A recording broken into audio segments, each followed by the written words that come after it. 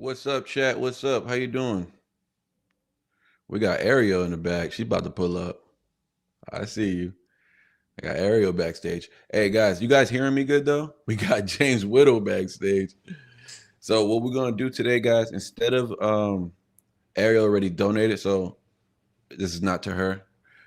So basically, instead of donating, what we typically do for those of you who are new to Faces to Names, you donate $5 and you come up and we spend some time, right? But Gina needs help raising money for. She's not in the chat right now. She's, as you guys know, she lost her husband recently, and they're going through a lot of financial hardship. So, what I'm going to ask if you guys to just use the link in the chat. I got rid of my donate link. Just use the link in the chat and donate whatever you can to help her. I'm trying to raise money. I'm trying to help her raise money for the funeral. So, whatever's in your hearts, whatever you're capable of doing, nobody's asking you to break the bank. But instead of donating to the channel or super chat, I don't want to see any super chats tonight. Do not donate any super chats. Don't look for my link in the description. Do not donate towards that, please. Por favor. If you do, I'm just gonna send that to her. But um, use the link. There's a GoFundMe link. It's hers. It's to her. Her son started it. So her son started a GoFundMe link for for their father, and they're trying to raise money for the funeral. So that's what we're doing. I'm gonna put in my own donation as well, but that's what we're doing. So whatever you guys could donate to that, and I'll bring you up on stage. All right. It's really just integrity. I'm not gonna know if you donated towards it. You just let me know that you did, and you just use the other link is also in the chat. The other link is in the chat that has the link that you would use to join me. Right. That's the second link. So two things, two links. It's the GoFundMe link. Donate whatever you can, and the other link is the to join us, right? So let's try and show Gina support. If we can, let's donate. If we can't, let's get in the chat. Let's let's support her. Let's give prayers. Let's do what we can. You know what I mean? So currently, right now, anyways. So for everybody who's been here for the first time, shout out to everybody who's been here for the first time. I see Carrie Stark in the chat, Mary Baker's in the chat, Tadpole, what up, Tadpole? My boy James Whittle, Area Starters in the background. She's gonna be pulling up too. Mr. Rob Skirt is in the chat. I'm sure there's a few others in the chat. So what's going on today is we're gonna do this live, right? We're gonna do this live, and this is Faces to Names. Basically, there's so many names in the chat every day that we always see. We kind of pretty much know each other, right? But we don't know what each other looks like. And I don't want people to feel ashamed to come up on camera. I don't want people to feel like they have to, they need to be embarrassed about something. I want to prove that this community is actually about what we say it's about. So when you come up, everybody has a story. I want you to tell your story. I want to get to know you better. I want everybody in the chat to get to know each other. And I want to make this community more than just reactions in YouTube. Because if it's reactions in YouTube, then it's not really authentic. Then we're not much different than any other chat where people go donate, somebody makes money, other people get a good reaction out of it, and then you move on. No, I kind of want this community to be built on something stronger than that. I want it to go beyond YouTube. I want you guys to get familiar with each other, know each other's stories. You might relate to each other, and then you guys can connect. You maybe get each other's phone numbers, and you guys can do things together. Maybe you live closer than you didn't know. You know what I'm saying? Maybe you live right now. Sam I am, who's been on Faces to Names, and Sick Boy Renegade, aka Danny, they're on a cruise right now. They met in this chat. So what I'm saying is people have formed many relationships on this chat, and I love that. It's one of my favorite things about it. And sometimes I can't always be reached, saying sometimes I can't always be spoken to. You guys want to reach out to me. I'm pretty good at it, reaching back and responding on Instagram and stuff like that. I get on FaceTime calls with people. Honestly, on Instagram, 7 in the morning, people are calling me on Instagram. And if I'm driving home from work, I don't mind. You know what I'm saying? Shoot me a text if you need to talk to me, if you need someone to speak to, and maybe you feel like I can help you in some type of way. Shoot me a text and on Instagram, and we can get on a call, on a FaceTime call, or just a regular audio call. Don't really matter. Whatever you're comfortable with. And yeah, and if I got time, we'll chat. But if not, the good thing about this community is that people are connecting on here, and you guys can communicate with each other. You guys can, look out for each other, and that's the beauty of it. So what I want this community to be more than just, YouTube. You know what I'm saying? I feel like if it's just YouTube, then this is a business transaction. You know what I'm saying? Obviously, I'm trying to make a living. I'm trying to go full time on here. So yes, I have to make money, but at the same time, if it's just that, then it's not real. You know what I'm saying? And when I say I love you guys, I mean that. You know what I'm saying? From the bottom of my heart, right? I'm trying to think of other ways that I can show my love, and other ways that it'll give you guys an opportunity to show your love, as opposed to just being a name in the chat. You know what I mean? pull up, come up to the chat, come talk to me. We'll talk for like 10, 15 minutes, and we'll give somebody else the opportunity to pull up. And, you know, if anybody's down to do groups, we can pull up. You know, we'll just have 4 of us on here, and we'll all talk. And, you know, we'll spend some time together. And, yeah, I'm trying to do this at least twice a month. And, yeah, as we get newbies come to the chat, yeah, that's just another way for us to communicate and connect. So up first, though, we got Ariel up first. She's in the background right now. I'm about to pull her up right now. I'm really excited. Her husband couldn't be here today. He left with her. So I think she put that in. I don't know if she put that in the chat or she sent that to me on Instagram. My brain's fuzzy, but so her husband's not gonna be in the chat today. But so he's out there running around with the kiddo. So we still got the other half. So we're gonna get started. I know James Whittle was just in the background. I think he's waiting for Ariel's turn to go by, and we'll do what we got to do. So yeah, give me 1 second. It is freezing in here. I gotta turn this AC off. Also, tell me in the chat what's going on in the chat.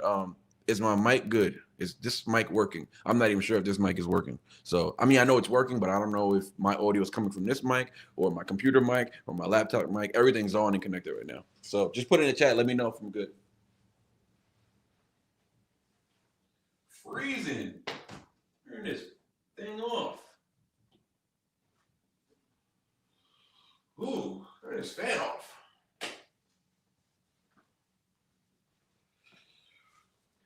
Sounds good to me. Okay, thank you. Appreciate it. Mike is perfect. Perfecto. That's what I like to hear. All right.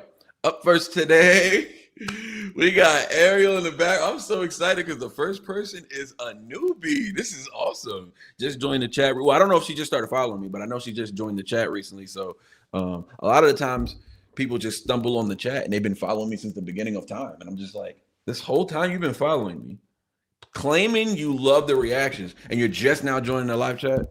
Violation on the play. Y'all gonna learn what a violation on the play is real soon. All right, let's do this. I figured I have already been on. I would rather let others get on the opportunity. I appreciate that, James. But you could always pull up. You could always pull up, brother. And we'll just, until the next person pulls up, you could always pull up. But let me bring up Ariel today. Hopefully I'm pronouncing her name right. What's up? Hey. You're in the chat. This is crazy. Meeting for the first. She got her. Hold on, y'all. She got her Christmas sweater on. It's Halloween or Sick Boy. One or the other. Hold on. Let me take you off the. Some people can't tell time, man. Yeah, I can't tell time. As y'all can see. Yeah, for all the newbies, y'all gonna.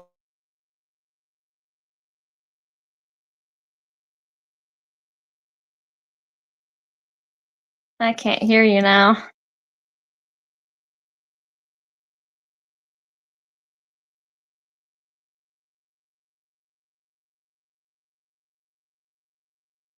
I hear nothing.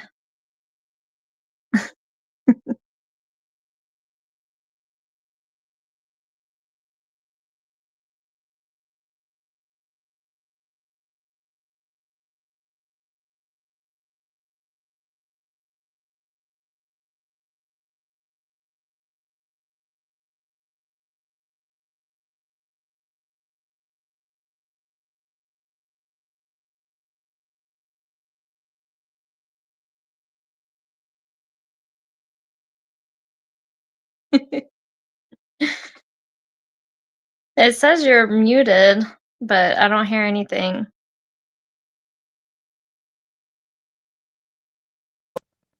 There you are. Now I'm good? Yes.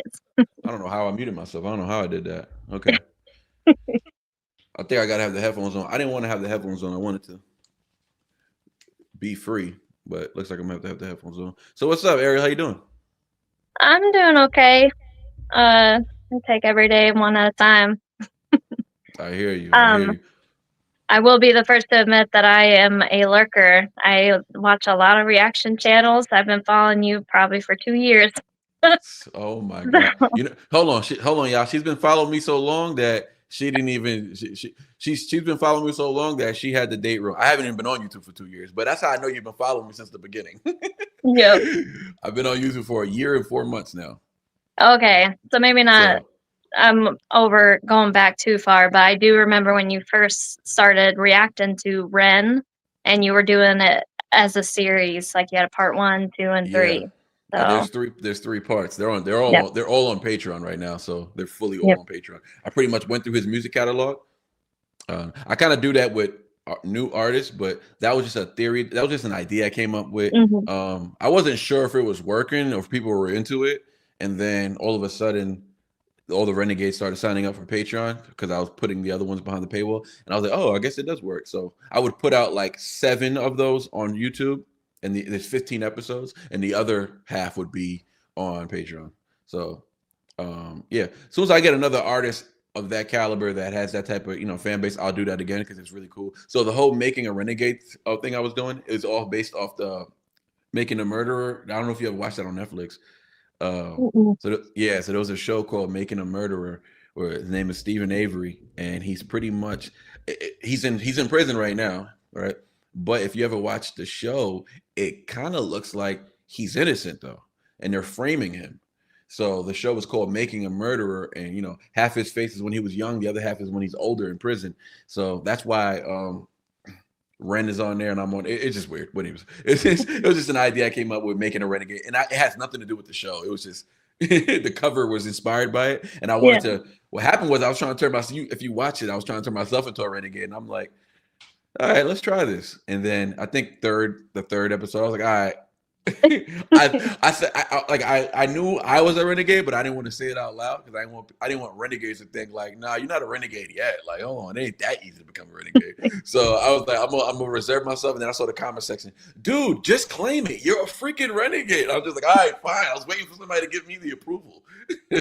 Yeah. So I have trouble navigating that many things at one time because I do have a lot of brain fog and things like that. But I do watch a lot of reaction channels because that's like the bare minimum that I can do mhm, to support like that whole feedback loop. And so mhm. I don't know, I probably subscribe to over 100 different channels that support Ren and other Man, artists that I like. that's a lot of channels. Right? Yeah, anytime a new one pops up, it'll pop up in my feed every time.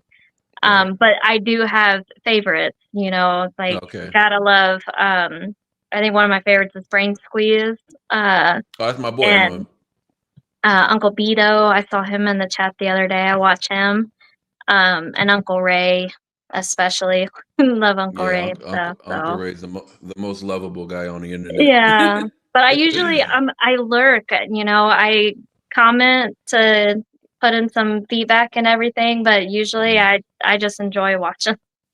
I got you. So Yeah, I mean, not everybody is people just got life. They just yep, got things going on in their life. They don't got time to be, and they don't ever think nobody's really going to respond. So people don't comment. Some people don't comment because like, what's the point? Some people yep. comment for others to comment so they can just communicate with others, and some people comment demanding a response from the content creator as well. So there's I different types of commenters. I for sure was not expecting the response that I got the other night because that has literally never happened ever. With Like, what? What are you referring to exactly? just when I got in there, and so my boyfriend actually, or my fiance, found you guys, or found your channel on his own from watching the Tom McDonald reactions. Right. And so I was like, "You're watching Go Worthy? I know who that is, you know?" And Yeah. he was like, "Oh yeah, give him do a shout out for me and stuff." And then everybody just blew us up in the chat. And I've never had that, like, never even had my name spoken from being in a chat or anything like that before. So, And that's what I love about the chat. That's well, my moderators, they know what to do when they need when somebody's new. Listen, we've gotten so good at knowing who's new. Like we know the name so well. That's why I started this, right? But before I even got to this, we've gotten familiar with the name so well that we just started like there's a newbie in the chat, like, and then they spam the moderators spam. They're the only ones who are allowed to spam. They spam me to get my attention, and now I try to catch it when I can if I'm not like zoned in on a reaction. But that's why sometimes when I'm zoned in on a reaction, there'll be people in the chat trying to get my attention. They'll get angry that I'm not. That the crazy thing is You go to any other chat, nobody even expects for the content creator to respond to them, right? That's Yeah. one thing. So they've gotten so used to it here. They're spoiled, these people, man. These people are spoiled. So they come over here, and if I don't say anything to them immediately, they just start going off on me. So I love that, though. It's just they like to. I look at it just like they like to be here. That's what you know what I'm saying. And that most of that is credit is to my moderators because they're very welcoming when people get here. They shout them out. They put them on game on what's going on and they explain stuff to them, so I don't have to do that. You know what I mean? And Mhm. yeah, so I love it. I love it. So what was your first reaction? Do you remember? Uh, Yeah, you watched the bars. I I don't know what my first one is. I don't. What was your earliest memory though? What was it? If you started with Ren, so it was probably like High Ren or something like that. That's usually what people start. Yeah. I If Hiram was your first one, then that would have been my first one that I've seen of yours. So I don't even know if High Ren was my first one or if it was Cujo's beatdown because that's when I started following Ren last September when yeah. that whole Cujo beatdown thing came out. So um I think I started off with High Ren and Cujo was episode 1. So High Ren was like I was intrigued, but I wasn't like everyone else on High Ren. I was like kind of analyzing it. Like somebody was asking me if I was there's a bunch of people in the comments asking me if I'm a psychiatrist. I was like, yo, they was like, you should put psychiatrist reacts to Rent. You would get so many more views. I was like, well, that's a lie. I'm not a. Right. But there was just like, oh no, but you're not even reacting. You're like analyzing everywhere. I was like, well, I don't know.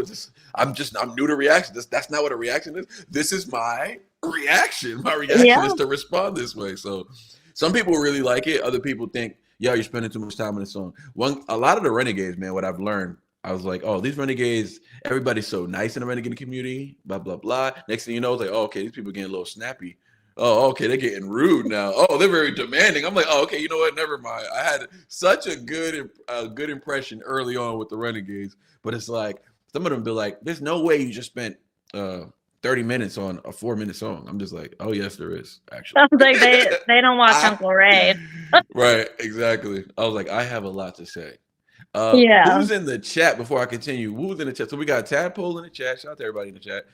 Carrie Stark, I see you. Yes, God mode for me. Okay, some of you guys started with God mode. I know a lot of you guys started with Eminem. That's how I started my channel, and a lot of people started with it's either Ren Tom, Eminem, or Falling in Reverse, probably. But shout out to the chat. Appreciate you guys for pulling up today. Like I said, real quick, Harmony's in the chat. What's up, Harmony? Cindy V. So how I started. Oh wait, real quick. So whoever's in the chat, you just joined because there was only like 2 people earlier when I said this, but now there's like 25. So so what we're doing today, typically I know you guys are used to donating $5 and then you join the chat. So today we're doing it a little differently. I have a link in there in the chat. It's pinned. There's 2 links. The first link is for Gina. Use her link and GoFundMe. So whatever you're going to use to donate today to join the chat, or if you just, whatever is in your heart, whatever you can donate, that's on you. But you use that link, donate to her GoFundMe. I won't see that. It's just integrity. You'll just have to tell me you donated it, and we'll use it that way. The second link is the actual link you need to join the chat. So there you go. So both of the links are there. I mean, I explained it in the pinned comment, so you should get it from that. There's a bug in here, and I have to kill it. But yeah. So we're getting closer to Christmas time. Ariel got her sweater going on. She's ready to go. Clearly, looking This is like Halloween. nah. I'm calling that a candy cane. I don't. You know what I'm saying? Slash Halloween slash candy cane. I guess. I don't know. I'm not Halloween. What is that? So What's that's Halloween what about it? I put in the chat the other day is that I crochet. It's not crotchet. Oh. And so Oh, I that's what I made said, this. right? Yeah. That is wild. Why you gotta call me? You could have texted that. You didn't have to call me out like that. That's crazy. But yeah, I love, because I am always really tired with working on getting a lupus with PBC diagnosis.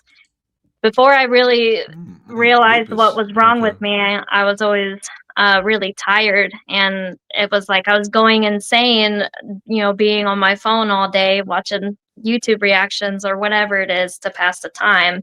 So I found a hobby, and that was making stuff. And so I got into the fiber arts and I made all of these things back Oh, here. behind you. Oh, So yeah, nice. I like to make Now I have sweaters and questions. blankets and all kinds of Oh, stuff. so that's not the same. So explain. So this is not knitting. We're not knitting Nope. here. Nope. This Okay. is What's knitting. the difference? Okay. So she is knitting too. Yeah. This is super, super new. I You just have started with not that? knitted a lot of things yet because it is way harder than crochet. But the difference is Mm-hmm. knitting, you have the two needles and you Mm-hmm. just have to make it go into a loop, whereas crochet has a hook on it and you build one stitch at a time that way. That So this sounds more one, tedious though. it does, but it's But it's super easier. easy because Okay. you're just guiding with sand and you're just going in and out making these different knots. And there's a lot of different knots that you can do. But this one, I basically merged crochet and knitting. I think they call it like continental, but you have Mm-hmm. to go through and pull it through with no hook. And so you have to twist it in a certain way. And it's way harder if you start with crochet So to when knit. so when people are because now you already done set your brain on a on one way how to do Yep. something, and now you have to relearn. So you got to unlearn and relearn. Yeah, Yes. that was my issue with So. Spanish when I went when I had joined an academy at one point, right? And there was a Spanish course on there, and pretty much I learned Spanish from my Dominican mother, and I was adopted by my Mexican godparents. So my Spanish was all jacked up, and this is all street hood Spanish. This is not proper Spanish, right? So when I went to this academy to speak proper Spanish, I had to take these tests. I was having a harder time than all the people who didn't know Spanish at all because they're learning, because there was good teachers there, but they're learning from the beginning, from scratch, from nothing, from a blank page. I'm trying to paint over this destruction of a painting that I have already. I'm trying to paint over with this new stuff, and it's just like I'm trying to unlearn, and I keep falling back to how I naturally speak. So yeah, it was terrible. It was very hard to do, but yeah, Yeah. that's funny. So yeah, so you called me out already, so we're past that part. I do want to say when you pulled up in the chat the first time, um, people, I don't, I feel like I caught it right, and then they also were just like blazing the chat. I don't know. I didn't know if you said something. I was like, why are they going so crazy? I mean, yeah, they're shouting you out, but like, why? What happened? Did you say something originally when you first came in? I think I missed that part, but I'm just like, they are just going nuts like you was a celebrity. I was like, who is this in the chat? I Honestly, thought I an don't artist was in the remember. chat. Yeah, I thought there was I an don't artist in the remember chat. what it was that I said either, to start everything. So All right, so you're gonna have to crochet me a goat worthy logo on a sweater. Is this possible? That's what I it want to know. actually is possible and it's called tapestry crochet. I haven't done it yet, but I can't afford Ren's merch. And so I was going to use yarn like this in the red and black and do a logo of his thing with the pig and the two X's. So Listen, he's got enough people sending him gifts. You need to focus on the goat worthy logo. no, All I was right. going to make it for myself so I can represent. Oh, well, in I that can't. case, It takes too much time to make it for everybody, you I know. got you. I got you. I'm But not just yeah, it's everybody, but something I yeah, I could got you. do. Yeah, as a special gift. Okay. Well, I have because listen, I have a Christmas list, and I'm gonna be posting my Christmas list in the link. Basic stuff. I don't want anybody breaking the bank, but I do have a Christmas list, and I want to what I want to do is open all my gifts on Christmas with you guys during a live. I just think that would be so funny, so cool. So whoever can, right, I'm gonna have silly things on there. It's nothing serious, right? But I want to do like go stuff animals or just stuff that's related to the channel, the community, right? And or something that just represents you that you would like for me to have. Like people send me stuff all the time, but so I was like, you know what? I want to just direct it towards one day. That way we go live and I'll just, but hopefully they come wrapped and I'll just be unwrapping on, and that would just be fun if we could just, fuss around and just make jokes and stuff like that. But I yeah, so think I that will put together a Christmas list, and you'll if you'll I make a amigurumi, which are the stuffed animals made out of crochet, a goat would be a lot easier than making a logo. I mean, I guess that's easier. Whatever. Listen, whatever's easy on you. All right, whatever's easy Yeah. on you. I'm gonna appreciate it no matter what, and I think the chat's gonna appreciate it. Yeah. Yeah. So okay. So you found the channel you found the channel around rent time. So that's about a year and 2 months ago. That's when you found the channel. Yeah. Interesting. Now, do you have a favorite reaction? Because I have. When I was watching, when I started, I learned reactions around the time I started one. I learned Mhm. about what they were on the time. So when I first started, I had a little more time on my hands, and I would just watch other reactions, trying to see. I was basically trying to compare myself to other people in a way where not like, oh, this guy's so much better to react. No, I just would like to see like what is a reaction channel like, because I started one without ever watching one. That was the Yeah. thing. Like I would have watched Stevie Knight, and he would do more of a. I think it was Night Talk. He would do more of a talking thing, talking about politics or whatever way he was talking about. Right. Yeah. I wasn't really up on game on his actual reactions. I didn't know my algorithm wasn't feeding me that. So pretty much I would tell my wife every day, right? I'm explaining to her lyrics like, babe, Eminem said this. Understand. I'm trying to explain to her, right? This means two things at once. Do you get it? She's like, no. And I'm like, how don't you get it? And she's like, why don't you just start your own channel for people who care about that kind of stuff? And I was just like, okay, what are you talking about? So I had to look up, and I was like, really, because I was watching Flawed and but they were doing something, they were doing it differently. You know what I mean? Well, I think Mhm. everybody does it. I think everybody actually does it differently. That's the thing. I think everybody. I mean, you have like the typicals who are like, listen, there's people just turning on the camera and talking. You know what I'm saying? And Yeah. pretty much, pre-watching songs or pre-watching videos or whatever, doing fake reactions, pretty much, right? For less of a better Yeah. term. But I'm talking about the guys who are actually doing it, and doing it big and doing it Mhm. right. Everybody does it differently. Like No Life Shack is nothing like Uncle Ray. Meanwhile, they're both really funny, but they're nothing alike. It's a different experience. Yeah. Nobody's like Flawed. Nobody's like Knox Hill. He's such a he just and then you have people coming up like Uncle Bito on the couch. He's clowning around. He's doing he can get serious. He gets emotional. I like Uncle Bito a lot.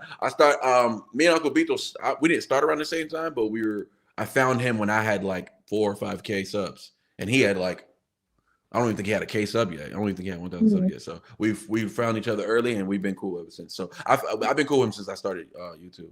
But yeah, everybody's different. Everybody's different.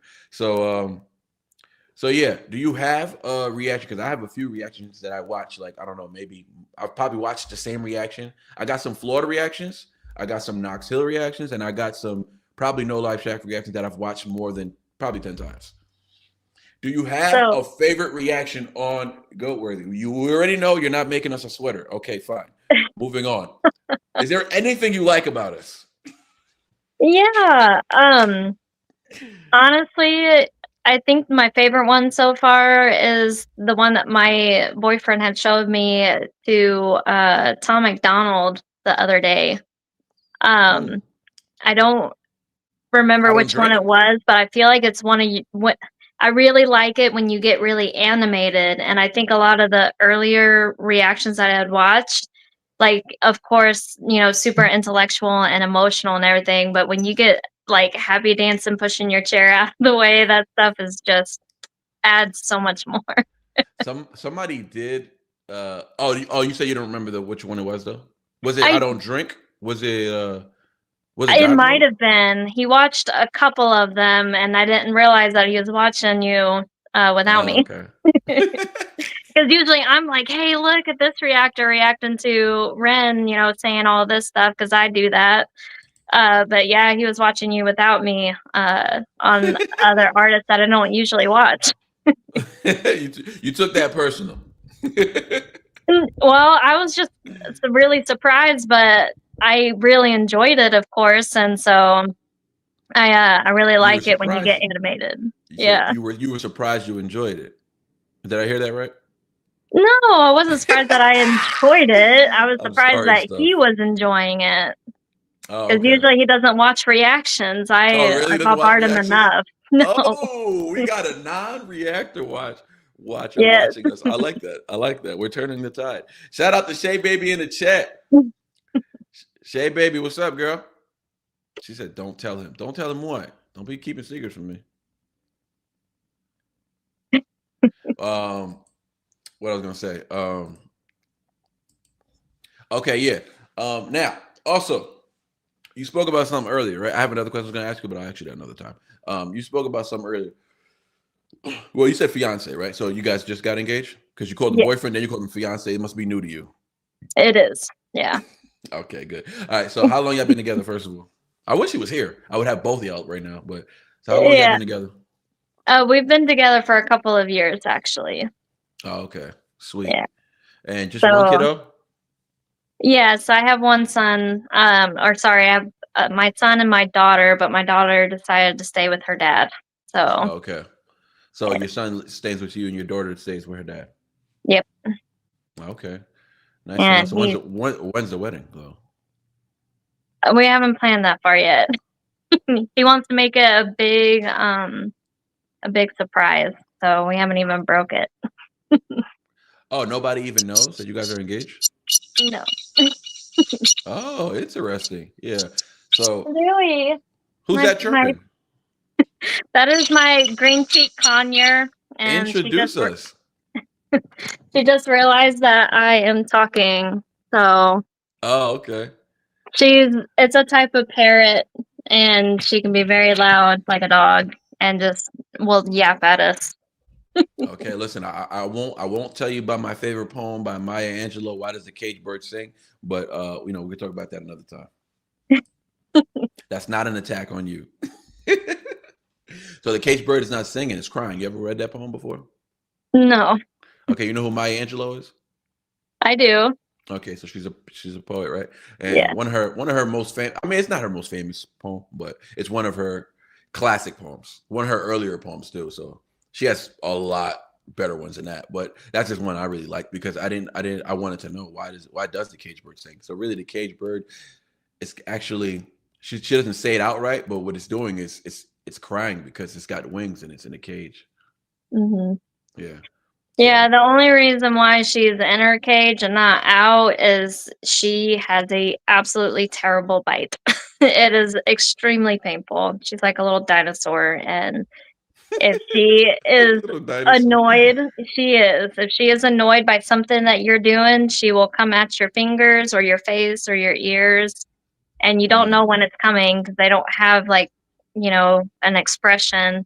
I mean, they can furl up their feathers and everything, but sometimes she can just bite because she feels like it. So, I was just trying and to make you feel bad for a anything second. can offend them.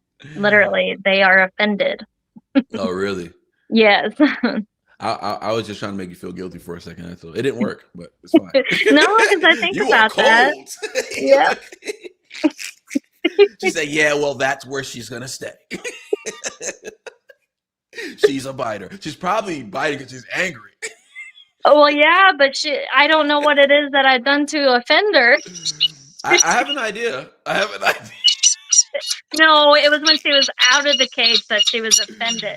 Oh, okay, okay. We'll let that slide then. We'll let that slide. Well, just treat her nicely.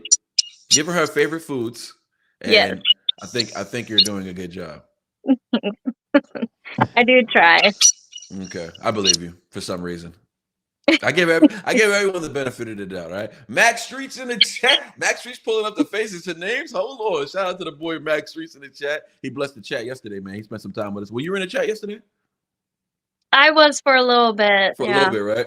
Mhm. I think you pulled up. You said hi, and then I think you disappeared for a little bit. But you was I'm pretty sure I saw your name. I stayed for the reaction to like 4 or 5 different guys that were rapping. Oh yeah, the cipher. Yeah, the cipher. I stayed Yeah, for yeah. that. Yeah. Oh, okay. So you saw when Max Streets had a violation on the play, complete violation.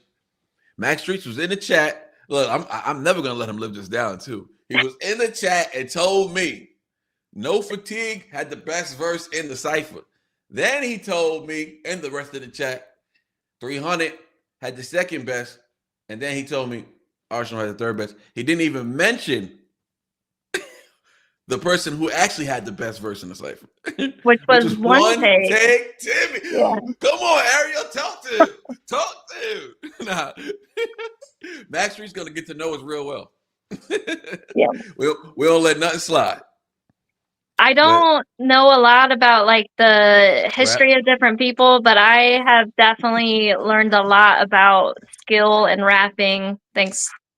you know, in parts of Ren, but when I was younger, when we're talking like, you know, the mid 2000s, I listened to a lot of ICP. So I remember them having a, ICP. yes, Oh, you was listening to ICP.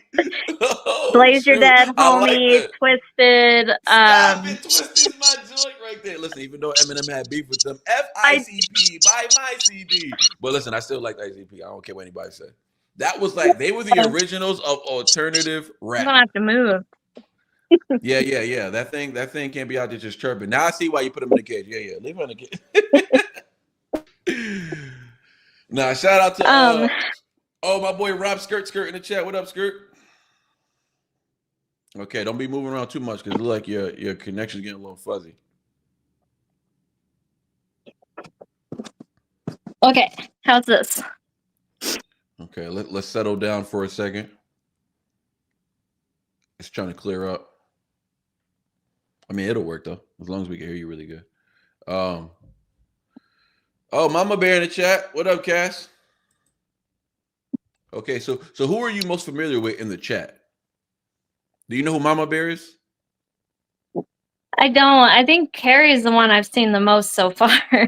Okay, yeah, Carrie B. Carrie kind of new too. I think she's another one Yeah, who's been watching for a while, but new to the live. When I say new, I'm talking about new yeah, to the live. So please, no one get yeah. offended. All right. Uh, yeah. So yeah, Carrie Stark. Yeah, she'd be in the chat a lot. hmm Good soul. We appreciate her. Oh yeah, you cleared up now. Yeah, we appreciate it. So let me see. Harmony Ann. Harmony Ann is kind of new to the lives as well. Okay, Shay. Okay, Shay, you is not new. Can you see the chat by the way? I had it on my TV in there, but I left the living room, so I Oh, can't see okay. now. Okay. All right, guys. Be aware that if you want her to get a message, let me know and I'll pull it up and I'll let you know what you guys said. Mac, this sounds like hate speech. I mean, speech I hate. Let him know, Whittle. Let him know, bro. Hey, yo, Mac. Uh, James Whittle is the one responsible for bringing One Take to the channel. So yeah, he's gonna take what you say personally, real personal. Yeah. So, other question. I want to go back to what you said earlier, right? Lupus. So this is something you deal with every day, right? Um, Yeah. Talk to us about the beginning of lupus for you and not the transition, obviously, because there's not much of a transition, but there's progression and there's digression and there's ups, and there's valleys and there's hills. I get that. But just talk to us from how you dealt with it then and how you deal with it now and how you respond to it. Does it change your mood throughout the day? Does it make you angry? Does it make you sad? Or is that what it used to do? And today you're more, stuff like that, right? Because Ren, that's like kind of like Ren's story. You know what I'm saying? Ren's Yeah. story is he used to be really tired, he didn't know what it was, trying to figure out. And I can see the connection for you there, but then he would deal with it. He was so much angrier about it back in the day. Even his music, he was so angry. He didn't have a lot of it sounded like he didn't have a lot of hope either. And then Mhm. today he's more like bright. He's still angry about it. He's still human, but he's definitely more mature and stronger, I would say. Yeah. What's your situation? Is it similar? Break it down for us. Well, so I currently serve in the Army National Guard. And when Thank you for your service. Thank you for your service. yeah, I Sheesh. went to basic training and I graduated that, and then I got a stress fracture, and that put me back in training a little bit. And then I healed that and got another stress fracture. But during this Mm, whole time, I got stuck out in what they call training mode or warrior mode. You're not a full soldier until you finish all your training stuff, right? right. And so as a holdover, I realized that I started getting really tired because lupus can be triggered from infections or injuries and things like that. And so I do think that it might be service connected. But I graduated from that, healed both of my injuries, came home, and the fatigue was unrelenting, just like what Ren talks about. Mm, And I had my daughter at the time, she was 2, and I decided to restart college when I came back from training. So here I am trying to do like Army college, ROTC, and go to regular college and take care of a 2-year-old. And I literally feel like I can't leave the couch, you know? Wow. Yeah. So I went to my doctor and was like, I'm really tired, checked all my hormones, they're perfect. So he's like, I'm going to send you to a sleep specialist. And of course, it came up abnormal. I had a normal night's sleep, but I could fall asleep on average in less than 5 minutes, like 4 or 5 times a day. Wow. So, unlike Ren, I was treated for my fatigue, but with all different kinds of stimulants, right? And this is basically a misdiagnosis. I don't have I was just about to that. ask, is that technically Yeah. a misdiagnosis? Because you did Yeah. have the fatigue. So them treating the fatigue was not was I guess it was implicated as the issue that you're trying to cure when that wasn't the issue you're trying to cure. That was just a Right. side effect from the issue that you were dealing with. Yes. Okay, so they were trying to treat a side effect as opposed to getting to the root of the problem. Man, Yeah. that's tough. Okay, go ahead, continue. Sorry. It's okay. So lupus is known as the great mimicker. It has a lot of different side effects and symptoms that end up being treated individually. And so anybody who's Mm, got lupus needs a literal team of specialists all working together because it's all actually caused by the same, but it's multi-system, that it we affects we have a everything. message here from Catherine. She says, first of all, she says, "I'm so sorry, Area." She said, "Lupus is adjacent to multiple scoliosis, which is one of multiple diseases." So that's kind of touching on what you were just saying just now, and Yeah. yeah, I just wanted to highlight that because so lupus is something I never really knew this about lupus, honestly. Even though I know someone from afar who deals with it, but so that makes a lot of sense because of all the different side effects to it. You need different doctors. Not only do you need different doctors, you need different doctors who are or different specialists who are actually communicating with each other. Yes. This sounds like And an expensive thing to deal with. well, so the Army actually gives really good health insurance if you're out on the East Coast. On the West Coast, they don't like it so much because I Mm. moved here to be with my partner. Uh, it's considered rural, and so they don't really like the big insurance for whatever reason. Where are you at, Um, if but you don't mind? before I even got that far, though, I was treating my fatigue with all those different kinds of stimulants. I tried all the different ones, and the side effects were always worse than their benefits because the biggest thing is brain fog. Like, so you're awake, but you don't feel like you can do anything. Like your brain's Mm, just not functioning and putting words and thought processes together. mm, And so I wasn't seeing a bunch of different people for all the other stuff. Like if my joints hurt, I just took some ibuprofen. If my hair's falling out, I'm mm. like, oh, it must be hormonal. If I have a rash, I'm like, oh, maybe I need to try a new cream. So How the long were only you thing doing that? How long were you prolonging all the other issues? How long were you just dealing with the fatigue and the brain fuzz it's been until about 10 years. I was treating the sleep stuff back in 2017. Is when I was diagnosed with, it's a big word, idiopathic hypersomnia. it Unknown came in and it pathology of left. It excessive came in and it sleepiness. left. I don't even remember what you just said, but the chat does, I'm sure. Well, go ahead. Yeah. Uh-huh. It's also known as narcolepsy. That I've heard before. Yes. But I don't Okay. fall asleep inappropriately. And that's what led me to digging deeper because I never fall asleep inappropriately. And that's like the hallmark of narcolepsy, right? And so the Army Hmm. was like, you got a problem if you got narcolepsy. And I was just like, well, I don't think that's what I have, but I get treated for it at least.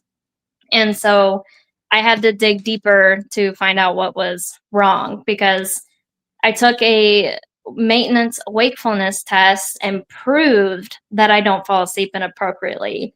You have to Mm. sit in a room Oh, wow. in the dark in a chair without self stimulation, so no shaking your knees or rubbing your arms, stretching, whatever, for 40 minutes, 4 times without falling asleep.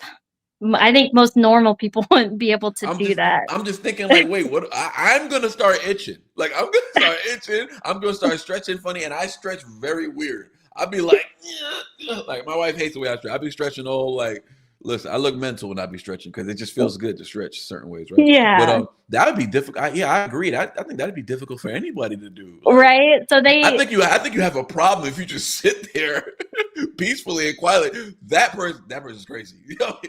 Why are they not reacting to this loneliness? That's not a human's natural habitat to be alone. Like they're acting too normal with this isolation. But go ahead, continue. Well, so being in the military, with that kind of condition, they tend to put you off to the side, on what they call profile. You're not allowed to participate in all of the normal functions Hmm. until you're cleared medically.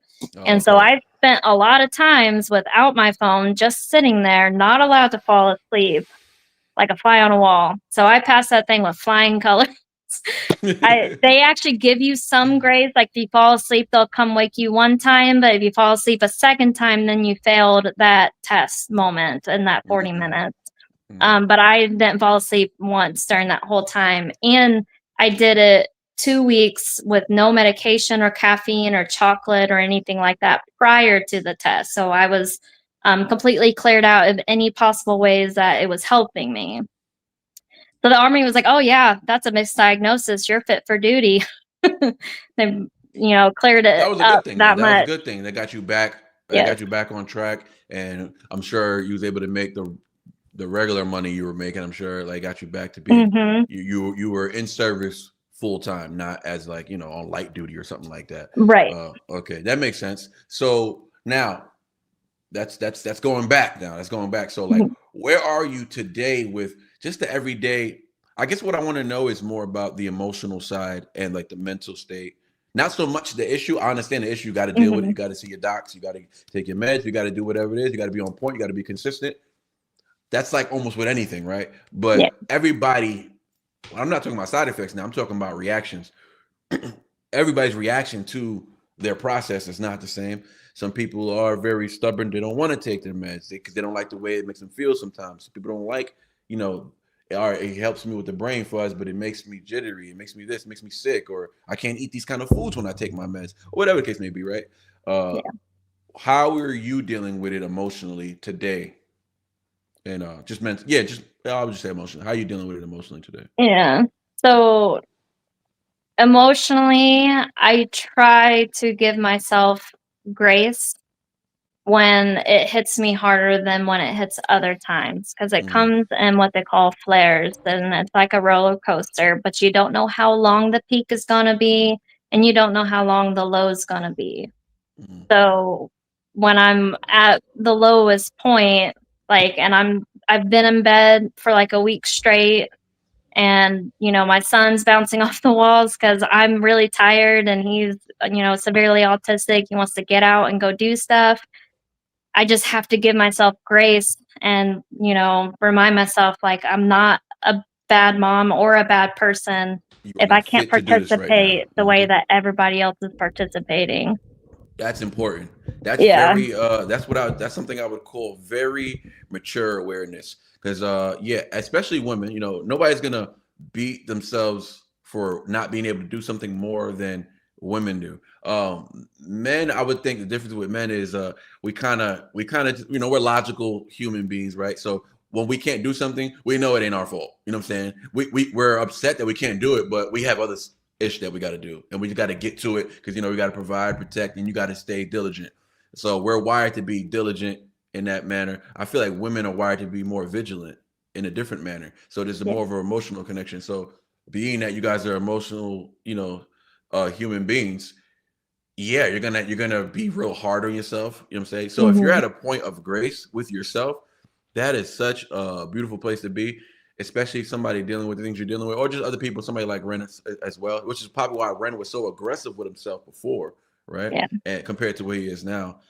I think men, if we work on our maturity and work on our emotional state, I think as we get older, we become more emotional, but in a good way. Just Yeah. emotional, as in just more aware, emotionally aware. I think women is reverse. You guys are more emotional at first, and the older you get, especially if you're with somebody you love and you guys are growing together, the man you're naturally going to learn you're naturally going to learn his logical ways just from sharing. You guys become each other. Yeah. That's why Christ says you guys are one in the flesh. You know what I mean? And I really believe that in spirit and in the flesh, like we become one, and we're able to learn from each other. And me and my wife, we've learned so much from each other. It's insane. You know, I would say she learned more. You know, but anyways, nah, let me not do that. She's probably watching. I need to eat today. But no, yeah. So I think how you just described it, especially using the word grace, it makes me happy when you say grace, right? Because it's better to say that. It tells me you are emotionally mature when you say words like grace as opposed to I'm just learning how to deal with it more. You know, I'm learning to accept it. It's like, yeah, you're not though. Like when you say Yeah. that, you're really not, but you understand that it's not your fault. And you're dealing with a lot. So your son's autistic. You said severely autistic. So there's levels to autism. I know because I Yeah. know people who would just operate normally, just like anybody else. They just, either they're just a super brainiac genius, right? I got a friend Mhm. who's just super brainiac, but he has extreme OCD. He has because you have autism. You have many other things too. It's not Yeah. just autism. And I feel like that's kind of very relatable to lupus in the sense where there's different side effects, if you want to call it that, or strengths and things that hold you back from everyday life. So you have a connection with your son that's more than just I understand and you're gonna give him grace.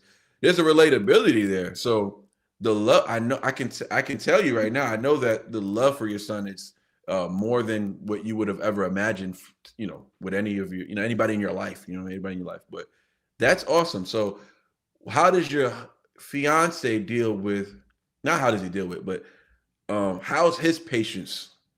Because I don't got that Well, much patience. I have actually now I have a lot of patience. I used to not have that much patience. That was a yeah. struggle with me and my wife. I did not have patience for things that I thought was petty. I'm just like, are you kidding? Like, what are we even talking about? But I have to come down to her, right? See where she's seeing it from, go where she's at because we're like 7 years apart. So like, I'm just gonna be more experienced in certain things. You know what I'm saying? And or I've experienced certain things a few times. But at the end of the day, it wasn't with her, and it wasn't this situation. So I have to give grace. So how does your husband? How does I want to speak specifically about patience, because yeah, I know what that could be like. So, but he has a lot to be patient with. You got your son, everything he struggles Mhm. with, and yourself, Yeah. and he's not allowed to get mad at you. So if he is, I got to talk to him. Give me his No, number. he did have to learn patience, but I think he also had to learn to have grace also because, as a partner, he wants the most for me and my Yeah, son. right. So he wants to be like, "Hey, you can do it," and And do if he all the can't do different things, something, he like, starts kicking himself. Oh yeah. right? Because he's like, Oh "Am yeah. I is there," Am I he doing it does, right? Can I do more? yeah, but he Mm, already is doing a lot because I can't work. Not because obviously I don't feel good. I push through it just like Ren does and I get it done. It's a very physically active job being in the right. military. Um, but it's only part-time being in the National Guard. And so with how severe my son's autism is, they're constantly calling me at the school to come get him, so I have to constantly be available to go get him. And so he's the one who's been, producing financially for us. So, and he's a general contractor, so he's your can do all handyman, Right. does renovations, redoes driveways, fixes roofs, all kinds of Yeah, stuff yeah, like yeah. that. No, no, not me. Yeah, I'm paying those guys to come and do the roof. Like, yo, Yes. listen, if it doesn't come with an alley key, yeah, I ain't doing it. I just, Yeah. oh, that's so funny. No, So so yeah, okay. So go ahead. he's doing a physically demanding job to pay for us out here. And then he has to come home and maybe I didn't get the dishes done or I didn't get laundry done. Maybe I didn't even feel like cooking dinner. Yeah, And then, so he had to learn patience and grace, because he wanted to come home and be like, can't you just didn't do anything today? you can't say it though. Because that's a guilt on both sides because he knows Right, why, but he can't let it go either because he wants more. right. That's So tough. Whoa, he's a listen. I'm not saying you're not in a tough yeah. predicament, but I do want you to. And it sounds like you do. But Mhm. I would reiterate just because I want it to be solid. He's dealing with a lot. You know what I'm saying? As Yeah. a man, he's dealing with a lot of guilt, number one. Yeah. Things as especially you just described him as a very handy man.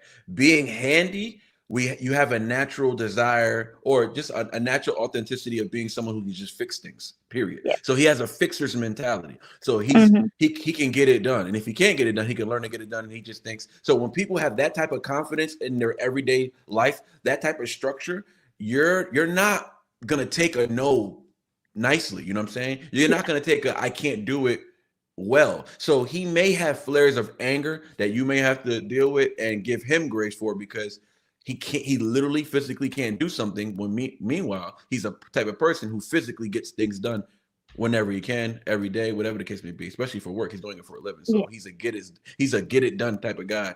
So when he can't get it done, he may have moments, but I would say give as much grace to him as possible.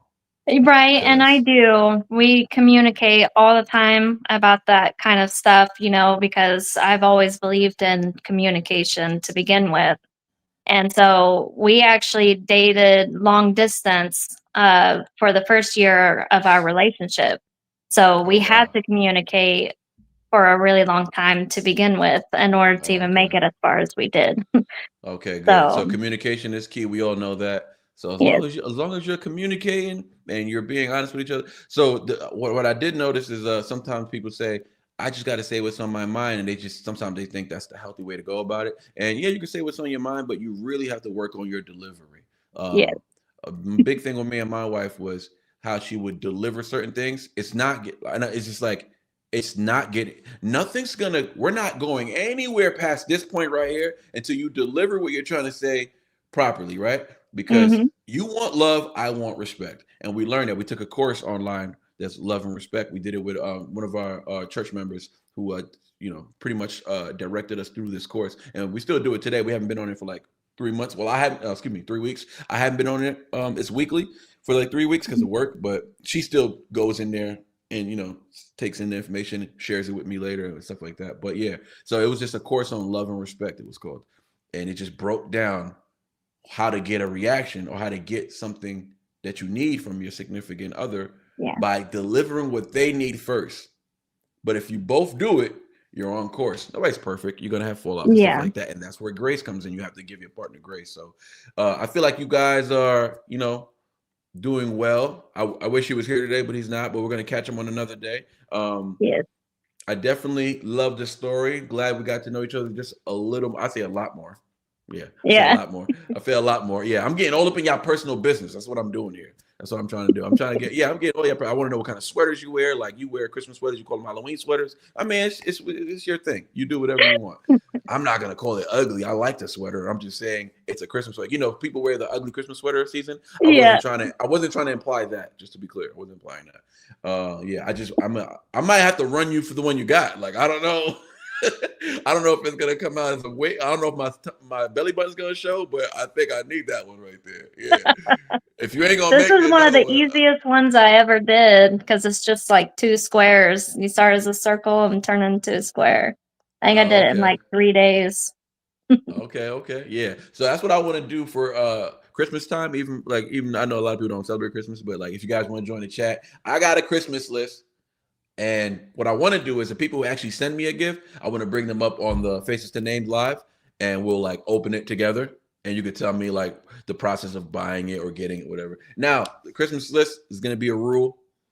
I'll explain that later. I don't want to get into that because I got some cool ideas for that. But that should be fun. First of all, Ariel, thank you for coming up today. Thank you for having the bravery to pull up today. When I first started this thing, people were so scared to come up here. I ain't calling I no did not names. want to be first. I put that in the chat. I You guess I'm did. going to be first, but okay. I appreciate you. We got Harmony Ann in the background, the famous Harmony Ann. Don't forget, y'all. We're gonna pull up. Listen. We're going to PA. We ambush in her backyard. She got pool space. We might just sleep over. She gonna have to talk to her husband about that, but we sleeping over. We stay in there. Yeah, that's gonna be coming up soon. We're gonna do a meet and greet in her yard, and she's dead serious about it too. I was joking, but she's dead serious about it. She hit me up on Instagram. She told me for real, straight up, hey, listen, I got the space. Let's make it happen. Yeah. But listen, Ariel, thank you for pulling up today. I want to bring up some other folks. Mhm. Appreciate your donation. Again, everybody else was in the chat. Please use the donation link that I pinned in the comment section. The first link is the GoFundMe for Gina's excuse me, Gina's husband's funeral. Who, if you've been in the chat recently, her husband recently passed away, very, very recent, days ago. And yeah, let's show some support for her. Please do not send me any super chats. Don't send me any donation links. Please just use the first link to, and it's really an integrity thing. I don't know if you're going to donate. I'm not watching that. I don't own the link, but just donate there and then pull up to the live. Hit the second link to join the live so we can put a face to one of these names today. Appreciate you pulling up, Ariel. Any last words? Anything you want to share? What do you appreciate about the community? What things you want to see? Anything like that? Any ideas? Anything like that? You could let you get the last words real quick. I just appreciate everybody, just bringing me in and I guess just giving me a little bit of attention. Like I said, I tend to just lurk in the background, and I really have no idea how I got here, but I appreciate it all the same. So Yeah, well, we're glad you. I'm happy you were brave enough to pop up first. Listen, I'm surprised. Not a lot of listen. My first live, it was pulling teeth. My boy James Whittle had to just show y'all how to get it done. He just pulled up. He's like, all right, y'all playing out here, so I'm gonna show you how to get it done. He pulled up. We got to chat for a little bit, but the first one breaks the, you know what I'm saying? Mm-hmm. Breaks the wall, and everybody else wants to come up. So now it's pretty cool. Now it's pretty cool. But yeah, appreciate you pulling up. We got Harmony Ann coming up next. Love you. Thank you for joining. Thank you for donating. Next time we do faces and names, pull up again. You don't just have to do it once. Like I'm saying, obviously, if we got people in the background who want to join, let those who have never join first. But at the same time, whatever, we can pull up 5 people at one time if you guys like. It really don't matter. There's no rules. Just trying to be a little organized. Not that I'm on time or anything. Not like I'm organized, but the nerve of me. So we finally put a face to the name. Next time you come back, you're gonna have to come back soon, actually, because I'm gonna need you and your boy to pull up. So I'll see what I can do for that. Yeah, we'll have to get like a babysitter. My son's a lot. Or you could watch, your son and he could pull up and chat with us. We could do that as well. Yeah. We could take turns. I mean, you got enough screen time. Dang, you greedy. Like, yeah. I mean, you don't. Can he talk to us? Yes, he can. He just doesn't. As far as I know, he hasn't been about all that. So that's why I'll see what I can do. That's over with.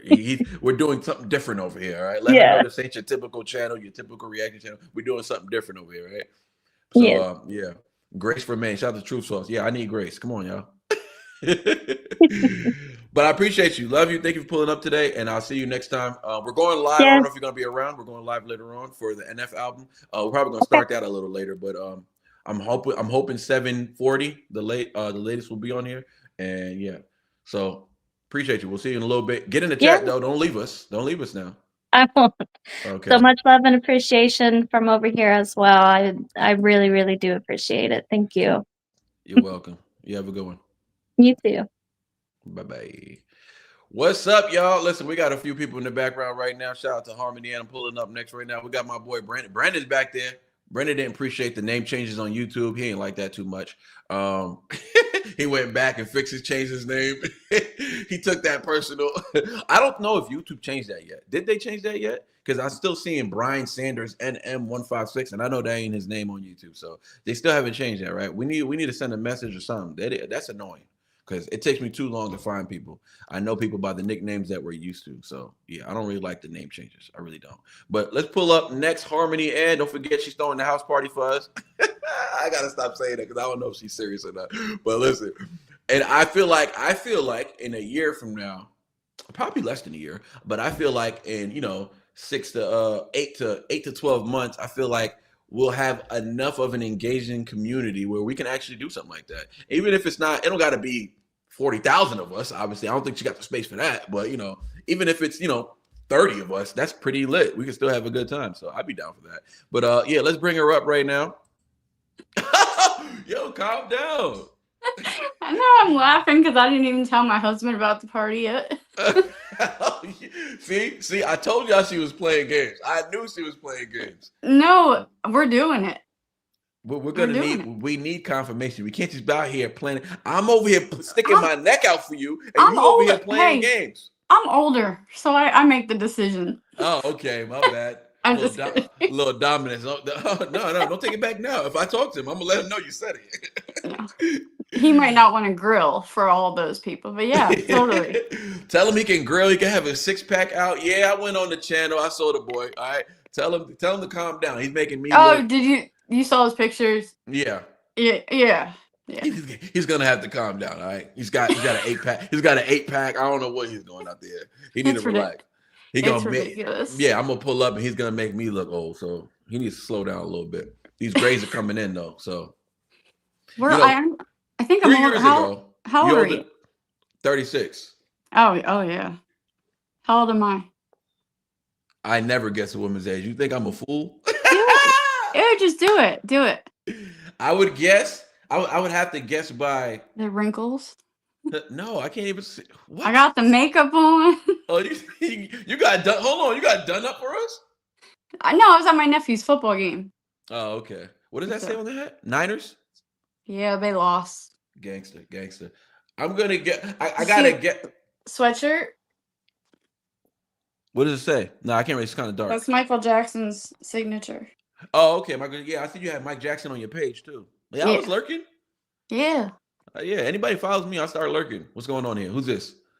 Private agent? People working to get some information out of me? What's happening? Yeah, I gotta know. So I was serious about the background checks for the party though. Oh yeah, is that what you said? We do background checks. Yeah, y'all gonna have to doing background checks. Y'all gonna have to submit y'all information if you try and pull up. We doing background checks. We ain't letting weirdos pop up in the backyard. Nuh-uh. You feel me? There's gonna be kids running around. Well, actually, probably not. Yeah, we have like Y'all got 2 kiddos? acres. No. No. You got 2 acres. Oh, that's enough to fit. Yeah, we could bring 40,000. We good. Like behind he has like a man pole barn. I guess you'd call it out back. Pole barn. Do you know what a pole barn is? No, I'm from New York. I don't know what that is. It's not like a barn with it? animals, but like half of it is an indoor basketball court, and then the other half he has like his lawnmower and his Yeah, he's nuts. He's not. I'll show you. I'll send you the picture. Indoor basketball court in the backyard. A half court. And the other half is for all his like tools and 4-wheelers and lawnmowers and stuff. I'll send you a picture. Yeah, I'm about to. I need to see this. But we've had parties behind there where people like will come with like little campers and tents and just as long as it's in the summer, it's warm here. So is there anybody behind y'all? Like another house with their backyard, your backyard's the backyard, or y'all like in a secluded? They're an acre like behind us, so we have. Does that make sense? Guys, bring your tents, blow up mattresses. I'm serious. We love to host stuff. Do y'all really? Yeah. Wait, does your husband know you watch this channel specifically? Well, he knows I watch. Watching this. Yeah, he knows I watch like Tom McDonald reaction videos. Okay. He just rolls his eyes and says I'm too obsessed with Tom McDonald. But he's like, at least I got you away from your Michael Jackson obsession and TJ. So we're just trading obsessions right now. Okay. But first I wanted to say, God bless your heart. Thank you. And everything with Ariel, I just added you to my prayer journal. Gina, you're in my prayer journal. And Mama Bear, I wrote a few days ago. Can I flip my camera? You should be able to. As far as like So can you see my room? Yeah. Okay. So my prayer journal goes in my Michael Jackson book. It might be backwards, I'm not sure. No, it's not backwards. I love that book. Hold on. Go back to that book real quick. Okay. So what is that? That's my prayer journal. Oh, okay. That's what I use. Gotcha. I didn't want necessarily people to see like the prayers I wrote. No. Right. Okay. Nice. Okay. And that is Jermaine Jackson speaking about Mike. Yeah, that's his book. So you got the Ethiopian Bible. Hold on, sister.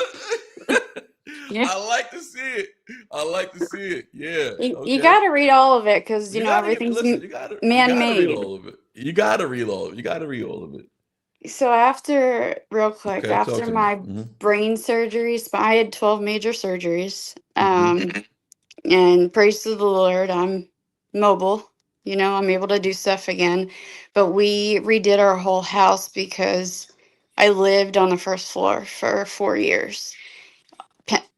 Over medicated, like it was a psychology thing. You know, we just wanted to change everything. So I wanted like a library music room. So we added this addition.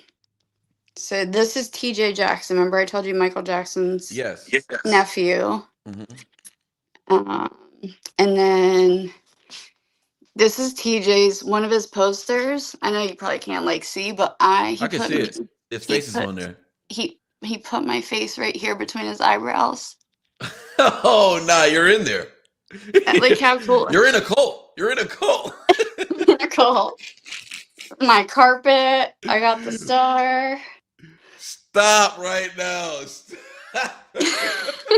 I got my record player. Oh, I need one of those. Does that age me? No, it doesn't. It makes you so much cooler. That's what it does. And I'm jealous. Love you more is something Michael Jackson used to always say. So I made this. Harmony and Mike. Wait, time out. Is your name Harmony? Yeah. Did you think it was fake? Name? No, yeah. I mean, listen, because YouTube's like, people put nicknames. Look, we got Mama Bear. I ain't named Mama Bear. So it's like YouTube, I know people put like things for YouTube handles. They don't want to put their actual name. So I thought your name was Ann for sure, but your name is Harmony. Okay. Yeah, nice. I usually get it. Is that a stripper name? But no. No. Harmony Dance, Harmony Cookie, Harmony Sweets. That sounds like stripper name. Harmony Ann's pretty safe, I would say. And my wife's name is Ann. Or Anna Marie. I just saw her the other day. So this is like my chair, my pillow, and my Michael Jackson stuff. I love it. The obsession is real, though, for sure. But the Bible comes first, for sure. Absolutely. Love it. Hold on. We got some little messages for you. She says, Catherine says, Harmony, I'm 57. So given the record player, we might be somewhat age adjacent. I just turned 45. I was about to say, I don't think she's 57, guys. So, but I don't care about. Yeah, I'll tell anyone my age. I don't care. I don't know how she's holding her hand up because there's a big old rock on your finger. I don't know what's going on over there. Oh. You got to relax. You know what I'm saying? You got to relax. We starving out here. Don't just be showing us that kind of stuff. If I have it, I spend it. So it doesn't mean that. Hey! I love it. Hey, listen. I'm the type of person that could never be a millionaire because the guilt would eat me away. Right. I mean, no, you can if that makes sense. Well, don't let the guilt eat you away. Just give it away. You know what I'm saying? Help those in need. That's all. So absolutely. I think you'd be a perfect candidate for a millionaire because I think you would do so much in helping others. So absolutely. I hope you become a millionaire. I really do. I'm definitely 47. Shout out to True Sauce. Everybody's putting their age in the chat. See what you doing started. Ron Raspberry in the chat, my boy Ron. What did I say? I can't see the chat from here. I know. If you could throw. I don't know if you have the TV. A lot of people throw the chat on the TV while they're on their phone. Oh, so my husband is like I told him I was going to get on here when we were driving home, and he's like, "Yeah, I'll just be eating and then watching football." Oh, okay. Yeah, so you guys are in two separate places in the house right now. Yeah, he's downstairs watching his football game. Okay. He would probably never get on. He's very shy and quiet, and we're opposite. All of us. A message to Ariel. Yeah. What's her health situation? Mm-hmm. So I have 2 genetic conditions that suck, but I'm not going to come on here and I'm not going to explain it all because it's ridiculous. But God saved me, and my husband probably goes through what her husband does at times because he had to take care of me for so long. And we've been together since high school, so 28 years together, 22 years married. And all of a sudden, I was 33 when I had the brain surgery, and all of a sudden it takes me down, and he did everything. And he's Italian, so the cooking, he does do that. But the yard, he makes, like, if you sell our backyard, him and his dad did all the pavers. They built the outdoor kitchen. He's one that does that. I'm getting my ticket right now. We're going to Hershey Park. I'm getting my ticket ready. No, it's cold. It's cold here now. Wait till I'm getting my ticket early so I can get it cheap. Oh, it just got cold. But Okay, go ahead. he gets up and goes to the gym at 4 a.m. every morning, and he said that if he didn't have that outlet, like he didn't know how he would get through. So Hmm. we did have that communication where Was that communication transparent, or like was it he like wanted to, you see your wife suffering and you want mhm, help. You want to take her pain away. You want to do all this, and um he knew he couldn't. right? So the Oh, gym okay. Similar to was, Ariel. Okay, that's why you brought that up. Yeah, so similar yeah, situation with the yeah. relationship Like between the if so, two. if she wants to follow me on IG, direct message me because I can probably What's your understand a IG? lot What's of your IG? what Because I know you can't it's. type in the chat right now, but I'll type It's it the for you. Harmony and 777. All right, yeah, I'm gonna put it in the chat. Or yeah, Yeah, yeah. that's fine. Yeah, Ariel, please. I know how it goes with health, and mine kind of has the episodes What is where it? I'll be. Harmony and I'm sorry, I don't even mean to cut you off. I'm sorry, It's okay. but Harmony Harmony. and Hmm. 777.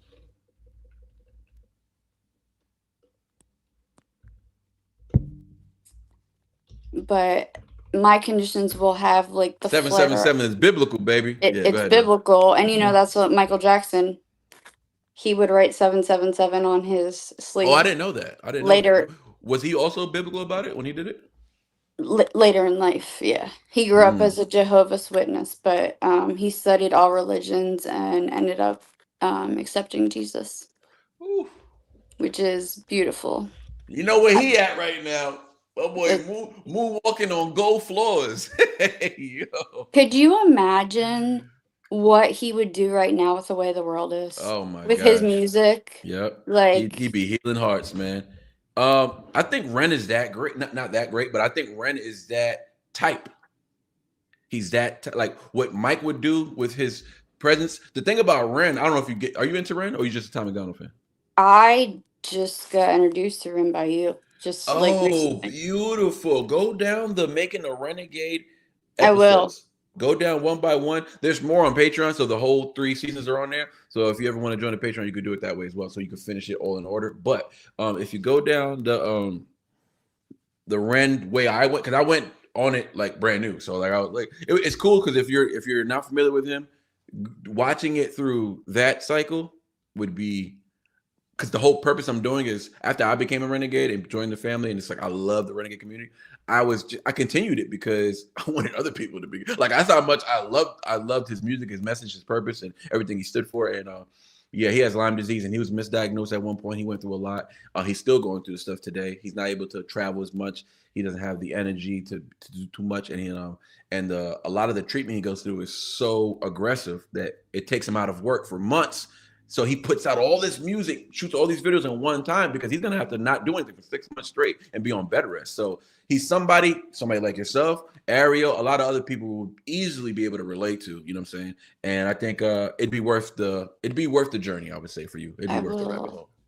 And I don't know if it, was the curse of my name, but like music's just ingrained in my soul. Right? Like that's why I have this room too. But Yeah. I write lyrics and sent lyrics to TJ, hoping to hear him in the song one Yeah. day. So Love it. I've never been on a live like this with anyone but TJ. Oh, And his he does lives like this. and That's cool. his yeah, like he has a private, like 3 different level private group. But Mm. I got to know him because my husband threw me a surprise 40th Michael Jackson themed birthday party. And my friends were all on Instagram doing like at TJ Jackson. And he reached out to me on direct message and he was like, I just want to know like what inspired, why do you love my uncle so much? Like what inspired?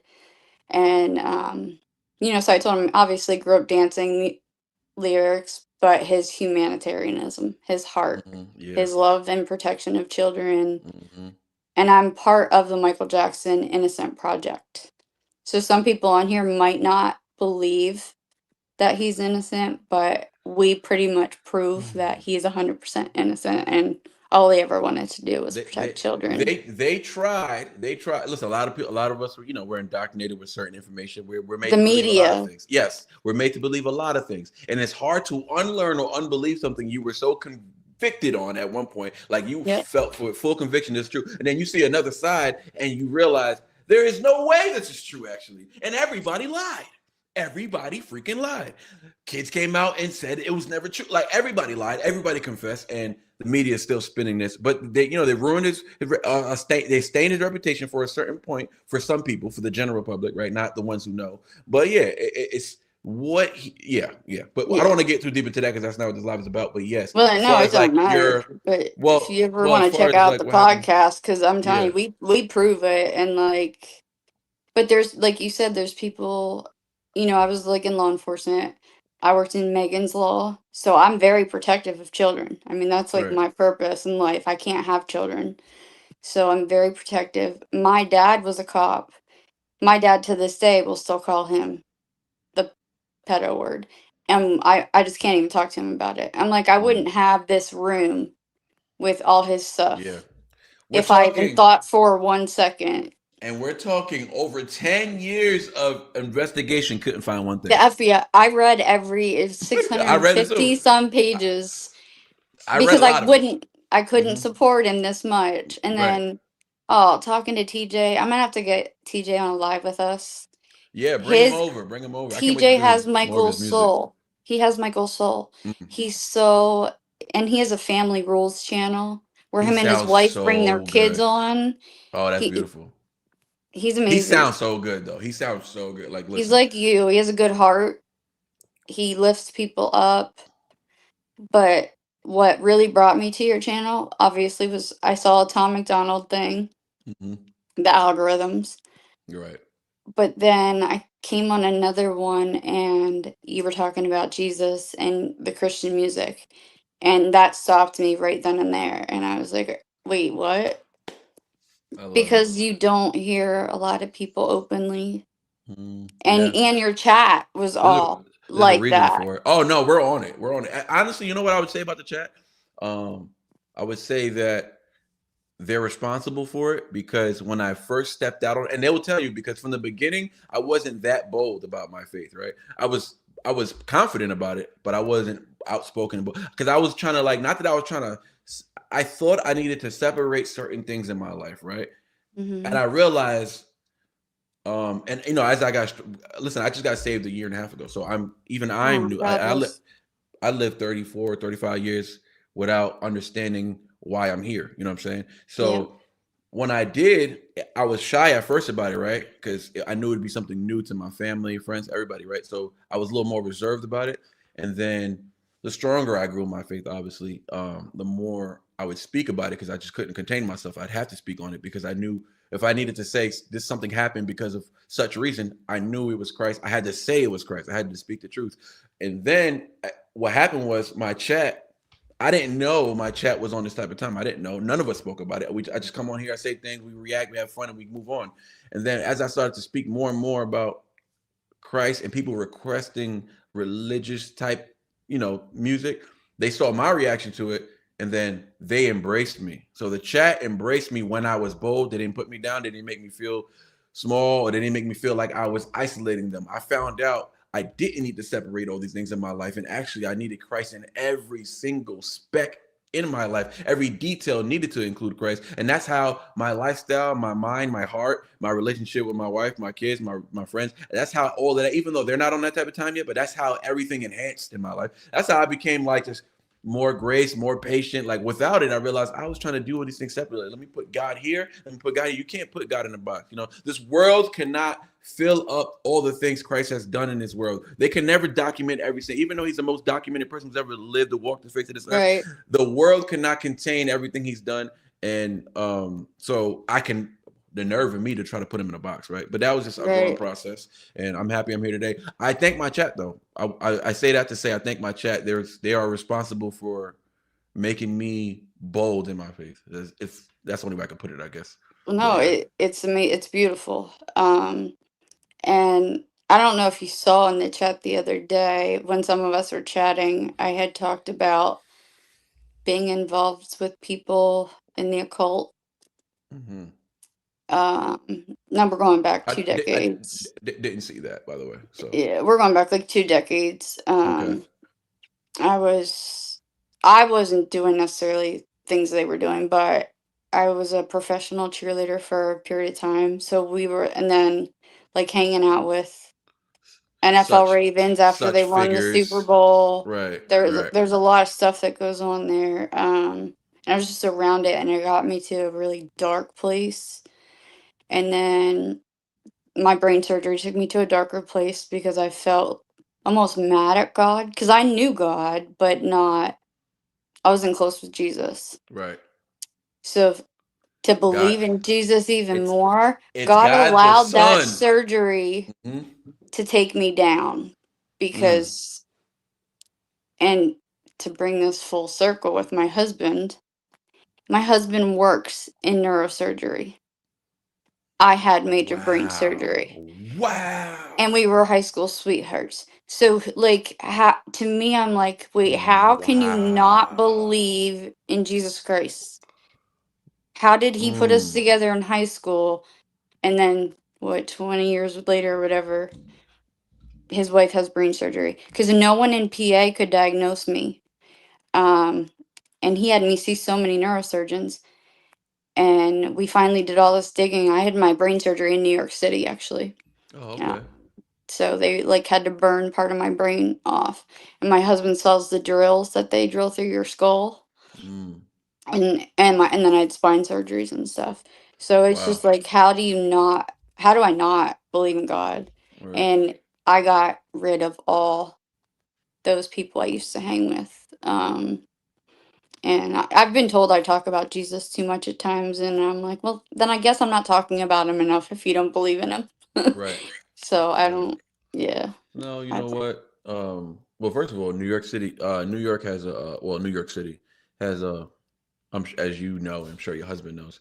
They have a great they have a high success rate dealing with neural surgeries and stuff like and neural doctors. They're so not yeah, I don't know if the best come from New York, but I know that I was remember reading something a while ago. Somebody else how I knew had a brain surgery, and they flew to they're from Australia, but they flew all the way to New York just to get this treatment because like I guess it's not a common thing over there, so it's not that many neural doctors. It was like it was insane. Well, the story she told me, but she flew yeah. all the way to New York to get, and she had a successful surgery, and Oh yeah, God. it's like she Yeah. never had surgery. So Yeah, this surgeon, it's all that he does. And I was close to being paralyzed with the way my brain was falling through my spine. And I was running 10 miles a day. I rode a motorcycle, a Ninja 650, oh man, and I was getting like migraines and so much pain. And he said, you're going to be paralyzed. Like, you need to stop. And mm. it was like a year out, but he got Stop me what in within, exactly? Like what does he want stop to the do? motorcycle, stop the running. I couldn't Oh, do okay. anything. Mm, Because my brain was herniated 18 millimeters through onto my spinal cord. So it mm. could have paralyzed me from the neck Yeah, down. yeah. And he got me in within a month. And typically it was like a year out. And then I was, What after a my, blessing. What a after blessing. my surgery, I was like, so when can I ride again? And he was like, are you kidding me? And my husband's looking at me like he never we're wanted me not to ride. we're not And going through this again. Like I said, well, what if because I'm missing that part of my skull still. Like, he Mhm. didn't put it back in to give room. I have a bigger brain, I guess. Um, he said, I said, Well, well, what don't if I brag. don't, like, if I was in, yeah, if I was in a motorcycle accident with a helmet where it would hit, like, could instantly kill me. And I was like, so what if I just don't ride? Like, I don't wear a helmet. And he was like, well, I guess we'll see you in here for another reason. And he's like, just get rid of it. Oh man, 650. That's pretty heavy for a female. So that's pretty impressive. I like Hey, that. I'm But pretty badass. I was about to say, you got to be badass. He's riding a 650. I almost bought a 600, but I had an accident just riding one of my friends. Did Not a you? real accident. No, not nothing severe. Like I didn't even get hurt. It just freaked me out. Like I did fall, but I slid and I scratched his bike. He was so Oh, right. But he was. I mean, he was one of my best friends, so he wasn't even mad about it. But there's he was that just feeling is amazing. yeah. I do miss it. Yeah. So and now I don't have the desire to ride anymore. But if I did ride again, and if my wife agreed to it, it'd be a Harley. It wouldn't be a. I couldn't jump back on a Ninja. No. Yeah. I did. I got back on in 2019. I got on my brother's because I wanted, when doctors Rush. tell me I can't, I want to say, like, and I've had them say things are impossible, like I can't be healed from certain things with my condition. I want to say, when you say that I can't or you can't, and God can. Right. So I got on my brother. He had a Ninja 650, so I got on his and just, I don't know, maybe a few miles. But I just wanted to tell doctors, look, I can do Yeah. this, and I will Yeah. run. I will run again. So on my Beautiful. good days, I get out there and try to God is run. good. God is good. I love hearing stories like yours because not so much the fact that you're going to relate to other people in the chat, but I like to have you up here because I don't know if you've been told this or it's something you even acknowledge of yourself, but you do have a very strong personality, and it's not strong in a sense where you're abrasive or aggressive or anything like that. It's just like I can just feel the conviction when I talk to you. I can tell like you're just you know what you know what your destiny is already, right? Because we're all predestined, and you know it. Some of us don't know it though. You know what I'm saying? So I like to talk to people who know it because there isn't that much questioning. It's just, hey, I got to go through the woes. Nothing. Even though I know where I'm going, I still have to go through what I'm going through right now, just like anybody else. So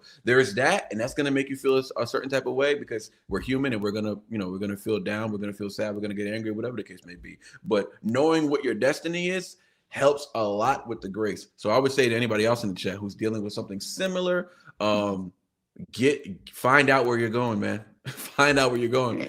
Didn't And happen it's overnight, that's for right, sure. And right. my husband would probably say it's too strong of a personality. But I just tell him I Well, bring spice to his life because he's shy and well, quiet I don't have to and deal with you, so I can tell you that. I'm making it worse for him. Listen, he's got a lot of nerve trying to get you off the Mike Jackson wave by shooting a whole Mike Jackson theme party for you. So he needs to just.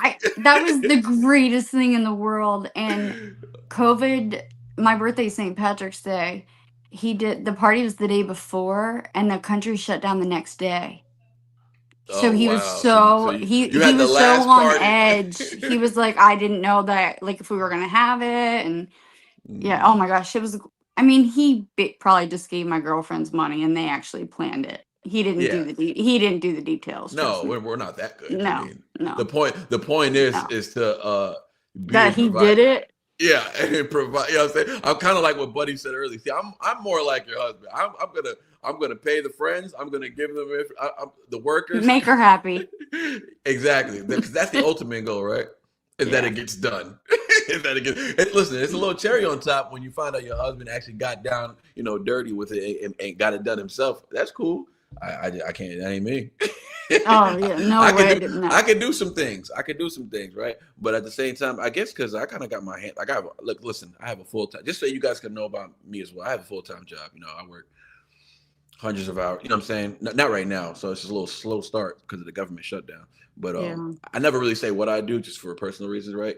But I do work in the government, right? So I have a government job. And with the whole shutdown, I was done for like a week. A month and 3 weeks, just bills stacking up, not making any money, right? So I let my job pay for my things I have to do in life, and whatever I earn on YouTube, I kind of just invest it back into YouTube. Really, I just get if I get some, I'm gonna buy a new computer, or I'm gonna put a down payment on the computer, or I'm gonna get another monitor. It just goes right back to YouTube. I just invest it right back to YouTube, so it's not really a profit thing. And this is the first time I've been in a predicament where, like, I had to use YouTube money to try and pay for bills. You know what I'm saying? And it wasn't enough, right? But at the same time, I know where I'm going, right? So whatever it is I got to go through here, I know I'm gonna be fine. You know what I'm saying? I know I'm gonna be fine. So I do what I'm capable of doing. You know what I mean? But yeah, love the fact that you've gone through all these things, especially with the surgeries and stuff.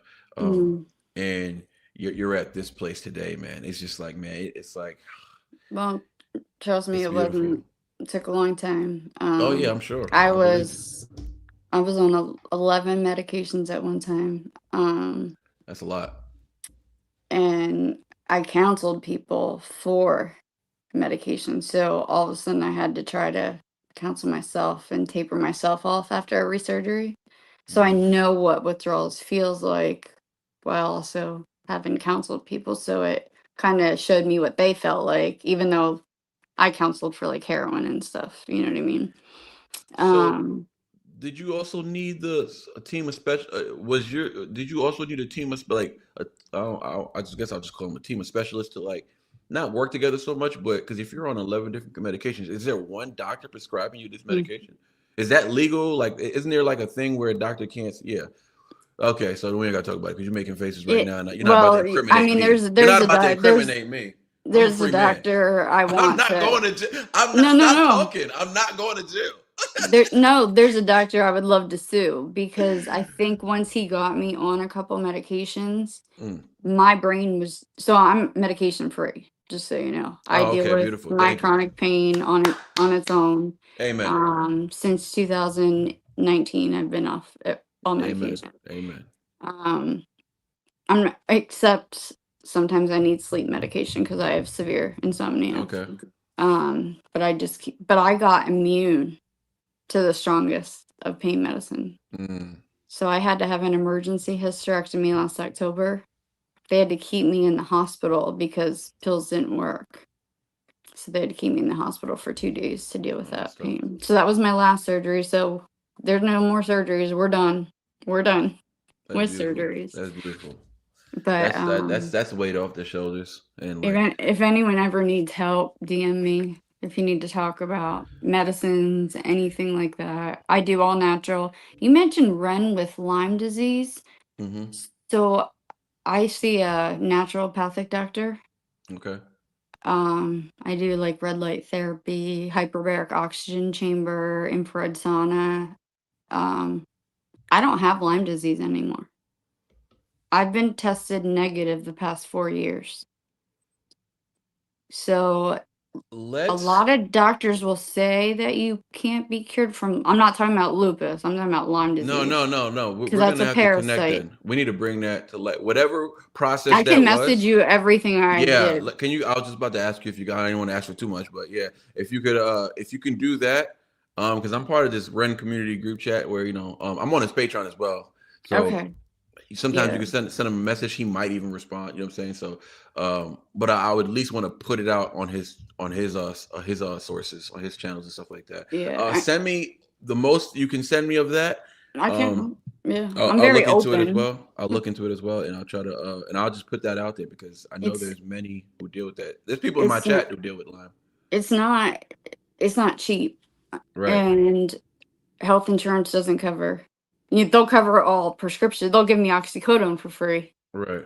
But they won't cover anything. That's all natural. Anything. Okay. So that part does suck, but at the time it was worth me selling some things to go Right. through all of it. Well, thank God. Thank God you had something to sell. Thank God you were in a predicament where you knew to act fast. That's all maturing in the faith. When you act fast, knowing that sometimes people want to give it all up to God, but sometimes God gave you the wisdom and the consciousness to make decisions. That's part of His blessing as well. Is to mature you in the faith where you know when to do something or when you need help, and when you do need help, there ain't a time where you can't cry out to God. But I really admire your just the way you are today. Like I don't know what you were like before, but I just really admire how you're just.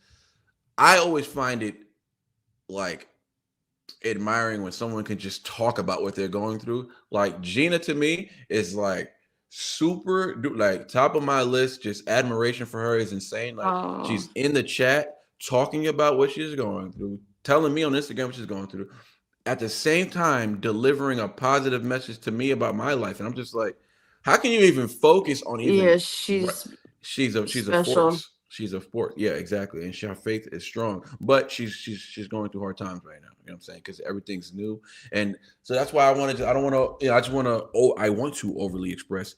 Get in the pinned comment. Listen, you guys donate all the time, right? We donate for reactions, videos. Like, yo, $50. I want to hear you. Skip the line. Listen, this is way more important than the end of that. So, guys, use the link, the GoFundMe link that her son started, and donate what you can. And anything would be appreciated. For those who can donate, continue with prayers, man. Please put them in the chat, however you want to express. At the end of the day, it means a lot. It means a lot when people say they're praying for you. I know it means a lot. It may not mean a lot for other people when they hear someone's praying for somebody else because there's no direct connection to it. But when you find out somebody's praying for you, like you just said, it's in your journal, like Mama Bear, so and so. Like I know she. I mean, I haven't spoken to her about that, obviously, but I know what type of person she is, and I know she really appreciates that. But I really appreciate it because you're here in this community doing it, and I would love for. I know it's hard, and I know this is like the slow grind what we're doing here. Listen, people give me suggestions all the time. They're like, "Yo, react to this. Your channel will blow up." And I'm just like, I don't want my channel filled with trolls, number one, right? So I'm going to take my time getting to know as many people in the community as possible, right? I know it's not physically possible. I can't get to know everybody, but throughout the process, at least throughout the chat, I get familiar with names. We get familiar with who's dealing with what condition, and so on and so forth, right? And we're able to provide resources to each other. Like this is far beyond what you can do for me, but what you guys in the chat can do for each other, right? So I'm not the one to rely on, and I just thank the Lord to have a platform where people can come at one time. And if I was doing this full time, trust me, that we would be to the moon right now. Trust me. I have so many million ideas. I don't have enough time. I don't have enough time on my hands to get these things done. Because at the end of the day, I'm missing out on a lot of family time, already. Yeah. Already. I work a full-time job, and this is full-time. I think I put more time into this than I do in my job. So it becomes a thing where, like, man, imagine working 60 hours a week. Imagine I had those 60 hours to put into YouTube, to split with YouTube and split with my family.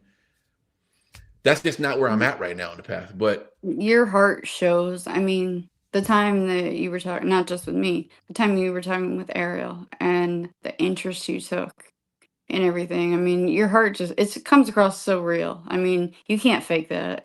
And that's probably why God showed me. I think it was God mode that you were reacting to. I was going to ask you I was going to ask you, what was the first one? I think it was God mode. I try to ask everybody what's the first one. Sometimes people don't remember, but God mode, yeah, I love that. That was my first reaction to Tom, period. And I appreciate your kind words. I do. But yeah, your heart is so real. It's real. You can't fake that. No. Or I wouldn't let you have the party at my house. Right. Listen, guys, I don't know if she's serious. I'm trying to. I am serious. I'm serious. The background check serious too. Yeah, right. No, I ain't mad at you. I would be that. I would do that as well.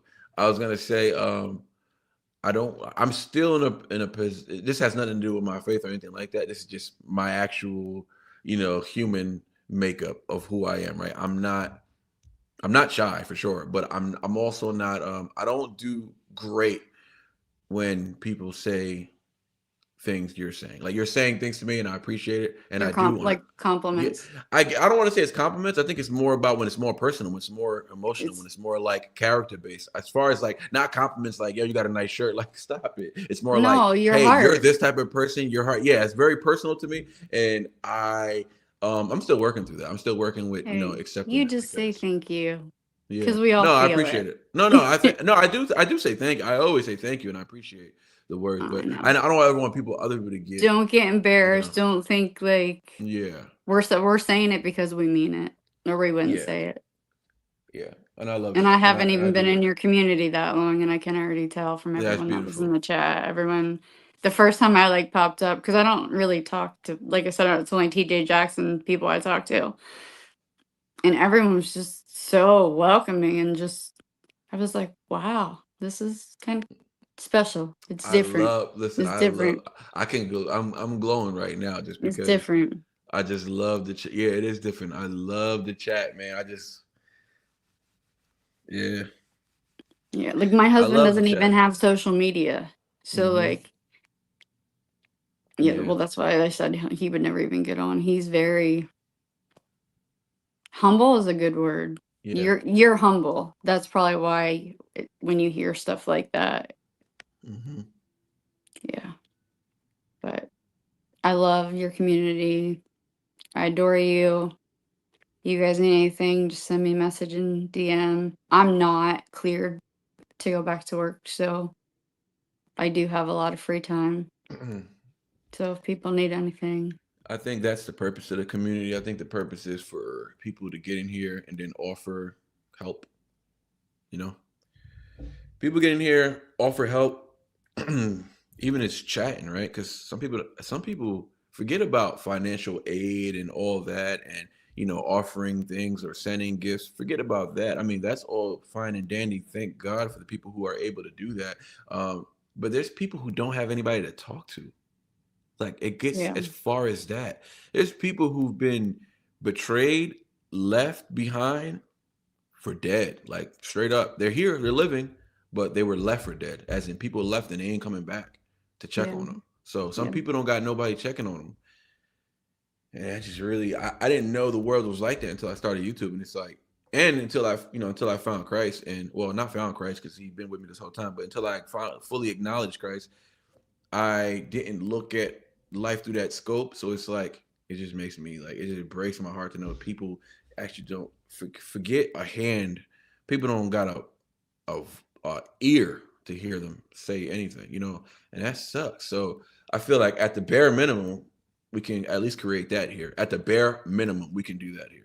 And we can do more. I know we can do more than that, but at the bare minimum, doing that is an accomplishment of its own. And it's crazy. We're here online, but guess what? We're gonna. It's not like you live in. It's not like you're with your neighbor. You deal with this person every day. You cut his grass. You help him out with the parties. You help him cook out, and then he moves, and then you lose connection. That's not what this is. We are. I believe we are. For those who truly appreciate what's happening, we are forever connected through the vine. I really feel like we are connected. Anyway, like we might know each other until our dying day. Like you and I might know each other, you know what I'm saying? Forever. We may not ever lose connection. I think that's much stronger than what's going on in your own cul-de-sac. You know what I'm saying? Because people I'm are more not a crier and suspicious. I'm not have tears. Oh, I don't want you to cry. I just No, I'm not a crier. We brought gosh. tears to my eyes. Hey, I'm gonna see all you guys in paradise either way someday. Yes. Yeah. Yeah. I appreciate you coming on here and being as vulnerable and as brave as you are.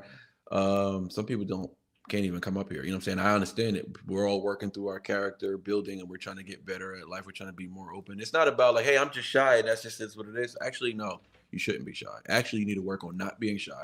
You need to be more open because you never know who you're going to impact by just one word coming out of your mouth. You just don't know how that's going to hit somebody. So you can't be shy. Being shy is not a good quality. It's a quality that you can work through and break out of. It's something that you need to get out of. It's a shell, and you don't need to be in a shell because that's first of all, the world's too huge, and you know what I'm saying. You just don't know who you're going to impact. What happens is shy is something that people don't really describe as selfish, but it is because you're holding back on the gift God gave you, and you're hiding it from everybody. Meanwhile, you're gifted in some type of way, and you're hoarding it. You're hoarding your gifts. That's the last thing Christ wants for us. So you can't do that, right? So I'm not trying to shun anybody who's shy. Like, hey, I'm just shy. I get it. I've been shy at one point. We've all been somewhat shy, I think. So it's not about being shy. It's about staying shy. That's the problem. You know what I'm saying? Right. So yeah, look at it more as of it's you can be better if you're not shy though, because you can do better. Yeah. Yeah, being a cheerleader and then working for the state police for a long time, you can't really be that shy after Yeah, you that. weren't shy. All You that, ain't shy. yeah. Actually, you need some humbling. The opposite. You need a calm. You need to sit. Hold on, Armin. You need to Why sit do you out. think God gave me brain surgery and 12 surgeries after? He was like, I'm He gonna said, take you down. he said, I'm gonna sit your ass down. Don't worry. Oh yeah. Oh yeah.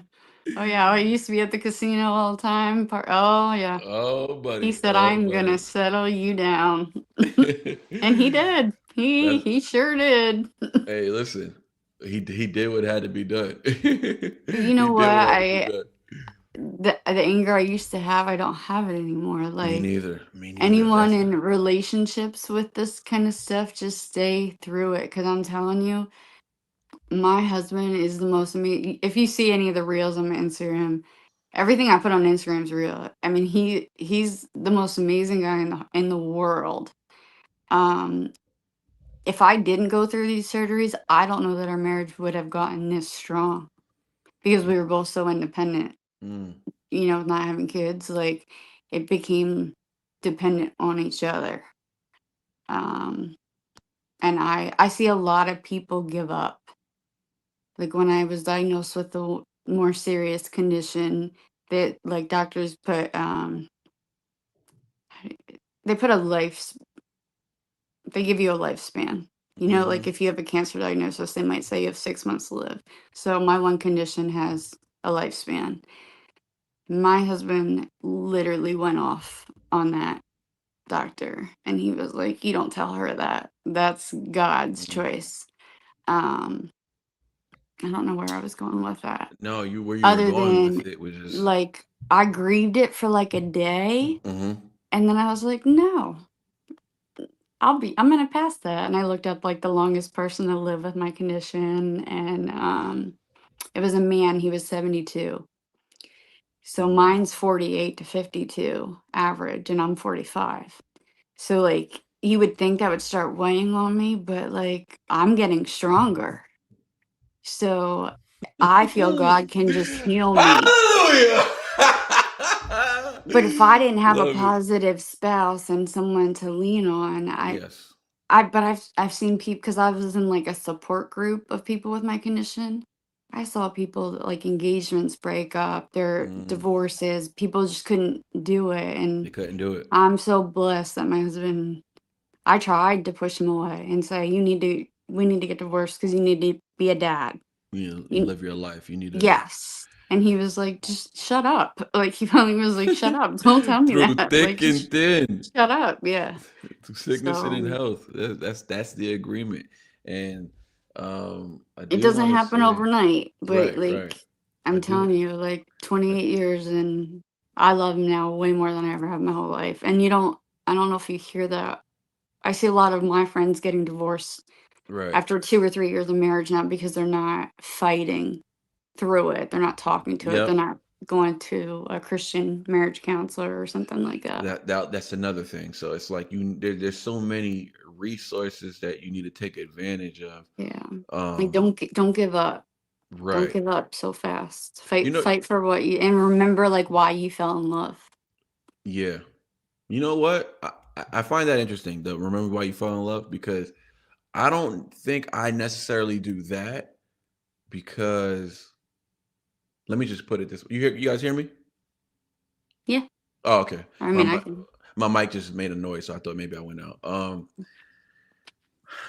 Not that I'm pushing back on that, but I have another perspective of that as well. So Me remember why here. you fell in love. So my Yeah. thing is this, right? Like I remember why I fell in love with my wife. I do remember all of that, but me finding Christ in the middle of our relationship is as far as I can remember for as far as I can desire for. As in, it was cool the honeymoon at first, but I'm renewed. That person I was that fell in love with you, I don't even like. I don't even not that I don't acknowledge him. I remember him. I know him. You know what I'm saying, and I've grown out of that character shell that I was in, but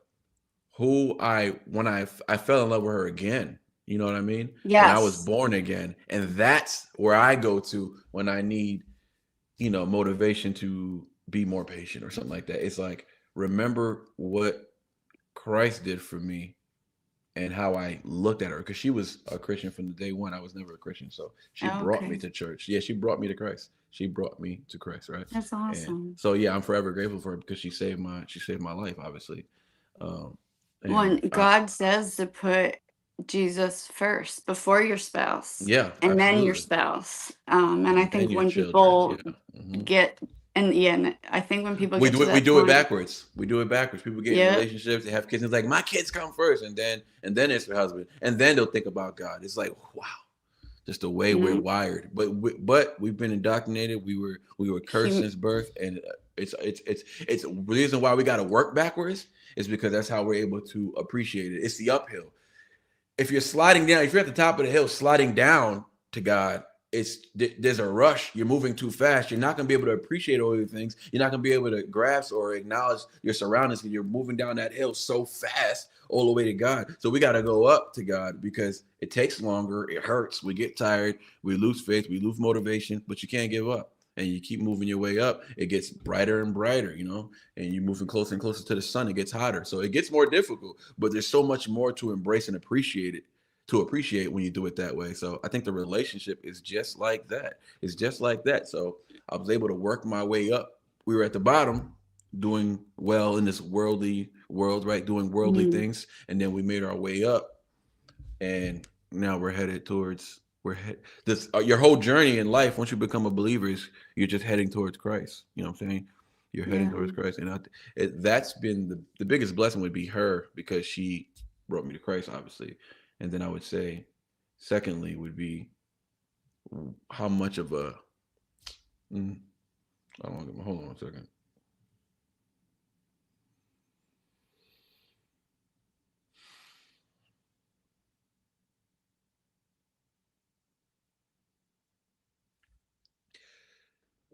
The second thing would be how I always, even when I was young, okay, I'm good now. So I always wanted to aspire to be I always wanted to be a father. I always wanted to have a daughter too. So he gave me a daughter, and the father I thought I was gonna be, I thought I was gonna be the greatest dad ever.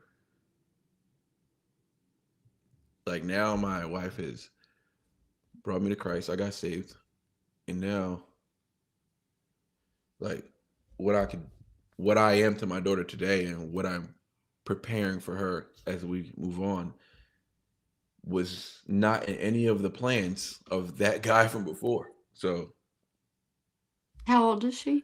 She's 2. She's gonna be 3 in December. So she's 2 right now, and she sings gospel music all day long. It's her favorite the connection music. Of children to Jesus. She's a young prophet, honestly. I think she's a prophet. I'm not even joking. I think she might be. Children have that connection to Christ's. Believe Christ like children do. There's an innocence behind it, and that's why Scripture says that, because children believe innocently, and it's actually the purest form of following Christ. That's what Christ loved, and we need to be more like children. It's so crazy when it comes to Christ, anyways, right?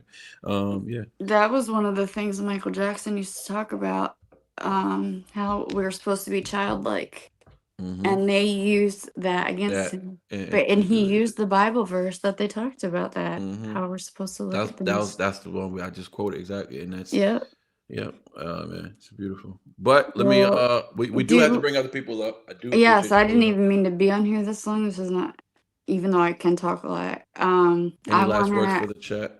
I just want to ask you to give your baby girl a big hug from me. And Gina, my baby girl's 21 in heaven, so she's up there with him. And I know she was there when he got there, so they'll be there when we get there. So I always wanted to have my own baby girl with my husband, and I lost her a year after marriage. So if you have children, they are such a blessing. And in this world, with everything I did with state police and Megan's Law, you protect your children. Protect them and love them and tell them it doesn't matter what they do, they can come to you and talk to you. And just love them so much. Make sure they always know that they are loved. Okay, that's the end of my message. Okay, appreciate you sharing. But please give her a hug from me. I will. I wanted to say, so I wrote this song, right? This is just for everybody, but since you're on right now, I'll just say it now before we bring somebody up. I wrote a song. I wasn't able to record it. I tried to record it like 3 times, and I just be in the studio, a mess, breaking down, because it's just harder. It's hard to record. It's so hard to record. It's not that I couldn't do it because of whatever. It's like I literally can't get through the verses. So it's definitely the most emotional song I've ever written, and it was supposed to be on this album, but I just couldn't get it done. I hope I can get it done on the next album, hopefully. But yeah. Do you have the title? Yeah. So the song, I've had like 100 titles for it. Let me see which one I decided on. It's in my notes. The title of it is called. It's for my daughter, by the way. It's a comment I'm writing to my daughter. It's a letter to my daughter. It's me in heaven speaking to her. The song's called "Watching You Grow." And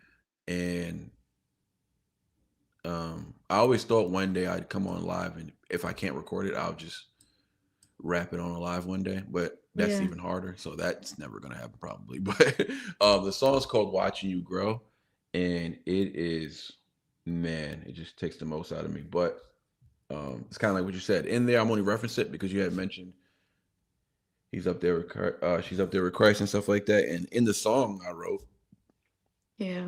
I will tell you one line is the verse starts with, I made it home, baby girl, and I'm finally free.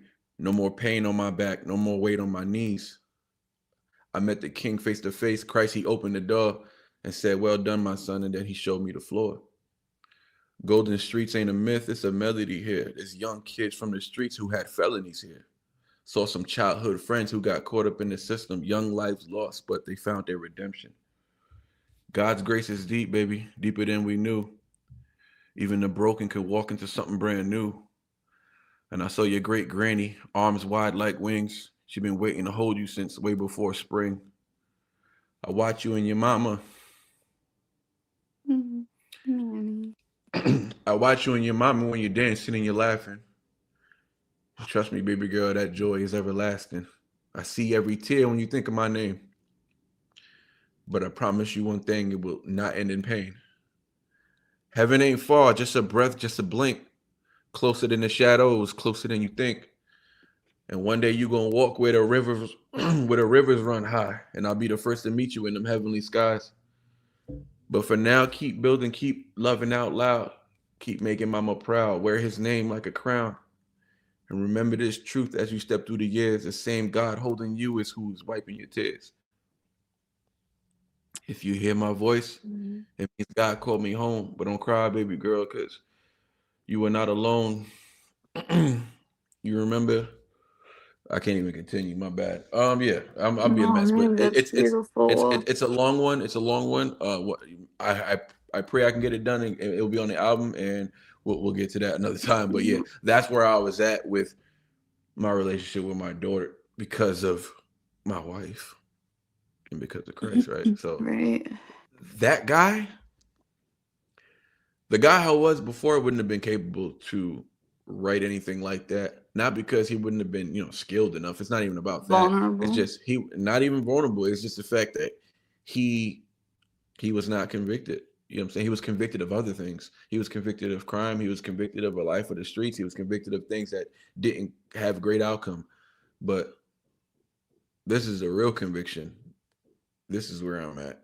And this dad, is far more capable than that dad of old. You know what I'm saying? So yeah, I forgot why I even brought that up, but I think you said something that might yeah.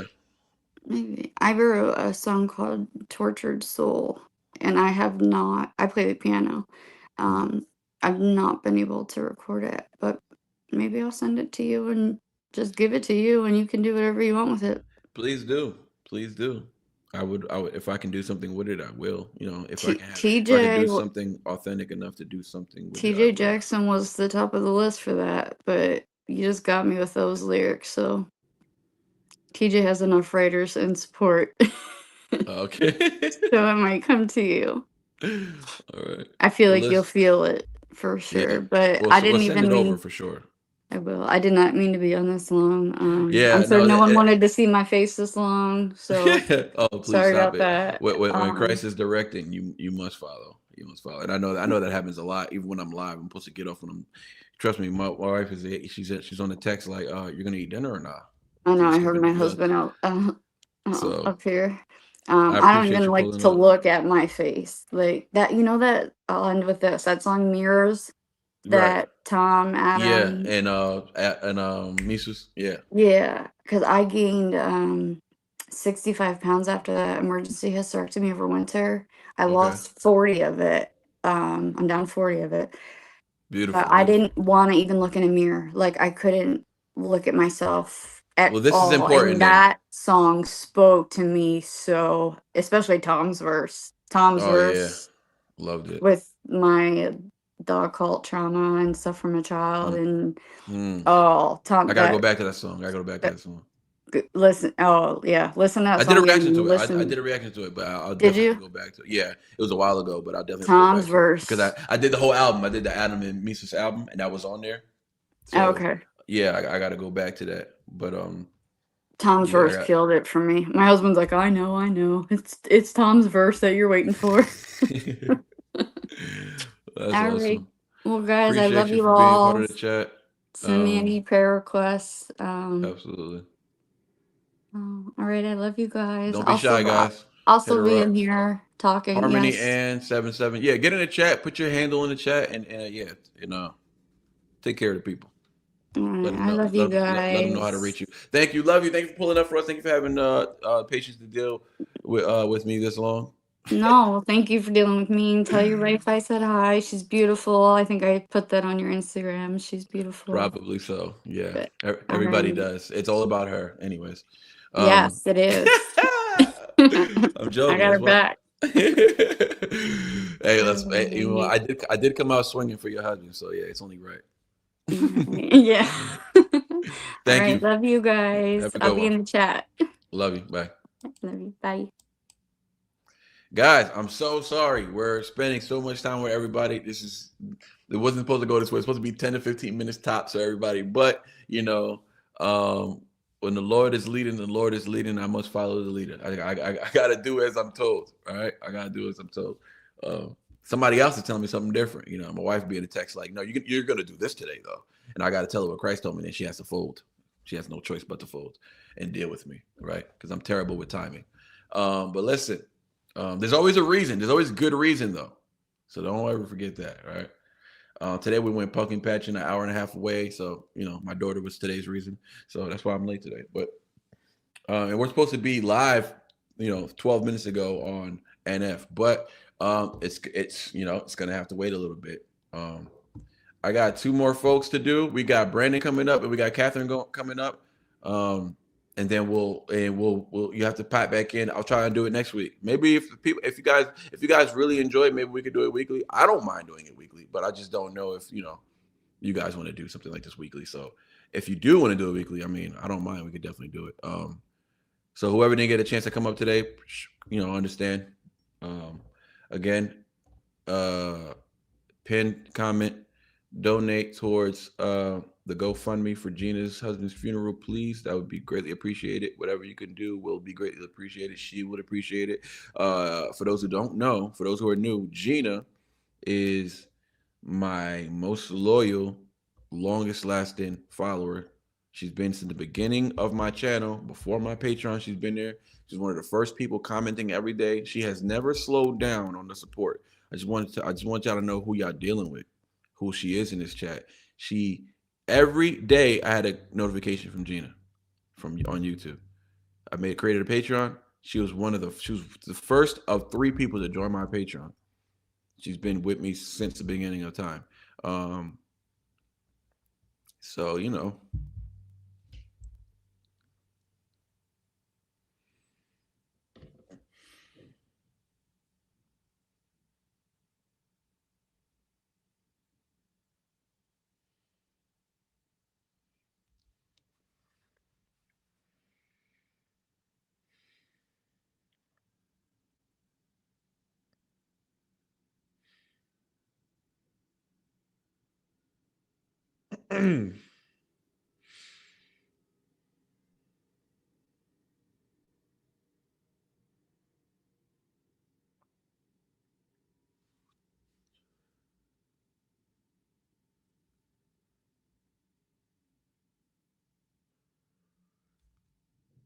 I promise you the audio works. I'm not muted. It's taking a second. That's all. Yeah. Appreciate you guys. Just do what you can. Not because I'm asking, not because Gina's asking, because it's your responsibility, whether you believe so or not.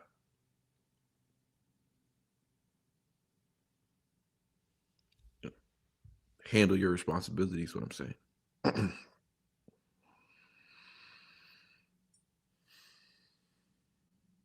Humans are responsible for everything going on this earth, and that includes the people here. That includes the people.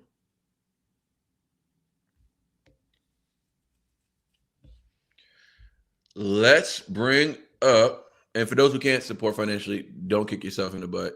Prayers, please, in the chat. Love, spread love, show love. Trust me, I know how good it feels to just have someone pray for me or have someone just show me love for those who are non-believers. Nobody's isolated. Nobody's excluded. Everyone. If you're in the chat, then you're in. If you're in this chat right now, faces to names, you're in this family. You're in this family. So let's continue with my boy Brandon's in the background. We're gonna bring him up right now. Appreciate Harmony and thank you for being brave coming up and just being an example of this ain't too hard to do. And thank you to Ariel as well for coming up. Appreciate you. Let's go. Brandon. Yo. What's up, brother? How you doing? Hey, not bad. How you doing? I'm doing all right. 1 second. Brandon's doing things right now. He's got green screen going on. Okay. And who's this little soldier? This is Evangeline. Evangeline. She's our youngest. Oh, beautiful. She's a cutie. Love she the just hair. turned 2 in August. She's just turned 2. Okay. In August, yep. Going through the booger picking phase, I see. We have 4. My daughter's still in that one. Oh, you got 4. Yep, all girls. 4. I was about to say 4 girls. Oh, you got the Kobe Bryant treatment. I had this weird feeling that I'm gonna be you. I'm gonna end up with all girls. I don't know why. I just have this feeling. All my favorite people have all girls. Eminem has all girls. You know, Kobe Bryant, one of my favorite basketball players. Well, my favorite basketball player. He has girls. Like I'm destined. I wanted a girl, and I got a girl, and now I feel like that ain't gonna stop. God was like, "Oh, you want a girl?" Under one condition. It's all you're gonna get. She sees a kitty out the window. Oh, okay. Adorable. So Evangeline is 2. What's her birthday? August 8th. Oh, she just turned 2. August 8th. That's my brother's birthday. I'm September 12th. I just turned 40. You just turned 40. Well, Yep. You got more hair than I do, and I don't like that. So we got problems. It's actually gotten thicker since I turned 35.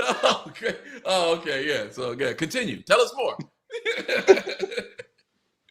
Listen, and no grays either. Yeah. You hear that, guy? This is gonna be a short one, fellas. This is gonna be a short one. This was not gonna last long. Trust me. He's off to a fantastic start. He doesn't want to. You brought it up.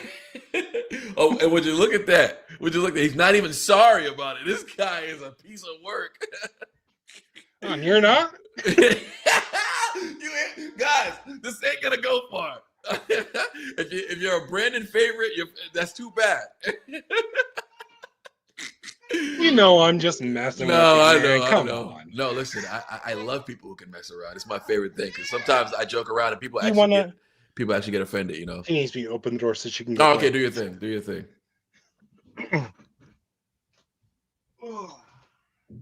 I'm glad Brandon had pants on. The way when he got up and it blurred, I'm like, all right, this guy's not even wearing pants. No, I am. Today. I always do. Oh man, what's up, chat? We're telling our age still? Oh yeah, he did say he was 40 and just turned. Hair growing like a chia pet. Okay. I just got a haircut a few weeks ago too. Not even 2 weeks, but 2 weeks ago. You just got a hair 2 weeks ago. So what you do? You get the buzz or what? Probably about 2 or quarter inch shorter than this. Oh, okay. My hair grows fast. Before we get into the channel questions and all that good stuff, right?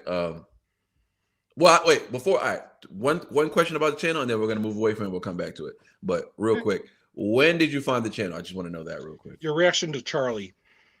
Oh, the Charlie one. Oh, awesome. The Charlie reaction. Yep. Oh, okay. Okay, so recent. I saw Tom. Pretty recent. That was my introduction to Tom too. That was your introduction to Tom? So you found me. Yep. Wow. Wait, what reactions do you usually what? Oh well, Charlie was trending, so I saw the song "Charlie" by Tom. Okay, you heard that, and right? that song just broke me. Right. And I didn't want to be alone in that. Right. So I started looking for reactions to it to see other people get broken. That's right. I feel better now. Bunch of pansies. Look at these pansies. We're all pansies together. It's all good. Okay, so I love that. That's very intriguing. You found through time, but not necessarily searching for time. It's just the algorithm. God rest his soul. Everything that happened with Charlie, it did have him going viral and stuff. So I see why they spit it at you, but you did watch the Tom song. So you watched it before the reaction, correct? So you watched it, and So that's cool. So that song. I watched it, then I started looking for reactions to it, and then I found you, and I'm like, hey, I like this guy. What reactions were you watching before? I said I was gonna get to the channel thing, but anyways, answer it anyways. I saw who else's reactions did I see? Well, no, what reactions do you typically watch is what I'm asking. Like, what do you or do you not? Oh, you don't. Even more interessante. Oh, okay, I'm liking this. You're different, dude. I do now. I watch a few reactions now, but typically I don't watch other than you. Oh, okay. Well, I feel special. So you just wiped away I'm everything. subscribed to the rough start you had has just changed. You're doing great, man. You can be a politician because you changed my mind real quick. You know, I've actually considered that. I legit have considered running for office. Please do. What type of office? I don't want to put my family through that. But here's the thing, right? That is a lot. I'm almost be like, I have a better outlook on it now, but I used to view myself like as having a lame testimony because I grew up in the church. I accepted Christ when I was 5 years old. Okay. And I grew up, I was a goody two shoes. Okay. Like, I never did drugs, never partied, never slept around, never drank. I have never had a drop of alcohol in my life. Because you weren't exposed to it, or because the faith kept you away from certain things that you felt might be bad for you, too worldly. Well, okay. Not only that, like I've had my struggles, right? Like pornography, stuff like that. Yes, but I never did drugs. Mainly, like you are who you hang out with. Yeah, right. There you go. I never hung around those people. I was always friends with people from church. Right. Even though I went to public school, like I always gravitated towards the Christian people. Okay. But alcohol it wasn't so much the faith, just as much as I never saw the point. Right. I never saw the appeal to it. I hear you. Like 100%. I don't view drinking alcohol as a sin. I view excess as a sin. Yep. Which the Bible clearly says. I was just about to say, there's this. You're talking. The Bible clearly says that drunkenness is a sin. Yes. But I just never saw the appeal of it. Amen, dude. I'm sorry. I have ADHD. Love what you're saying right now. I have ADHD, which comes with an addictive personality. And I just didn't want to go there. Oh yeah, I can see that spiraling pretty bad. Shout out to your foreshadowing. You foresaw how bad it could be, and that was enough to keep you from it. Hey, that's what a true wise man is. A wise man learns from his. Some wise men learn from their own mistakes. A true wise man learns from these mistakes of others. I salute to you, brother. I salute you. Yeah, and I mean, it wasn't even learning from the mistakes of others. I was like, you know what? I have no desire for it. I don't want to go there because I have an addictive personality to begin with, and I've never touched a drop. And no, I'm with you. I'm with you on that. Something like I was saying, like my testimony, I feel like I used to feel like I got grown beyond this now, but I've always just known that God was there. Like, amen. I've just always known. That's beautiful. And I've never really had doubts or anything. Like, it's my testimony is for most people not relatable because of that. Because everybody else I've ever talked to has had doubts, right? On a grand scale, you're correct. Yes. Like, everybody else I've ever talked to has had doubts, and they've gone through a lot more than I have. Like, it's not that relatable, but I can still use it as an inspiration. Right. Right. But Carrie, absolutely not. I don't want to put my family through that, even though, like, I kind of want to, just to see the media running in circles trying to find dirt on me and coming up completely empty. It would be absolutely hilarious. And it'd be too boring for the media. Well, I mean, they would try to make stuff up, but then I would just then I would just bring up some friend that could say, no, that's not true. Right. I was gonna say, well, they'll just lie. They do that all day. So yeah. I will be right back. I have to open the door for my wife. That's all right. Be right back. We got Catherine patiently waiting in the background right now. I appreciate you. Let me see am I saying her name right? No, Kathy. No, Cathin. How much? Nod your head, yes or no. Is it Cathin or Kathy? Yeah, y'all tell me how do you pronounce his name, guys? I'm gonna put it in the chat. How you guys pronounce his name? How would you pronounce his name before I butcher it?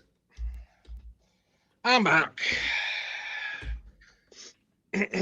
So, yeah, but I wouldn't want my family through that circus, honestly. It is a lot, man. Yeah, and also I've got a business to run. Like, that reminds me. Let's do it right now, live.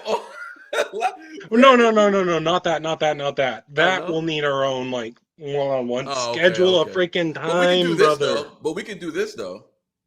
Well, no, what I was gonna say. No, I'm saying like separately, just me and you. We can do this. Oh yeah, we can talk. Yeah. You know what I'm saying?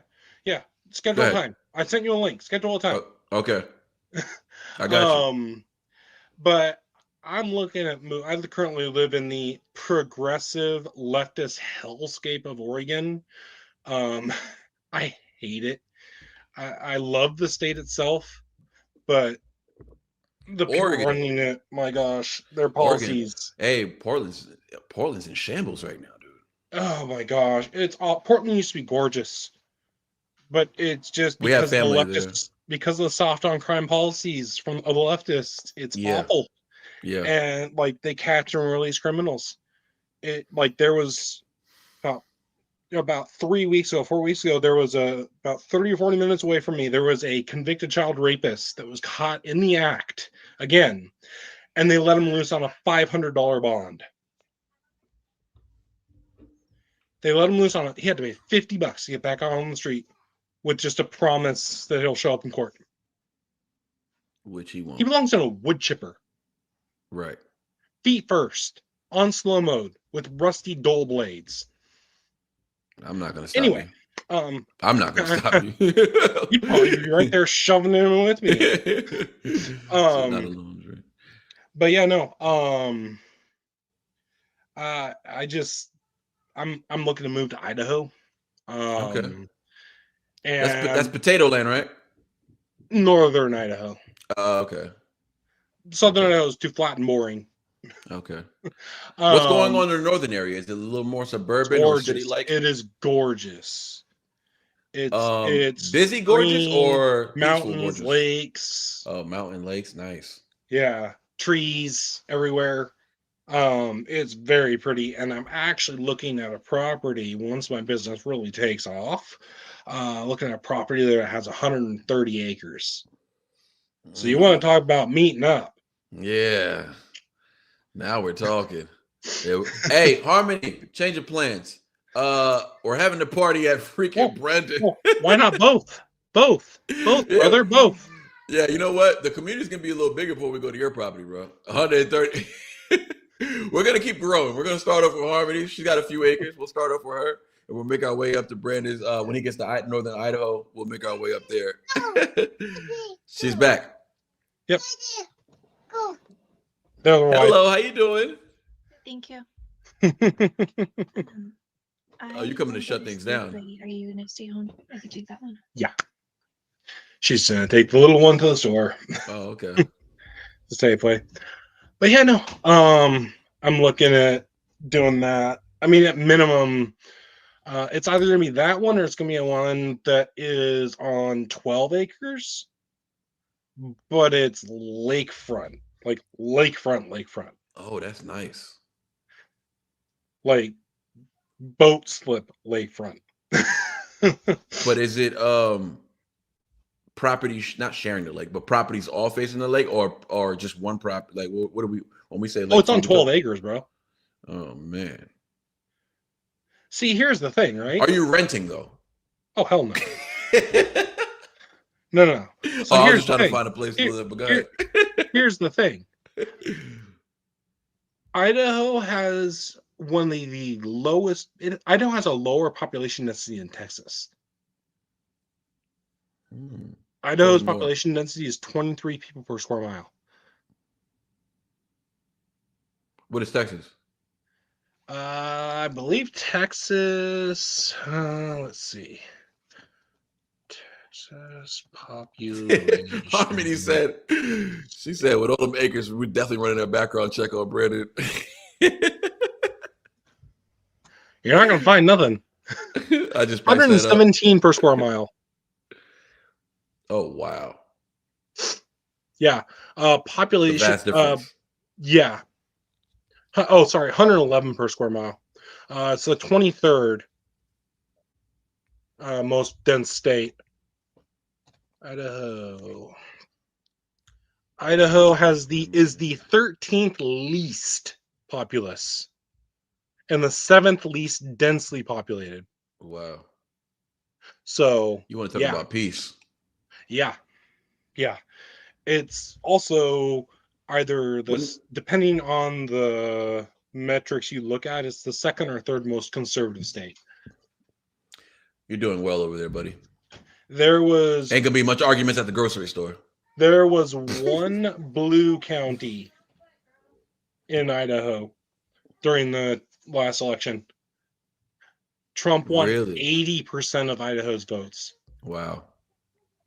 It is very red. Let me provide some clarity for you. It's libertarian. Well, libertarian leaning. I was about to say, but libertarian, that's not, they hijacked it and they smutted what it was, but it's not necessarily a bad thing. No, it's a good thing. It's absolutely not. Yeah, we're all. I'm very much libertarian. I was just about to say, I'm like you. Yeah, I'm a lot like you. I vote policies, not people. Thank you. My favorite kind of people. Those are my favorite kind of people. I vote policies, not people. I think voting for politicians is idiotic. I don't support any. No, I take that back. I support one politician, that is Brandon Herrera. I wish he were in 23rd District of Texas because he's running for Congress to kick out Tony Gonzalez. So not because of the name, because you like his policies. I like his policies. No, but he's a good guy, dude. You like the guy too, though, you're saying. He's a straight shooter, literally and figuratively. He's a gun tuber. Oh, okay. Actually, he's a gun tuber. Nice. He's a gun tuber. Yeah, cool. He's also a gunsmith. He that is his day job. He actually manufactures guns. Oh yeah, he's a different breed. He lives. Oh gosh, where does he live? He lives in 23rd District of Texas. I think he lives near Bernie, Texas, I think. Oh, I don't know Texas too well. I'm from. I spent most of my time in New York. I mean, all my time in New York. So he lives in Western Texas. Oh, okay. He's in Western Texas. So, yeah, no, he's awesome. He's a ton of fun. His channel is great. I think after Demolition Ranch retired, I think he's the largest gun channel on the platform. He's big. Yeah, he's got over 4 million.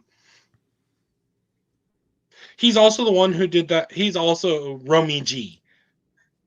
He did that like 6 years ago. He did a bunch of song parodies during the pandemic. And the first one he did was actually right before the pandemic, and it was the Without Me parody. Did you send me that? I didn't send it to you. I've been saying you should do it, though. Oh, somebody sent it to me. Somebody sent it to me on Instagram.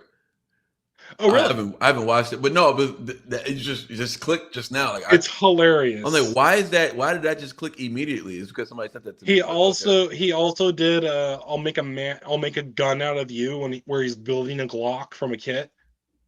From the I'll make a man out of I'll you. make a man out of you. Yeah, okay. He did like 3 or 4 song parodies. And he actually like in his Without Me parody, he can actually spit the bars. Like that's actually him. Interesting. I'll have to It's check it out. actually him. You'll have to resend it to me. I don't know who sent that to me. That's somewhere lost in my Instagram DMs. There's so many DMs in here. But no. But yeah, you'll have to send it to me so I have the link all over. So let me. Well, first of all, when you planning on doing that move? TBD. Okay. Business has to take off first. Yeah, 10-4. But I mean that property is not expensive. Like both the properties I'm really looking at are about 6.5 mil. Okay. Which isn't, for what we're getting, isn't bad at all. And they both come fully furnished too. To style or just how it comes? How it comes. Oh, that's dope. You like it? Yeah. You're a simple man? I like both of them. You're a simple man, you would say? Pretty much. I always tell people, if you gave me $100 million right now, like just hand me a check, here you go.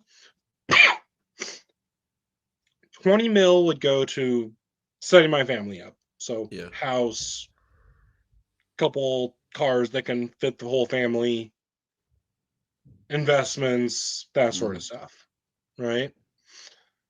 The rest, church, charity, homeless, just give it away. Like, beautiful. Yeah, that's just the way I am. I always feel like if I had that opportunity, I would do the same. I mean, I don't know what I would do when it happens, right? But I know I would have the motive right now. Speaking from where my mentality now, I'd have the motive. I feel like I would have the motivation to.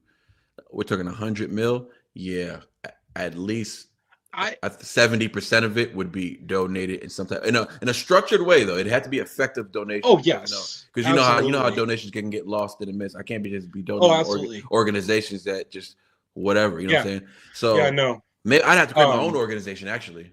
That's probably honestly that's probably what I would end up doing. Yeah. But I mean, like, I'm a simple man. Like, I don't care about sports cars. I don't care about fancy clothes. Same, me neither. I would probably buy a boat because we're gonna live on a lake, so gotta have a boat.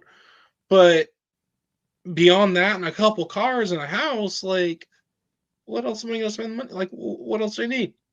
Like, as long as they set up to do, listen, whatever your kids do or your kids do. I mean, if they blow the money with, then that's on them. It is what it is. But as long as you set them up for success. I'm good with that. My conscience is clear on that. Absolutely. Like, no, I'm going to encourage them to start their own businesses, honestly. Right. Because we're homeschooling, right? Mm-hmm. The whole problem with the public school system, it is geared to turn people into workers. Into wage slaves, cogs in the wheel. Exactly. It does not encourage critical thinking. It does not encourage entrepreneurship. It does not teach them. It doesn't even teach taxes because they don't need to know taxes because W-2s are so simple. Mm-hmm. The taxes are taken out. You don't need to do any complicated taxes. That's why it's not taught in school, because they don't want kids to start a business, to start a business, to be and have to deal with real taxes. They don't want them to. Mm-hmm. Write-offs. They don't want you to learn any of that. They don't want them to know that stuff. Because then you won't become a teacher. You'll start a school, and they don't want that either. Yeah, exactly. So I mean, I don't want my kids to go that way. And quite frankly, just based on their personalities now, I don't think they could anyway. So, hey, are your kids a reflection of yourself as far as like because you talk about you were born into it somewhat, right? Basically. Yeah. And so are they because of you, right? So are they a reflection of you, or you see them being a little more edgy than you are? Or were? They take a lot after my wife.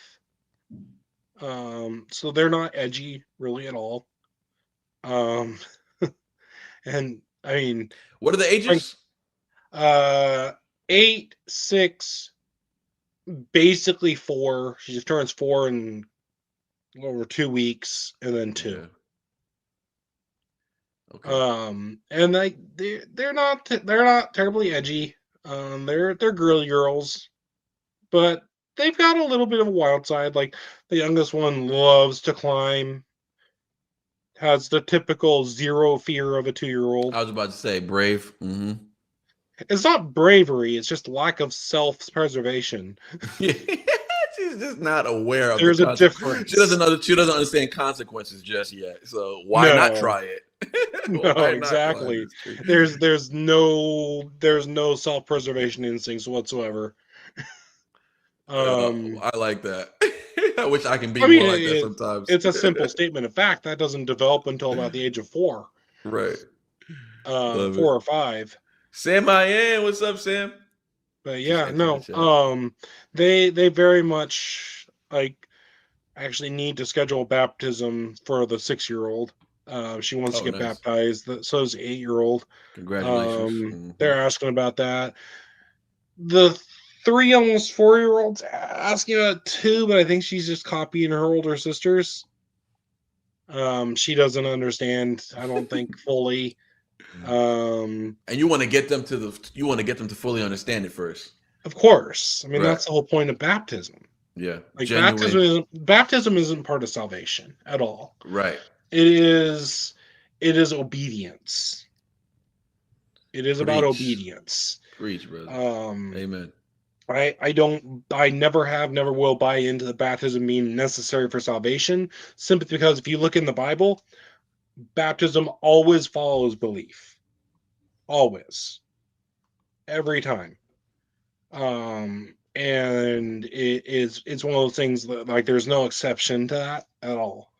It's always believe and be baptized. Mm-hmm. And like I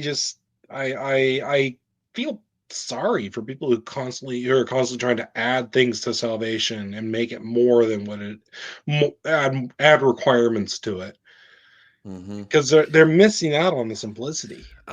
And that's I don't know. I think you were in the chat. I'm not sure if you were in the chat like active when I said this the other day, but I was talking about just pretty much what you just said. People adding to the mission. So they're thinking that there's things that they can do here to get them in. There's not. It's like, it's an insult to Christ to think that you're going to do something that's going to get. Well, the Bible straight up says that. The Bible straight up says it's an insult to Christ. He's done it already. But I do see, humans were just flawed. So I get so much more grace. That's why I had beef with that song yesterday. That was saying you're perfect. It's like, no, you're not. And I went back, not perfect. And I went back on. I realized what I was thinking. It wasn't what the song was saying. No. So I realized. That dude wasn't Christian. But that's why I went back. That dude was not Christian. That's why I went back. Was like, hey, you know what? Actually, no. I got to go back. I agree with Brandon, because the way they were painting it wasn't what I was imagining. No. I thought they were getting real biblical. I was like, I was impressed. I thought they were getting. I could tell they weren't. So, but I did like the song. I did like what it's. I did like the intention. The basic message of "You're Worth It." If you were to sing that with a Christ-centered view, that song is great. The problem is, it wasn't a Christ-centered view. No, it absolutely wasn't. Too much was said in there that wasn't. But yeah, no. But what I do know is that people, even folks like them, right? So Hobson, I don't know if you're familiar with him. He has so he fell deep into Christianity. He was in it to win it, right? He was all in it, and then he had a fallout, right? He like many of us do. He fell and it fell into the world again, and then started to doubt. And so he had this song called "Ill Mind 7." Seeds in the Thorns. Yeah. Well, he has a song called "Ill Mind 7." You should probably listen to it. It's really good. Peril of the sower, seeds that fell into thorns. Explain. The peril of the sower. The seeds fell on the rocky soil, the road, fell on the thorns, and fell in the good soil. So the seeds that the sower is, of course, Jesus. Right. The seeds are the gospel. Okay. The seeds that fell on the road, Satan and his minions took them away, grabbed them away. Okay. The seeds that fell on the rocky soil, they sprung up quickly, but because they have no roots, as soon as trouble comes, they wither because they have no roots. Right. And then the seeds that fell among the thorns, they sprout up, but then they're choked by the thorns, which represent the world and the cares of the world. They never truly, the first three, they never truly receive the word. Right. They never taste root. Yeah, and of course, those that fell in the good soil, they produce 10-fold, 30-fold, 100-fold. Right. And I see so often, it's so common to see the seeds that fell among the thorns and among the rocks. Yeah, it's so common. Yeah, you're describing you're describing Hobson in my point of view perfectly. I really feel like that's why I said it. I really feel like that's him. That's why I said it. I don't know where he's at today. Yeah, that's what I try to tell people when they fall out is because of that right there. But that's an old song. That's an old song. They never truly knew it. But people take offense to that. People take offense to it. I mean, but my point of view is the truth is offensive. Jesus said the truth is offensive. Mm-hmm. Like if I'm watching this street preacher, he has a YouTube channel, Nicholas Bowling, and he goes to like gay pride parades. Oh yeah, I watch him all the time. I was trying to think that name. I know that name. Yeah, I watch. Yeah, love him. People like scream at him and all this sort of stuff. So nasty to him. And all he's doing is just calmly preaching the truth. The world hates the truth. They hate it because it sheds light into the darkness, and they love the darkness because they get away with things in the dark. They get away with things in the dark. Their deeds are done in the darkness. They know on some level what they're doing is wrong, and he's shedding light on it, and they hate it, and they call him hateful, just like they did Charlie Kirk. Right. Charlie Kirk was not killed for his political views. He was killed because of Christ and because he was speaking the truth, and he was effective. And they wanted him to deliver it softly and tender and kind. And he was so aggressively kind. First of all, because he was very kind and very respectful, but he was so stern and firm in his belief. That's what I respect about him so much. I followed him for 5 years. This is why I respect him so much. He didn't back down. Right. That's the one thing with Nicholas too. Like Nicholas is a lot more gentle than Charlie, but he doesn't back down either. No, he doesn't. He stands his ground is what I like about him. Nicholas needs to be careful. Honestly, Nicholas needs to be careful. He needs security. He needs security. Like now, look at the atmosphere now. He's not. Yeah. He's not. He's not on the same level as Charlie. That's probably why he's mostly safe. But you know what? But why I say he's not safe is because he may not be on the same level, but he's so much closer to the people, though. Yeah. They're in his face. You know what I'm saying? Yeah. They're in his face, and he's not at where Charlie's. He's not on the campus. He's at a gay parade. He's where he does do college campuses. No, he does. But the thing of it is, the stuff he's going viral for is like, the reason he's probably a little bit safer than Charlie was, he doesn't hold huge events and he doesn't announce where he's going to be and what he's doing, that sort of stuff. He doesn't announce it. So he's a bit safer. But it's still, someone could stalk him. No, absolutely. And, it's happened. They try to, they push him. They take his stuff. They try to break his equipment. Yeah, you see it. They try to do it all the time. They try to antagonize him and stuff like but that. they're doing it because he's speaking the truth. Yeah, and he's not saying anything hateful. He's ruffling their spirit. Yeah, but the other thing I think that does keep him a little safer than Charlie, He's never, ever, ever political. Yeah, I've never heard him say anything, but I wouldn't even know what stance he Never did. political. I mean, they've asked him like, "Did you vote for Trump or something like that?" He would just be Yeah. like, "What does that matter?" And saying he would just say stuff like that. Like I guarantee you, he probably did. Yeah, no, for sure. I guarantee you, he's conservative. No, but well, he has said that. He has said, yeah, but that's not necessarily political to be conservative. No, that's actually that's a very Christian-like characteristic. Yeah, exactly. I cannot even comprehend how people can say, "Oh, I'm a liberal Christian." It's like, no, you're not. I'm sorry, no.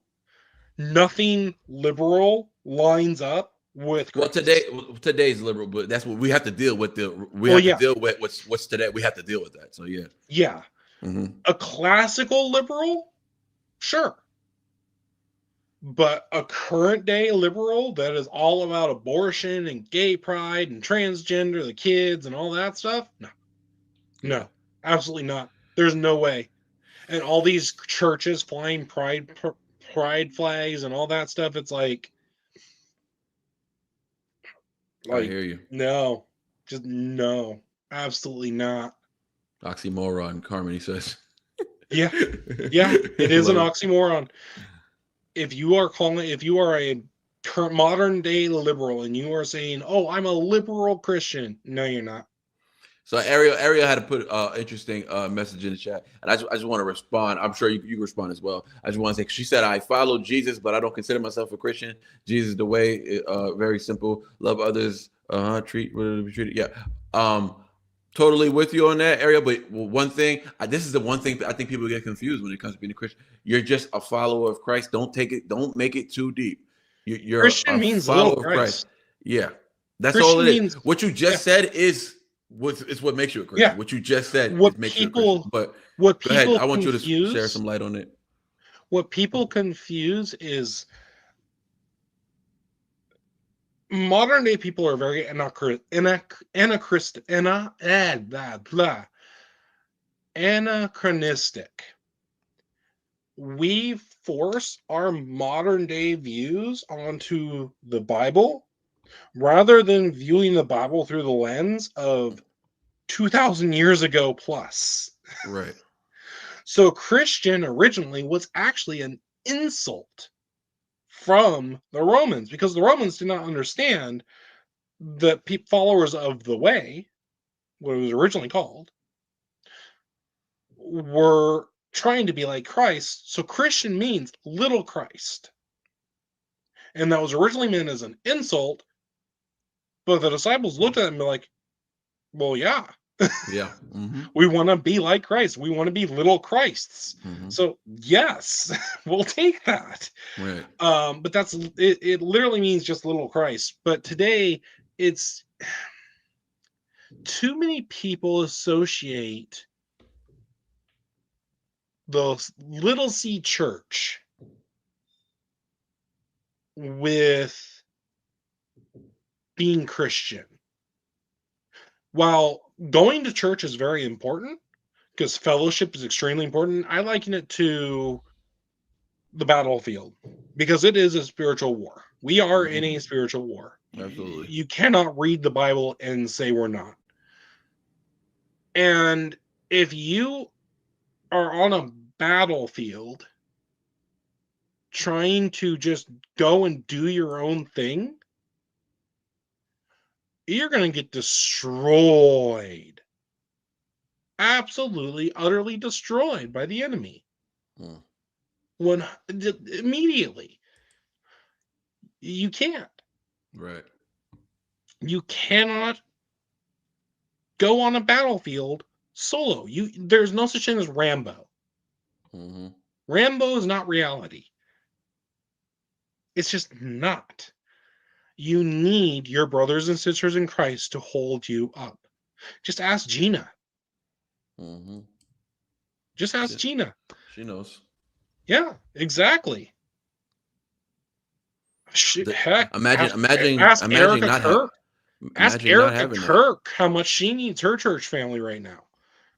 and imagine not having that. Yeah. How much exactly. harder. Like, even if, okay, well, I have a lot of Christian friends. Okay, that's great. but you need the fellowship because your Christian friends, they don't know the scripture as well necessarily as a pastor or as people who attend church regularly and get fed the word. I think the problem is people are discouraged by it's just like you can't be I understand it, right? Because I used to be like that used to be my thing with church is The people hypocrisy in the the church. hypocrisy. But it's Guess like what? You're a hypocrite too. right. But I guess it's like they don't want to follow hypocrites. They want to follow people who are perfect. You know what I'm saying? They want to go to church. There's no such thing. Exactly. But that's the There's thing. no such That's the thing. thing. They're Person going there this, for the same purpose as you. So they're broken too. every They're flawed too. person on this planet is a hypocrite in some way or another. Right. In some way or another, every person on this planet is a hypocrite. Period. And I don't like the judgmentalism in church. Guess what? By saying that, you're judging those people. You're judgmental too. Like it's just it's excuses is what it is. Mm-hmm. It's excuses. Like it really is. They want to feel I think some of it also is rooted in wanting to feel better than those people. Oh, I'm closer to God than those people. Or I know God better than those people. Well, the That are comparison game is not judgmental gonna. and hypocritical. Yeah. The comparison game is not gonna get you No. anywhere. But The I don't necessarily believe. I don't necessarily think it's not so much that I mean, it's part of it. I mean, it could be most of it, but I think people genuinely are discouraged. Just how we were genuinely indoctrinated to believe something we actually thought that was real. People are indoctrinated to not believe something is not real. You know what I'm saying? So it's always I think that's what I was gonna say. I don't think it's always excuses, even though we got a million excuses. We can make excuses for everything. Oh, yeah. I think more so than that, or maybe under that on a deeper level, it may be they truly believe this. So because they truly believe this, we have to have grace. We have to be able to because everybody's worth it for that purpose. And even with all of that, the fatal mistake you brought up, the worst mistake anybody can make, and that is comparing themselves to other people. We're not supposed to do that. The only one we are supposed to compare ourselves to is Christ. My pastor brought that up this yesterday at church. Because our church is large. We have Saturday and Sunday services and Wednesday and but the only person we are supposed to compare ourselves to is Christ. Because if I compare myself to you, like let's say we're both trying to do something, we're both like I'm okay at it, you're really good at it, like I'm okay at it. But then let's say it's rapping. I'm decent. I'm not decent at rapping. Let's say I was, right? I could probably hang with you for a bit, like fake it till I make it, right? But then Eminem walks up. And now you found out you're not good at all. Exactly. Or like you and no disrespect to Tom McDonald, but like let's say you and Tom McDonald are kind of going back and forth, right? And you can kind of hang with him. You're not at his skill level, but you can hang with him. And then again, like Eminem or 50 Cent walks up, right? Then neither of you are right. I wouldn't put 50 Cent that high, but yeah. Oh, he's higher than you, isn't he? I wouldn't put not lyrically. I got him very low. I got him very low lyrically. Yeah, let's stick with them. Let's stick with them. Yeah, but like top of the food M chain. walks in, M walks up, and like you're done. Like you're. It's no longer a conversation. No, it isn't. That's how it is with Christ, right? Like we can compare ourselves to other people. Oh, I'm better than that person. Oh, I'm as good as that person. Mm-hmm. We should be looking to Christ. Yeah. And realizing, no, we're not. Right. We absolutely are not, and neither are they. Yeah, I mean, it's just too much comparison, but yeah. I think I think that gets deep into the psyche, and then also just not feeling like what happens is you got to find another church. Right? You know what I'm saying? Sometimes it's just that church, and you could be totally right. That church Sometimes, was yeah. not good. Sometimes, I mean, it could be more than sometimes. A lot of the times, you might just be going to the wrong church, wrong people, wrong pastor. Yeah. So it ain't always just, hey, you're a hypocrite. We're all hypocrites, and we're all trying to learn. No, sometimes the church is, ran not by you can people. only blame the church so many times, though. Yeah, I mean, you can only blame anybody so many times. Pattern Accountability has to be the pattern recognition is a thing. Yeah. And humans are very good at it. So if it's like, oh yeah, I went to 5 churches this year and they're all bad churches, it's like, no, I think the problem is probably you. I think you're probably the politician or the problem. Well, that's not easy for people to do. Yeah. Looking in the mirror, and we had Max Streets in the chat yesterday, and he had that song, and he was rapping. He started off the song with taking accountability, looking in the mirror, and realizing the problem was right there. And I was like, I'm a fan now. And he's texting me right now. I'm texting him, but yeah. And I was like, I'm a fan now. I feel like people these days are allergic to accountability. Yeah. And personal responsibility, especially, honestly, not to be racist or anything at all, but especially in the Black community. Well, yeah, no, that's not.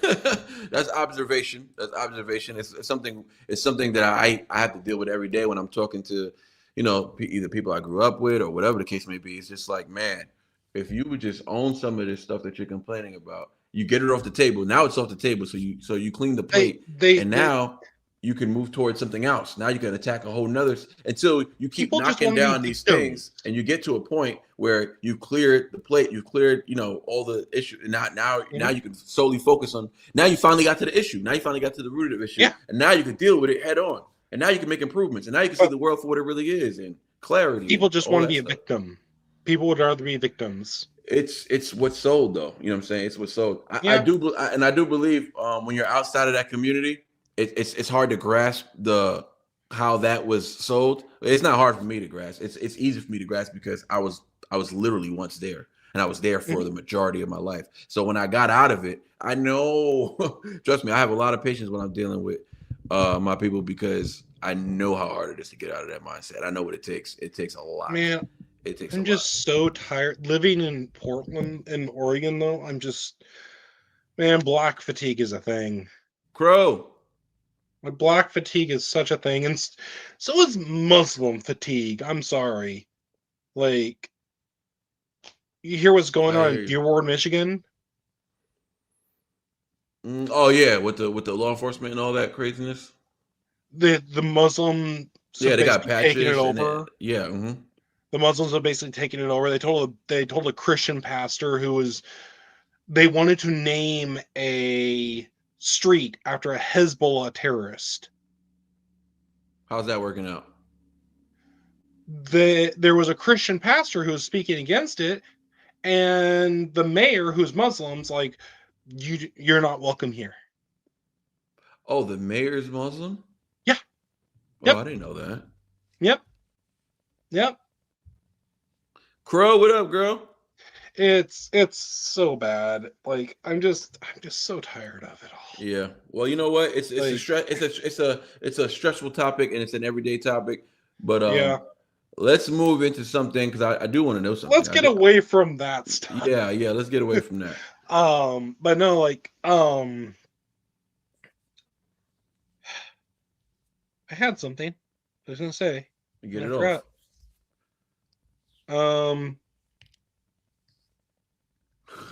Facts, bro. Oh, an idea. Wow, An idea I had.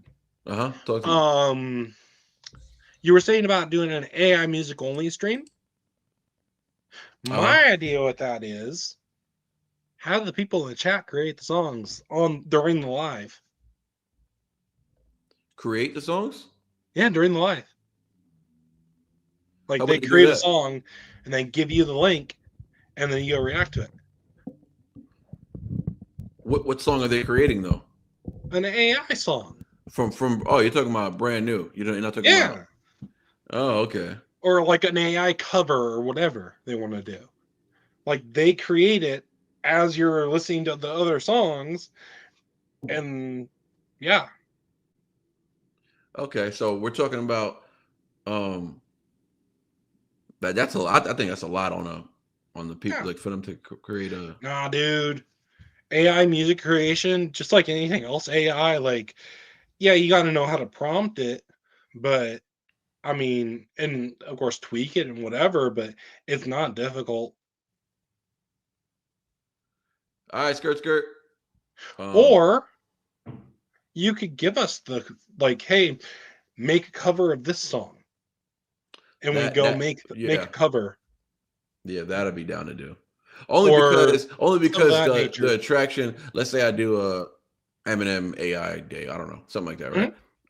Now all the Eminem fans are gonna want to see the reaction to the new version, whatever AI did to Eminem song. And that's how, and because ultimately, all I'm trying to do is grow the community. You know what I'm saying, at the end of the day, and get more like-minded individuals. Trust me, when people aren't like-minded, they come in and they go. It's not, when they know when they see it's not for them, it's easier for me. I get rid of trolls. I get rid of people who are just gonna bring negative energy. Like it's no work for me. As long as we're all solid, we're all staying true to who we are, and we all have a lot in common. People who don't align with that, they won't be there for long. They might be there for a day or two just to cause some ruckus, maybe, or maybe they just want to see a reaction to something. But they don't last too long, and I'm totally fine with that. Totally fine with it. Hold on, real quick. My wife's texting me.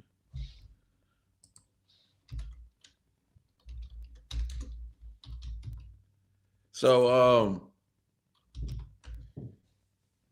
you're new to reactions. First of all, you're new to reactions. You don't watch reactions much. Now that you're watching reactions now, what's your perspective on them? Like what's your understanding of reactions? Is it something that you look at like, I don't get why people do this, or is it something like, oh, this is interesting, I enjoy this, like you know what I'm saying? I enjoy them. I don't.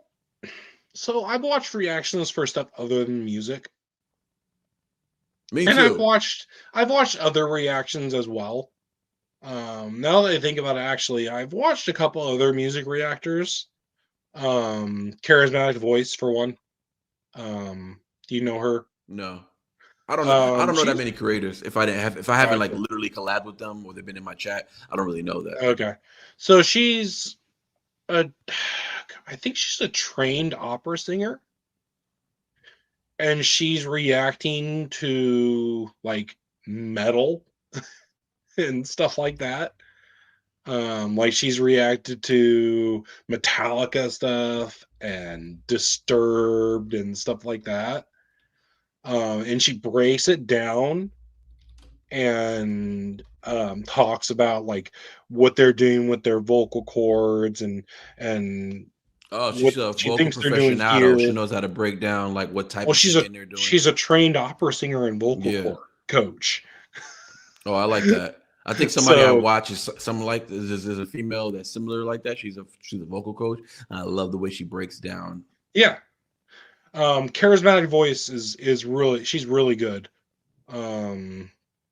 She's pretty entertaining as well. Just her reactions, because she didn't listen, like growing up, all she listened to was like classical. So most of this stuff she's never heard before. So it's pretty fun to see her actual first reactions. She has a Ren interview. She has an interview with Ren too. Oh, okay. I think I know her then. Somebody just so we got some Charismatic Voice fans in the chat actually. Okay. Okay, so I didn't know she had. So I think I know her. I gotta see. Red hair. Yeah, I do know her. Yeah. Well, I'm not gonna say I know her because I haven't watched her, but I red hair, huge lips. Yeah, I've seen her. I've seen her before. Yeah, she's popular. I mean, she's big. Very expressive face. Yeah. I think she's got like 2 or 3 million subscribers. Yeah, no, that's what I'm saying. She's out of it. She's out. And I don't know why. I generally just don't watch big channels.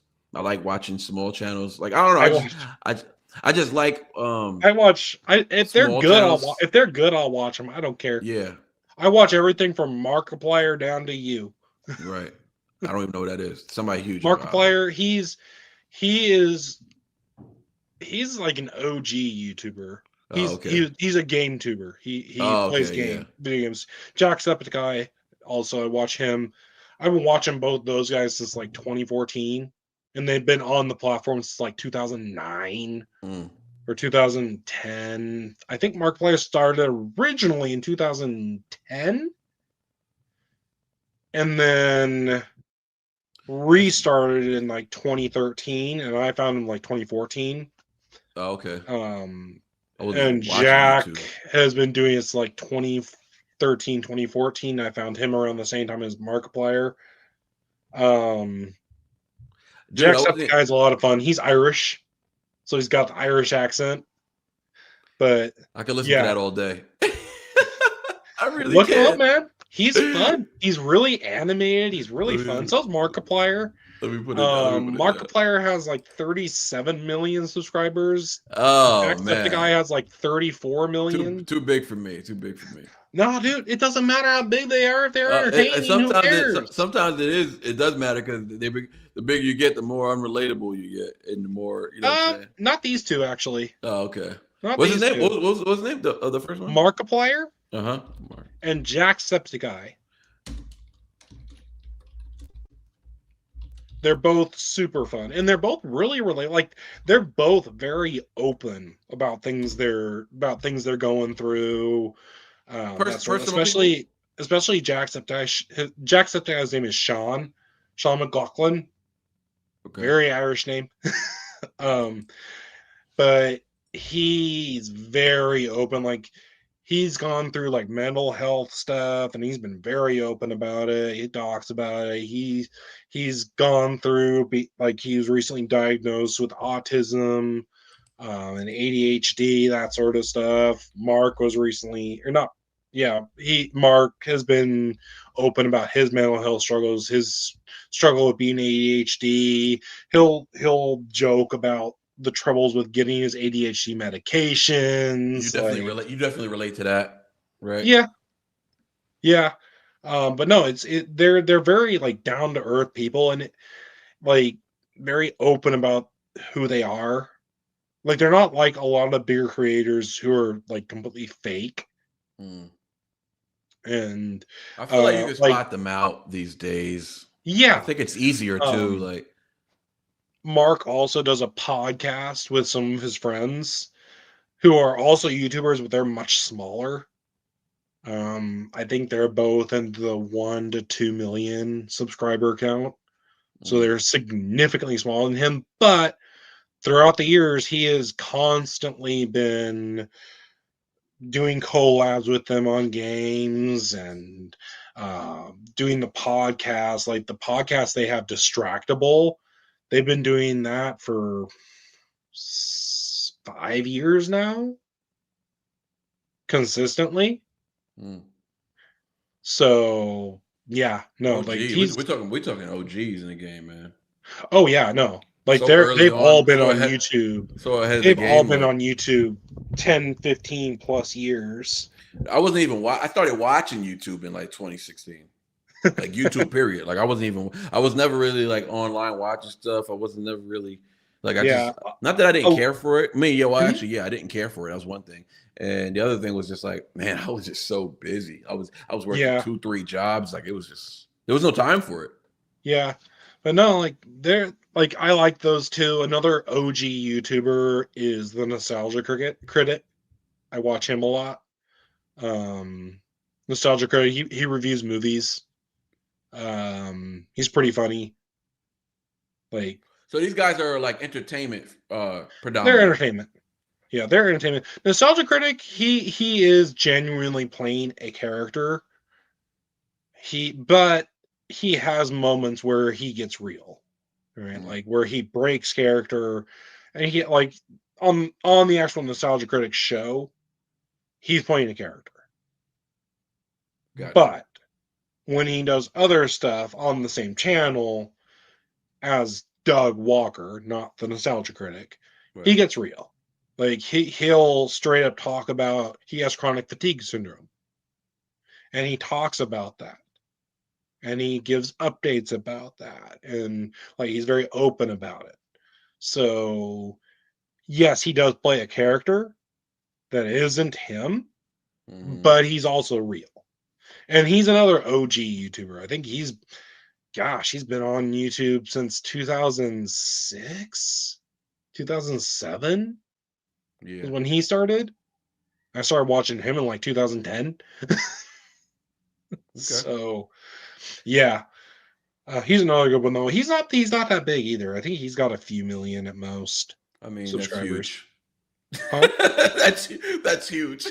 Well, compared to Markiplier, it's not. Yeah, I guess so. And again, compared to Mr. Beast, it's not. And then but on a general scale, 1 million plus. I mean, you're doing something right, man. You're doing something right. Yeah. I mean, right. he's lost some. He's had Nostalgia Critic has had some controversies and problems and stuff like that. So his subscriber count doesn't reflect in his views. Like the view count. Oh, okay. Because people they just stop watching. They don't unsubscribe. Exactly. Well, and you know what? That's why I don't like so much viral moments, because that's what it creates. It creates just dead subscribers who aren't really tapping into your stuff. Sometimes. I think most of the time. I think a lot of people got, because some of these guys be having all these, they have more subs than views. That should never be the case. You should always have more views. That's not necessarily true. More subs than views? With the way YouTube algorithm is? That's telling you people aren't watching it. No, the YouTube algorithm is just messed up. You'll literally be subscribed to get all notifications for a channel, and you'll never get notifications. Yeah, people say that to me all the time. I mean, you're talking that's one part of it. You're talking more subs than views, bro. Your videos don't get anywhere near 38,000 views. I mean, if I wanted to drop a video that's gonna get 30-something thousand views, I can. I don't react to some of the stuff that I have mad videos that had more views. Yeah, exactly. The thing of it is, not every view, algorithm versus video strategy. I mean, that's not my that's not even part of my strategy. Like, generally speaking, in reality, getting about 20%, not even 20%, like 2%, 2 to 5% is considered good from subs to views. Because the thing of it is, not every video is going to appeal to every person. Even if they like the creator, not everybody's like me that watches every video. I guess so. I guess what are you putting out though? Are you putting out a bunch of different stuff? Then yeah, if you're putting out a lot of the same, I guess what I mean. Like with Markiplier, for example, right? He'll do long form series. Like currently, he's playing through Silent Hill F. It's a horror game. It's a Silent Hill game, so duh, it's horror. The videos are doing good, but they're getting 300 to 500,000 views. And he's on part 9, and he's probably 2/3 through the game at most. So it's doing okay, but it doesn't appeal to everybody. It's a horror game. Not everybody wants to watch that. And other people aren't going to watch his series on. I don't know what's a game he played recently. And but that kind of supports the that pretty much supports the basis of why people, you know what I'm saying, you're going to have dead subscribers. You're going to have people not watching. I mean, whether they're getting fed it or not, they're not looking for it, No. I'm sub to a small handful of channels, but when I feel like watching them, I don't need the algorithm to tell me. I just look it up. No, yeah, because I am really quote unquote online supporter of this channel. I look it up and I see it and I watch it. So yeah, exactly. But also I'm not fed it. I'm also not like the algorithm's not telling me they dropped something. So that plays a huge part in it too. So I get that. Yeah. So, but I mean, not everybody's like you either. Well, most people aren't like you. They're subscribed to a handful of channels. Right. Most people see a channel, they're like, "Oh, I like it, subscribe." And then I guess because I'm not on the they watch a consumer few side. videos. Yeah. They watch a few videos, and then they go watch something else and forget about that channel. And because the algorithm doesn't give them the notifications they asked for, that channel gets forgotten. You know one thing I don't do, right? When it comes to YouTube, I never tell people in my videos. If you see any of them, it'll be like a small handful of videos of all my videos I've ever posted. I never tell people to subscribe or like or share the video. And I always think like, oh, I don't want to tell me. If they want to, they will. But then like I remember talking to this other YouTuber and I'm just like him talking about how when he wasn't doing it at first. And then when he started doing it, sometimes it's not the fact that you're persuading them to do it. It's just you've reminded them that they haven't subscribed yet. Well, so you have to remember. And I always think remember. Like, nobody can tell me to subscribe. That's not how I'm going to subscribe. I'm going to subscribe on my own will. But you might just be watching the video, like you said, get distracted, and then you really love that video, and you forgot to subscribe because you saw another video. And then so sometimes you got to remind them. They're like, "Oh yeah, let me subscribe before I forget." I guarantee you that happens. I guarantee sure you that happens because people have such short attention spans. Yeah. And you've already kept their attention for however long. Right, a few minutes, and that's enough time to get somebody to subscribe. You got to remind them. So yeah, you have to remind them. It's like the algorithm that doesn't remind them of the notification. Same situation. Yeah, it's not even a matter of like influencing them to. They already may have thought, "Oh, I like this guy," but they just forgot to click subscribe. Then you remind them, and there you go. But the bell icon, honestly, hitting the bell, like it's practically useless these days in a lot of cases. Yeah, I don't know what YouTube's on. They're not really trying to help creators. They're just trying to get more creators so more people can become the partner program and more. It's actually makes sense. It does. It makes sense. But yeah, on to the next one. Situation. I think forgot her keys. I've got to go let her in. I'll be right back. All right. Chat, what up, chat?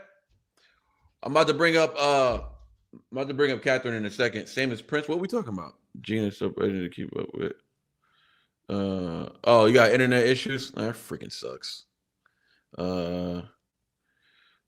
True Sauce in the chat. What up, True Sauce? Ron, you still up in here?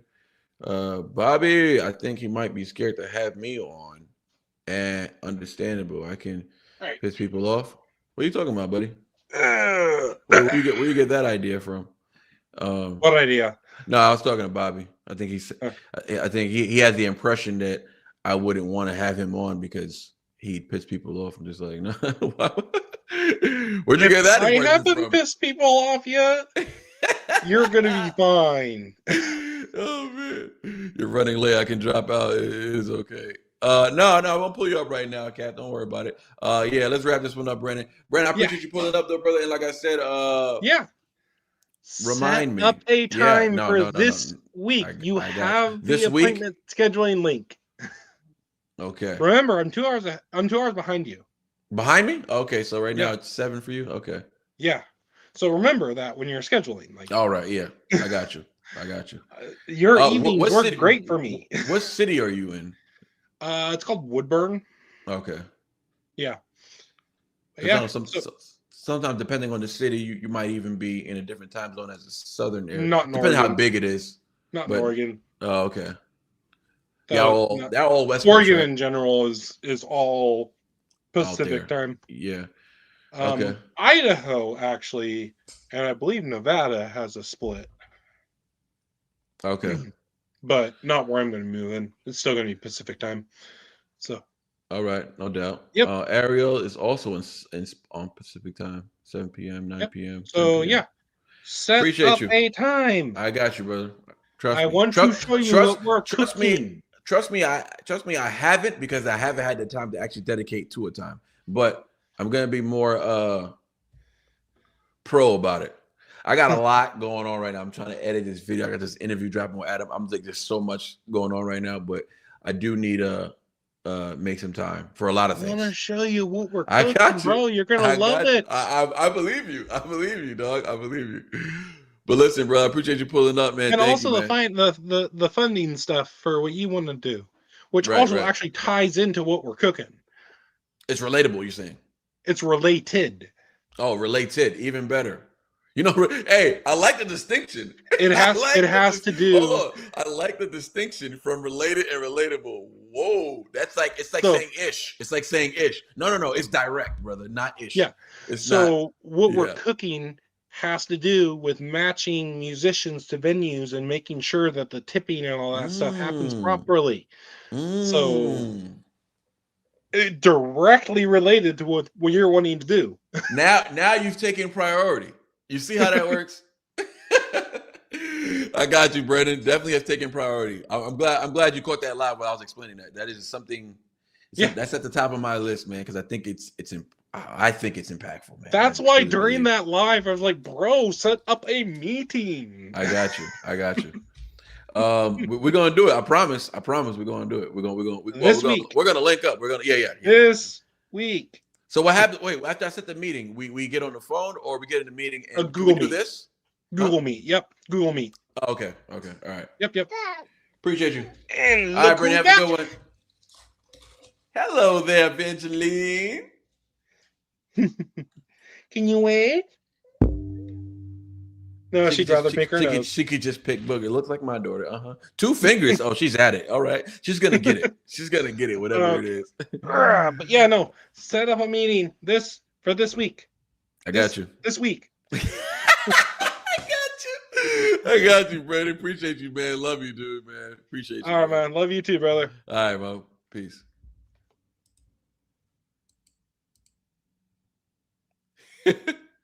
The most patient grasshopper. Our dear Catherine. Listen, don't get mad at me, y'all. She spelled her own name wrong. She didn't have the R in front of the Y, so I was calling her Kathy. It ain't my fault, all right? So, listen, blame her. Hello, dear. Hello, mate. I don't know why I feel like you know how to talk with that accent. Do you or do you not? Prove me right. Ah, dang it. What's going on, Catherine? My mom named me after herself. Hi there.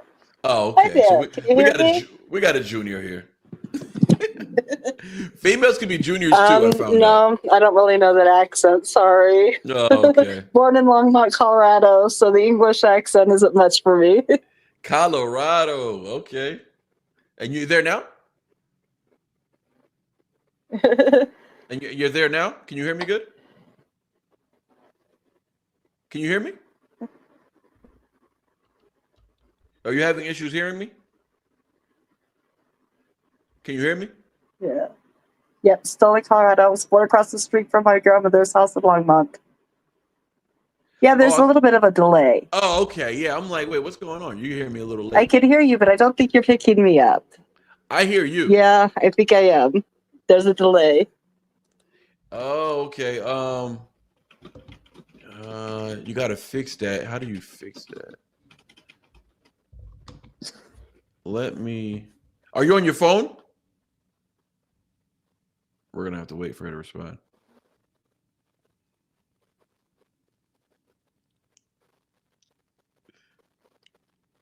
Oh, that's a huge delay. It's okay.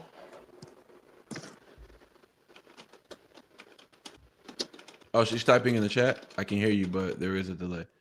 Okay, no, I want to talk to you. Give me a second. Let me look it up.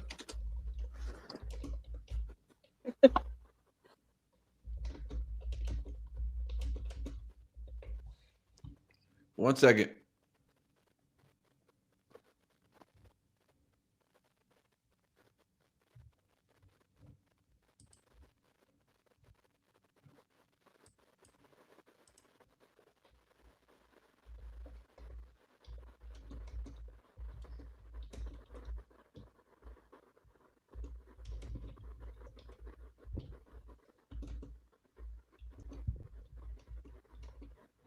Sorry, guys. Keep each other entertained.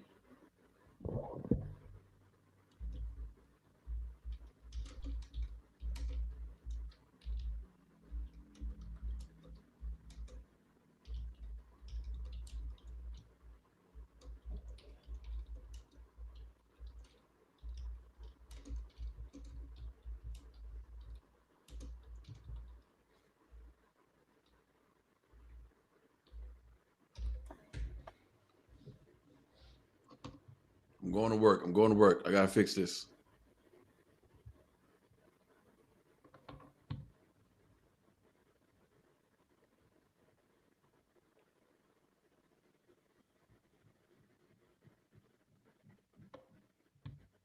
Okay, you're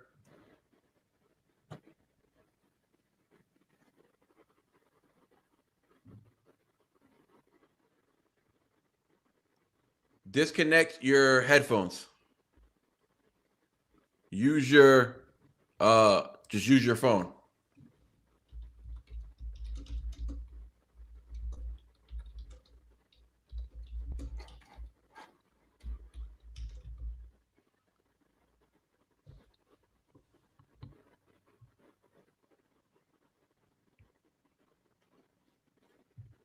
Yeah, my headphones are plugged into my computer. They're not plugged into the phone.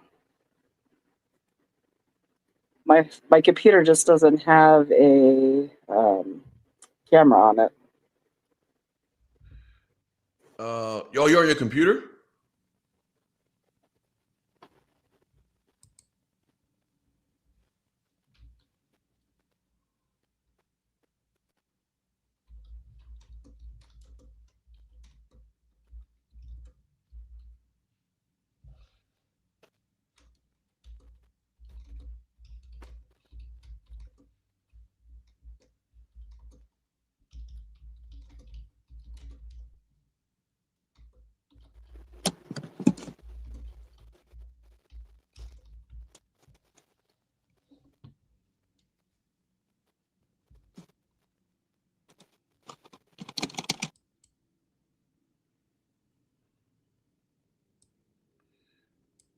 I'm gonna take her out and have her come back in. Leave and come back again.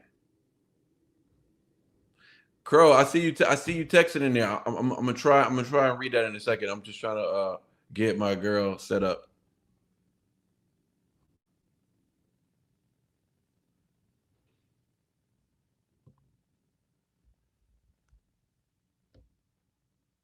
I have you on the computer to listen to, but the camera I am running from my phone separately on YouTube as well. Since I don't. Okay. She's gonna have to just use her phone though.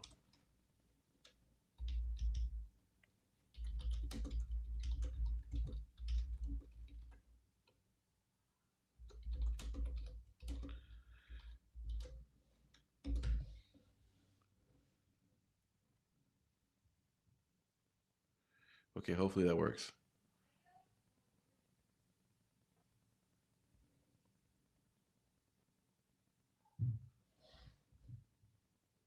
While I'm on my ambient, yo, Harmony probably shouldn't do that.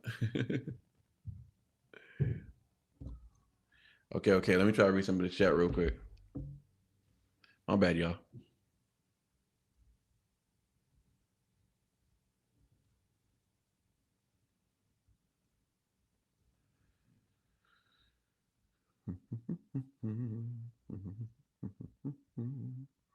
Crow, I was trying to go to your earliest message, but I can't find it. The earliest one I find here is sorry, brother.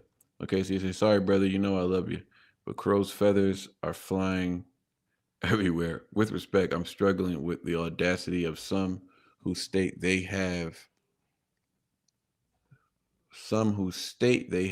black fatigue or Muslim fatigue and are quick to observe. Not sure if I understand exactly what you're saying right there.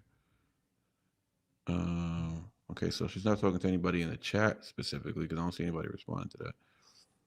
That these communities are playing the victim card while they are the voices who struggle to hold themselves accountable or don't speak up when they see the people they are tired of being. Okay, that's connected to the other one. I got you, Kathy. Catherine, 1 second. Hold on.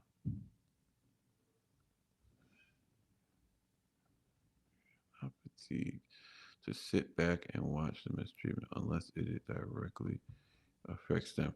Okay, so girl, I'm not even sure what sparked that right there. I'm not even sure what sparked it, but I can respond to it. I think there's two things not one is right. You know what I'm saying? I think two things could be happening. That's another thing we got to do better at as just people, period. Understanding that we got to acknowledge that multiple things could be happening at once. Like it's never just one thing, right? So my point would be Black fatigue, as far as Black people who have Black fatigue, right? That's what it's supposed to be.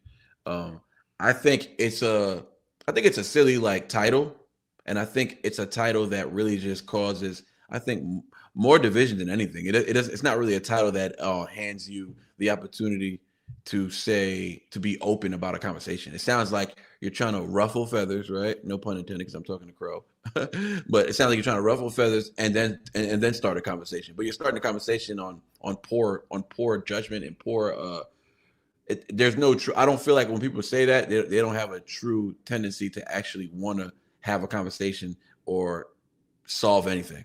It's just it's basically just you're trying to be edgy, and then to the people, right? A certain demographic, I guess, and then knowing they may not take it well when you really could have delivered that way better, especially when you're dealing with somebody you don't know. Now, if you're dealing with somebody you know, you can easily use the title Black fatigue if you know this person is not the type to be offended over things like that, about titles, words. If they're not going to be offended by those type of things, then yeah, you can speak more direct with people like that. And there's also nothing wrong with that. And then there's the other side of people who are not, it's not Black fatigue. They're dealing with things and they're tired. And it's pretty much what Crow said. They're tired of seeing people mistreated, so on and so forth. But the people with Black fatigue aren't the people who are saying they feel they're being mistreated. The people with Black fatigue are the people who are tired of hearing people say they're dealing with something they're not dealing with. That's the fatigue, right? It's the people who maybe lived through that, got out of it, and they stopped making excuses. And now there's people still living in that world making excuses. And those who got out of that world know dang well that they're making excuses. And now some of the things may be true, right? Especially in this country, like in this world, right? In this country, it's when people focus on white supremacy. I'm just going to take the most obvious thing, white supremacy, right? They're going to use white supremacy as something that's holding them back. When that's not the case. That's not what's happening, not in this country anyways. That is far from the truth. The main thing that's holding you back is yourself. There is nothing holding you back more from being anything or having any type of resources or coming from anything. I can say that firsthand. Can't nobody tell me nothing because I've been here my whole life and I come from below the poverty line. Below, you know what I'm saying? Below. I've been homeless for months on end, living out of my car, with a gym membership.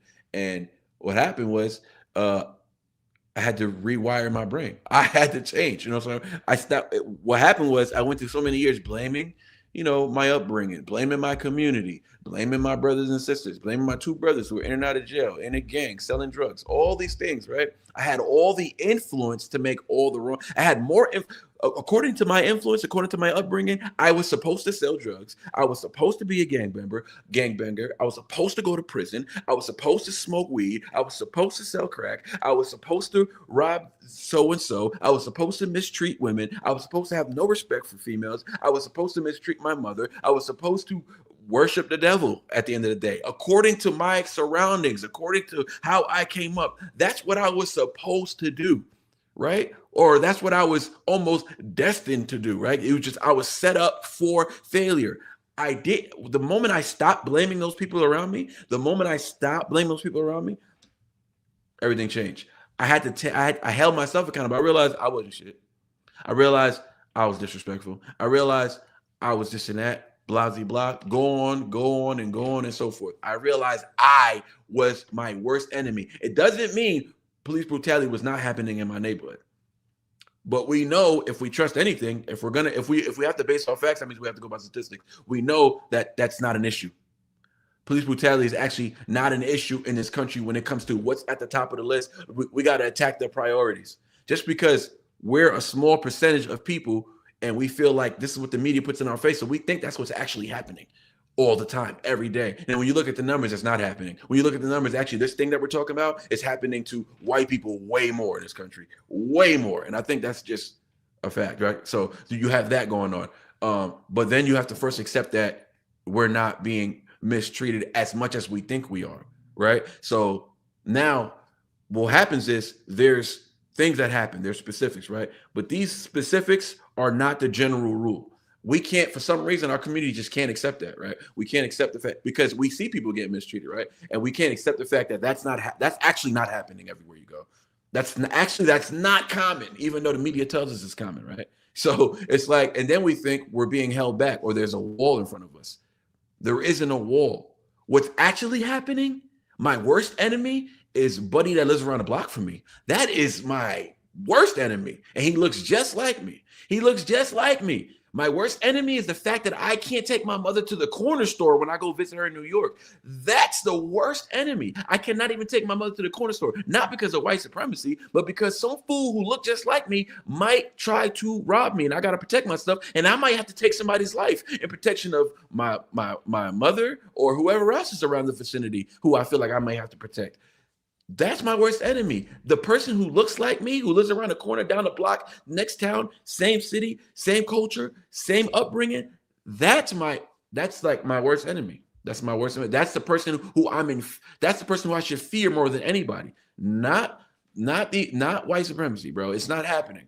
Ain't no white. But now y'all gotta understand Crow's perspective. She's in Australia right now. There's things happening in Australia that would never happen here. And if it did happen, there'll be severe consequences. There's people walking around screaming white power proudly, Nazi claiming soldiers. They're claiming they come from this lineage, right? And they're marching the streets of Australia today, and ain't nobody talking about it in Australia. So one thing, whoever's having a combative situation with her in this conversation, y'all may not know what's going on over there. You may not know where she's from. You may not know the type of personality she is, but I do know because I've spoken to her about this and I've seen the videos. Yeah, it's really happening over there. What's happening over there can never last here. And the reason why we don't know about it, because it's not publicized. It's not publicized here, and it's not publicized in Australia either.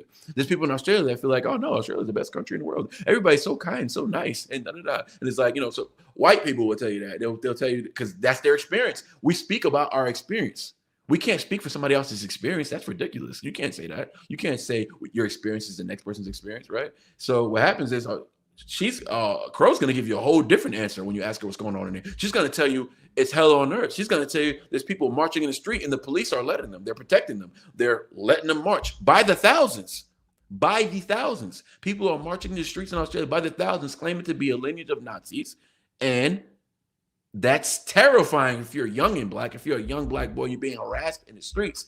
That's a whole nother conversation. So understand who you're speaking with when you're having conversations with certain people. Now, if you're talking to me, you're gonna get away with way more because I see things from many perspectives. And I got Catherine in the back, my bad, but I just want to get this off. And I didn't want her to have her up here while she's just watching me rant or whatever. But I'm trying to direct my energy towards Crow so that she understands where I'm coming from with it, so that we're all at an understanding. And that really what happens is we don't do it. We don't look at each other's things from certain perspectives. Even people who speak loosely about black fatigue or whatever, they're not putting themselves in the shoes of somebody like Crow, who's got young boys that she takes care of after that.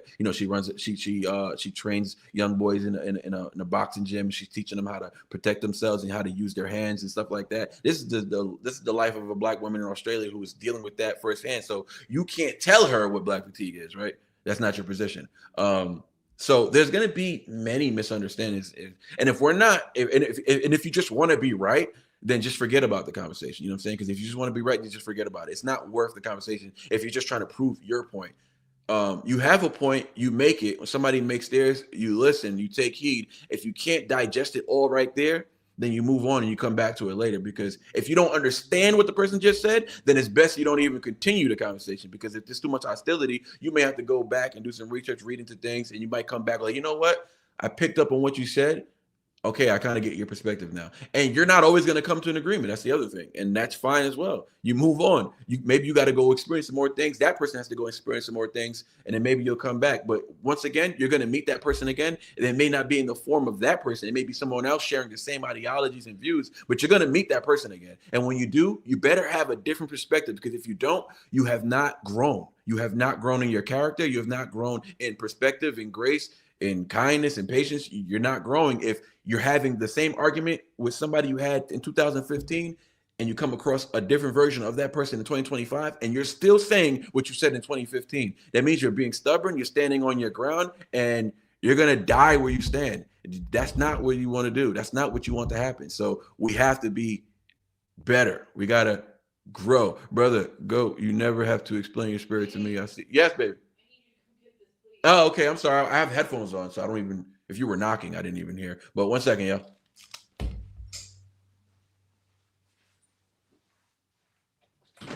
Sorry, it's aggressive right now. Okay. What's up? Yeah, no, you're here. Thank you. Oh, I took Where did you stop? Keep going. That's good.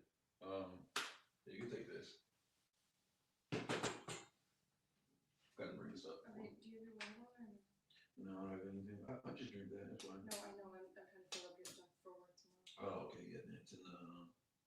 Should be behind you, actually. It's not. It's probably in the backpack.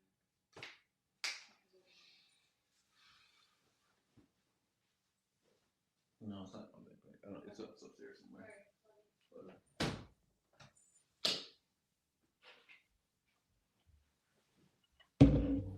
All right, we're back. That's all the time I have for that topic. Sorry, guys. And Carol, I love you. You can talk to me on Instagram. We can chat. And I know you got frustrated somewhere in that chat. I don't know where it started, but I know where it's supposed to end. And that's and unfortunately, it has to end in grace. It has to end in grace. It's the hardest thing, isn't it? Now I gotta eat this mac and cheese. All right, let's see if we fix this issue.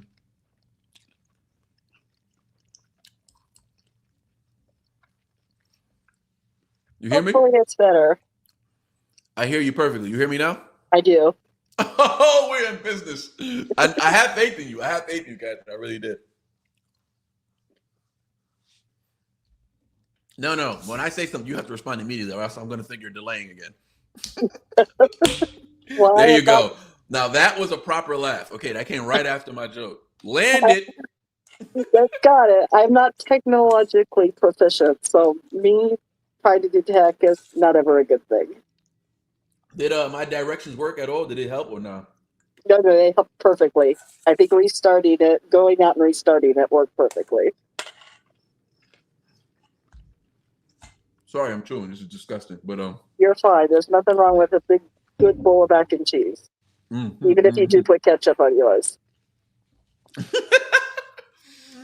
I knew you were bubbly. I knew it. I have a few things I do well in life, but smile and laugh is one of the few I do. My neurologist asks me every appointment, have you fallen in the last 6 months? And I always have to answer, why, yes, of course I have. And he says, do you have any fear of falling? And I always have to answer, of course not. All of the people pop up with perfect 9.5s or 10s on their scorecards. I got it down to a science. It's like, if you got it down to a science, why do you keep falling? Because I have MS. And so with multiple sclerosis, I fall very much all of the time. Now we're starting somewhere. You early with it. She was like, let's talk about it. I like it. Didn't even get her city when she started watching the channel. Just like, listen. I like it. Let's start there. I'll ask you some questions later, but you ask me whatever you want. I'm an open book. Okay. Well, you open the book, and let's start with what you're dealing with. How long? So I'm currently 57.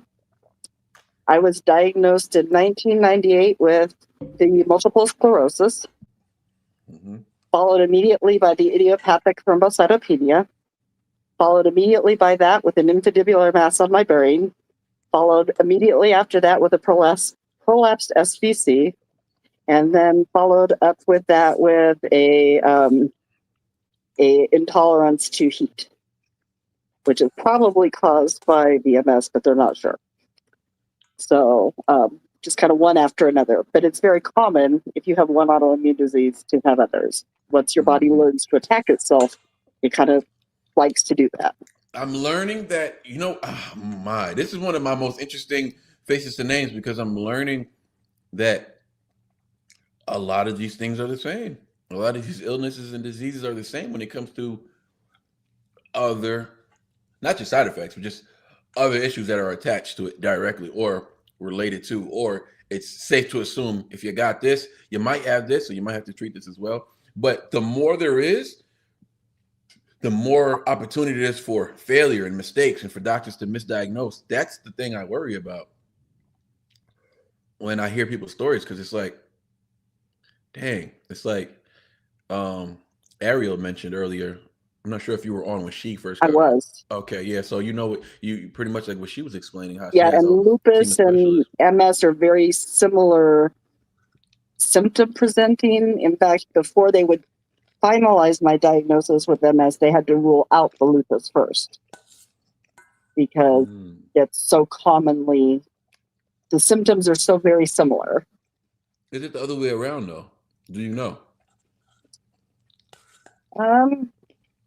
Well, I don't know. I mean, all I know is like before they would even, since it's cheaper to test for lupus because they can do that with a blood test.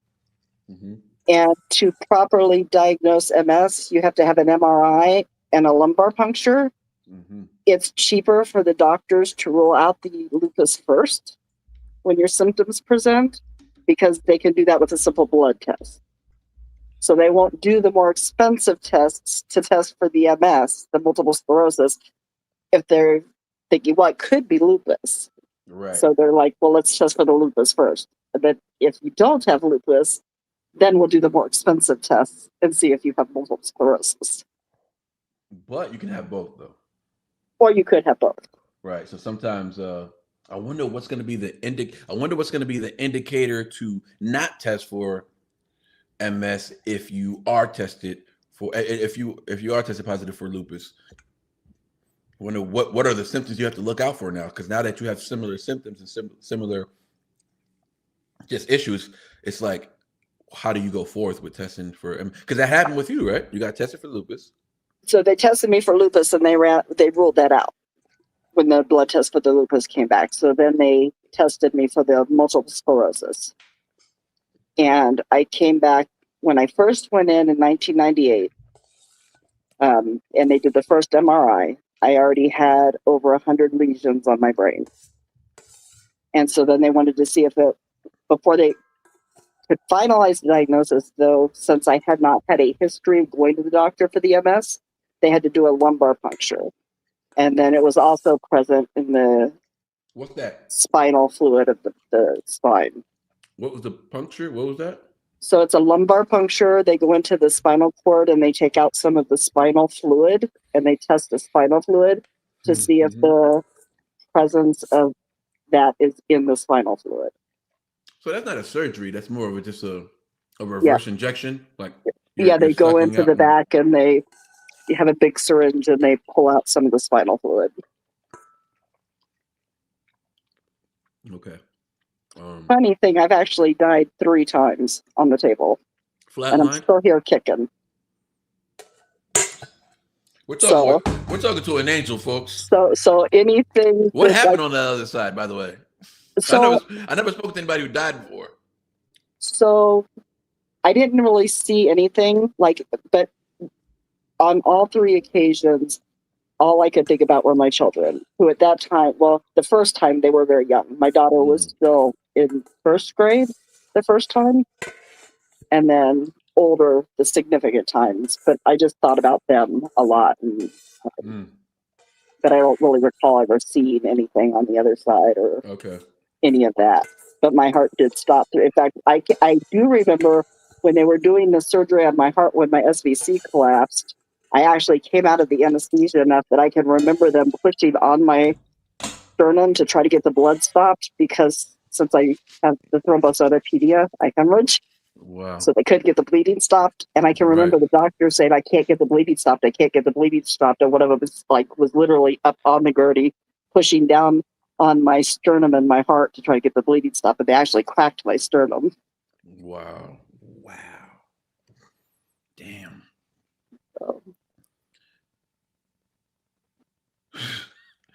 Okay, that might have been the most. That might have been. I actually never spoken to anybody with a testimony like that. So I'm just a little blown back. I've heard a lot of testimonies and stuff, but that was a. So you flat. So wait, hold on. But when the heart stops, do you flatline? So the What first causes time, the flatline technically? so Is it the brain activity? well, the first time the heart stopped, it was because my platelets had gone so low, I started hemorrhaging.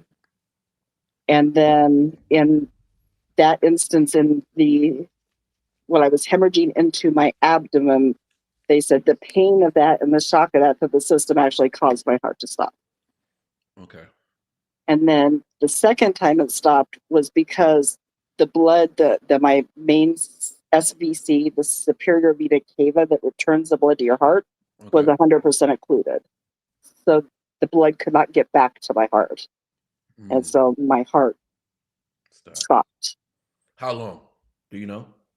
I don't know on that one. I know on the first one, it was like momentarily, like they immediately shocked it and my heart came right back. I don't know on the second one when they were like the hemorrhaging. And then the third time, it was actually connected to the second time because it was when my SVC shut down, but it was when they were doing the surgery to repair that, to try to fix that SVC, that it stopped the third time. And that time I know that it was, I think they said a minute 47 that it was stopped completely before they could get it to come back. Okay. Somebody in the chat said, Catherine needs to talk to my wife. True Sauce. True Sauce says, you need to talk to his wife. Oh. Yeah, there might be some good guidance there. Gotcha. There might be some good guidance there. You definitely got a story to tell. I love that. Not to be told by anyone else. That's my favorite part. Because you're here with us. What I love is that, and I'm totally confused by, not confused, but let me not say confused because that would be such an incorrect word to use. But it's instinctively, I wanted to say confused. But I am baffled by it. Baffled, amazed. I'll use the word amazed, right? What I'm amazed by is like how you ended up here on this chat, right? Like having the story you had, and like you're telling us, like we need to hear this story. There's people in this chat that literally need to hear it, right? And like, where else do you tell the story? Right? That's my next question. Like, where do you tell this story? So, I mean, obviously, I have a very small circle of my own people that I'm around. But I have talked at the church about it. I've talked, to my own family. I talk to my family about. I mean, I'll talk to anybody. Like my children. My son is 38. My daughter is 32, and they're like, "Mom, you overshare." I'm like, "Oh, that's my life." I just, first of all, with EMS, I have no memory. I can't remember well enough to lie. If I'm not telling the truth, I'm in trouble. Because if I'm trying to make up a lie, I will never remember it. I can't remember anything. So it just makes sense. So I'm pretty much just an open book. And I think the other part is, over the course of the time I've had the disease, I have learned it's a roller coaster. You're going to have your ups and your downs, and sometimes those downs are really down. Yeah. And I guess Ren said it very well in his troubles. This is my song of hope. This is my, if you've lost hope, hold on, it's coming. Yeah. I guess this is my way of saying, you know what? They told me I would never live to see my daughter graduate from high school. She's 32 now. Wow. And so you don't know what tomorrow will bring. And yes, it may seem completely hopeless right now in this minute, but tomorrow might be a brighter day. And you just have to hold on, because I would not give up any of the bright spots, no matter how many of the dark spots there have been. Those bright spots make everything worth it. Yeah. And just hold on to those bright spots. And you don't get to appreciate those bright. And somebody else may be experiencing those bright spots without the dark spots, and they're not appreciating them because of the imbalance of the dark spots. So I'm glad you brought up Troubles, though, because that's literally my favorite Ren song. It literally is a song that kicked me back in gear. I literally stopped making music, stopped writing. I was just over it. Just got a job. I'm just take care of my family. Oh, let me start YouTube, have a little fun. Oh, this is cool. And then I heard Troubles, and it was like, it made me want to write again. Like literally, I just couldn't. And then I literally couldn't stop writing. And I was like, oh, I need to record. And so the first thing I did was did some Ren retakes. I said, I need to write to this beat actually. So I did that one. Then I did Seven Sins, and then I did Murderer, which was Savior, my version. But yeah, I just couldn't stop, and I'm forever grateful because it's amazing what he did. Like just that one song, and you brought up that song as the song that really spoke to you, and so again, that adds to like you being here right now. I asked you that, and I asked you this before you told me that, like you're here today, and you're here though, like you're here today. Yes, you lived, you sat through purgatory for a few moments, and then you're here today though, and you're here though on this channel speaking about a song that specifically really emotionally triggered me, not in a bad way, but it did just shake me up. Like that song shook me up. And then I went and listened to the acoustic version. I'm like, I am cooked. Like this is my favorite song ever. Like this is my favorite freaking song. And I'm glad now now you and I are so connected in that sense, because it's like, well, you're on the channel, right? That's one thing. That's cool. Like you like the reactions. That's fine and dandy. But that song was a beginning for both of us at something, whatever it was. You know what I'm saying?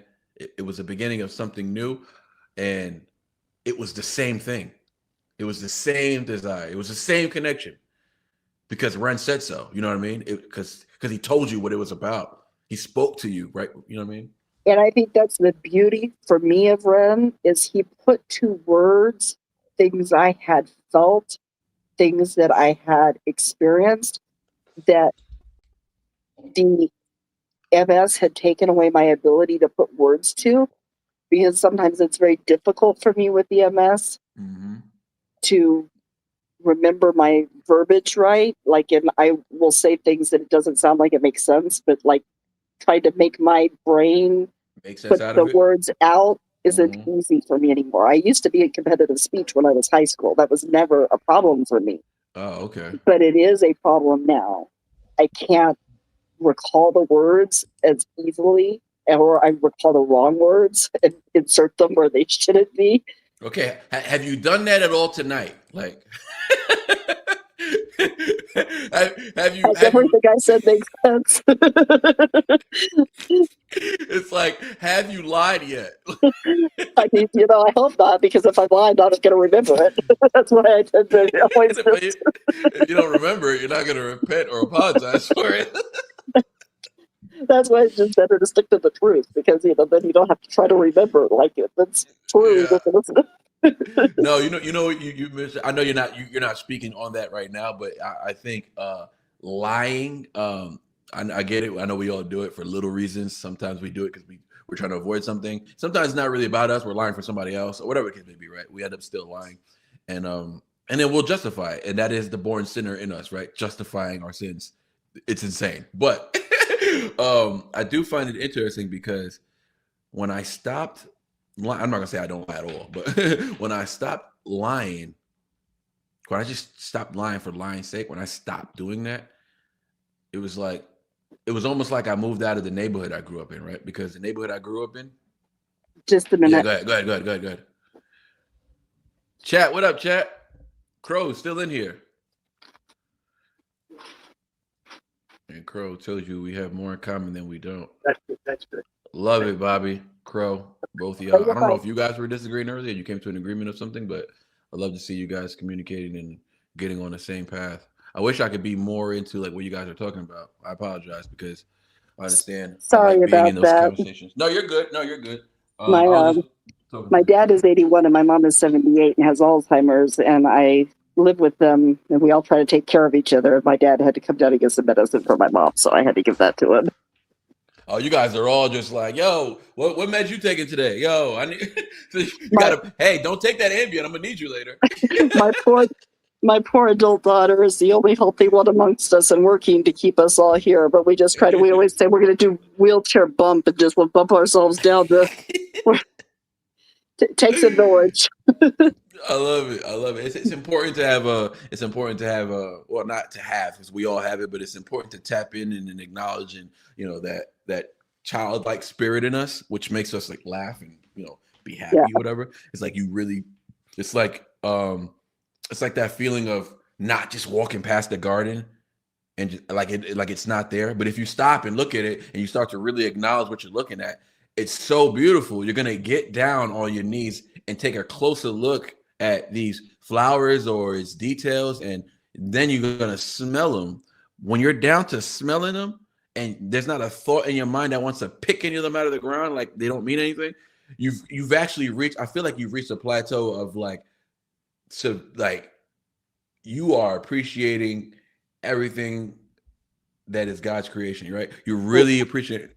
The moment you can appreciate God's creations, the more you'll be able to appreciate things in your own life. Because what happens is when you're a humble being or you're striving to be humble, I strive to be humble. I wouldn't say I'm humble. I think calling myself humble is not humble. So I have that issue. But striving to be humble for sure. And what happens is you don't acknowledge your own, whether achievements or any good dudes, because you know that it doesn't. The reason that it doesn't matter to you is because you know it doesn't matter to Christ. Like, not that it doesn't matter to Christ, but you know that what you're doing isn't there isn't a conclusion to what you're doing. You're not doing something to create something. You're doing it because you're told to do it. So there's no point for me to highlight it. I don't need to highlight it. I don't want to talk about it actually because I'm supposed to do this. So I'm just doing what I'm supposed to do. And I don't even always do this. So I'm actually not happy about it because I don't do it enough. You know what I'm saying? So when I was having a conversation with Harmony earlier and she was talking about, complimenting and stuff like that. And I said, the reason I don't do well, I wanted to tell her this, but I couldn't get my thoughts together. But the reason I don't do well with compliments is because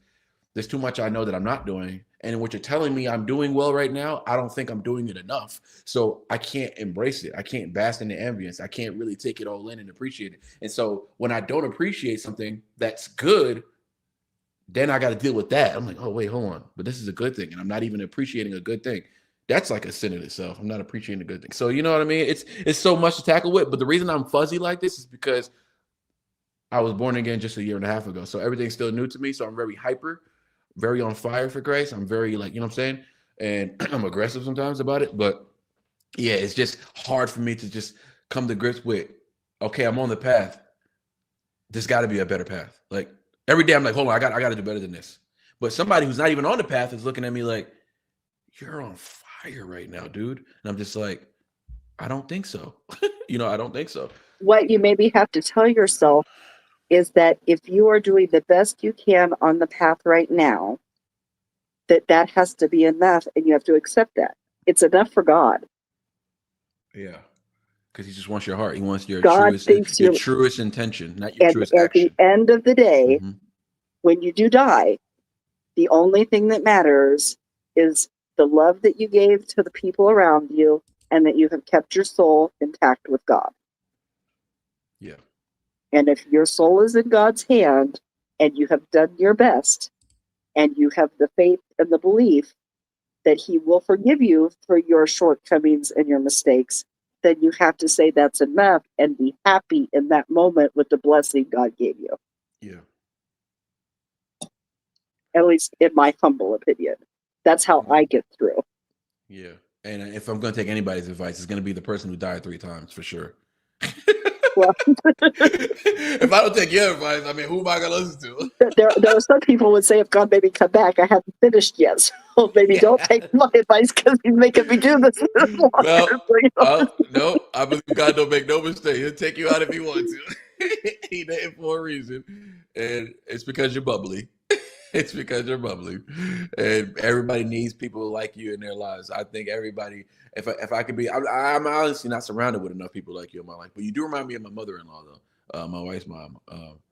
And they may say to their mom, you're too much. Mom, you're talking too much. Or Mom. And then meanwhile, me and her mom are best friends. And we could just go at it all day. We're just talking all day. And I can't get enough for talking to her, right? Because we connect. You feel me? So me and you, your kids might say that to you, but I would say, I wish I could talk to you all day because I connect. And I know why I connect with you. You just brought it up. The whole rent thing. Now I have evidence of why, I admire you so much. I have evidence of it now because you spoke to it. I do want to read a message from True Sauce though. He says, Catherine, my wife has over 100, what does that say? Lesions. Oh, there's one S. Oh, okay. I was like, lessons. What do you say? Oh, lesion. I'm blind. Yeah, my bad. Okay, 100 lesions in her brain, and the same for her spine. Most doctors led her wrong. She went to school to be a nurse and has a brilliant mind. The spirit tells me she will help you or can help you. Yeah, and I do feel that like I said, when I had my first MRI, I had over 100 lesions. I now have so many that literally the head neurologist for University Hospital in Colorado used me as his student's final exam. He was like, if they can figure out your medical file, they can pass. I'm like, it's not fair, Dr. Cornway. I'm like, between the MS and the infundibular mass and the thrombocytopenia and the SVC, I feel like you're playing house with them on the chalkboard. That's not fair to them. So, I've been in and out of the wheelchair 3 times. I use a walker more times than not using the walker because my legs give out on me now. My memory's shot. Like I said, it saves me a lot of money in entertainment. I can reread the same book, wait a week, and read it as brand new again. And my children you can forget it literally. Oh yeah, my children can recite The Lord of the Rings, The Hobbit, all that, like word per word by heart because they've seen it so many times. I'm like, but I've never seen this movie, and they're like, "Oh, Mom, we've watched it 100 times." So, but it's gone. But hold on, but is that connected to like Alzheimer's in a sense, or is it more so? Well, it's because I have my short-term memory is very severely impacted by the MS from where all the lesions on my brain sit, and then also because of the MS, my brain has begun to shrink and atrophy, which is very like Alzheimer's. Like, so my white matter is decreasing. Because I have like 71 weighted black holes on my brain now. Like, so it's just as the disease has progressed, it's just a function of it. And the memory is just one of the things that's just not there. The memory now, bank. I can tell you things from 1980. I can sing you songs from the 80s, probably verbatim. Like, but if it's anything like after about like 1995-ish, probably it's not there now. Got you. 1995. Dang, you missed Tupac. I mean, my music taste is eclectic. I don't necessarily recall Tupac off the top of my head, but I listen to just about any music. I mean, there's no music I don't listen to. But you definitely came up in a time where you had the LA riots and stuff that I'm sure was like in the media all day, right? Dating all the way to the Rodney King, all the way to the LA riots, to the 90s gangster rap. And I mean, I can remember the year I graduated from high school was the year Chernobyl blew up, and we thought we were going to all be dead from the radiation. Right. And that was the year I graduated from high school. I think they're successful, though. I think they are killing us, though. Yeah. I think the radiation is actually working. It just wasn't instant, but they're getting us, though. And if we go to 7G Wi-Fi, we're toasted. Our brain's going to be microwaved. So I'm afraid. But I'm not afraid of where I'm going. That's right. I just want to be here a little longer. Like, I don't. You know why? It's only just because, not for my own selfish reasons, but really just because I want to see more people. I like experiencing people accept Christ. And that's one of the reasons why I was drawn to your channel. Obviously, I've been watching reaction music like since I started watching YouTube stuff. Like, it wasn't always like, well, probably started out watching my acapella reaction music because that was like, because I was always in choir and band and stuff. So acapella music was kind of like where my niche was, so to speak, in terms of like watching videos. But again, my grandfather played in a bluegrass band in Indiana when he was young. I have pictures of him on my wall, and I can remember growing up and playing guitar. And my what kind of guitar? Like acoustic? He played an acoustic, but he played the fiddle too. And he, my grandma was the pianist at the church in Indiana that they went to. She played the piano, so my music has always been a part of my life.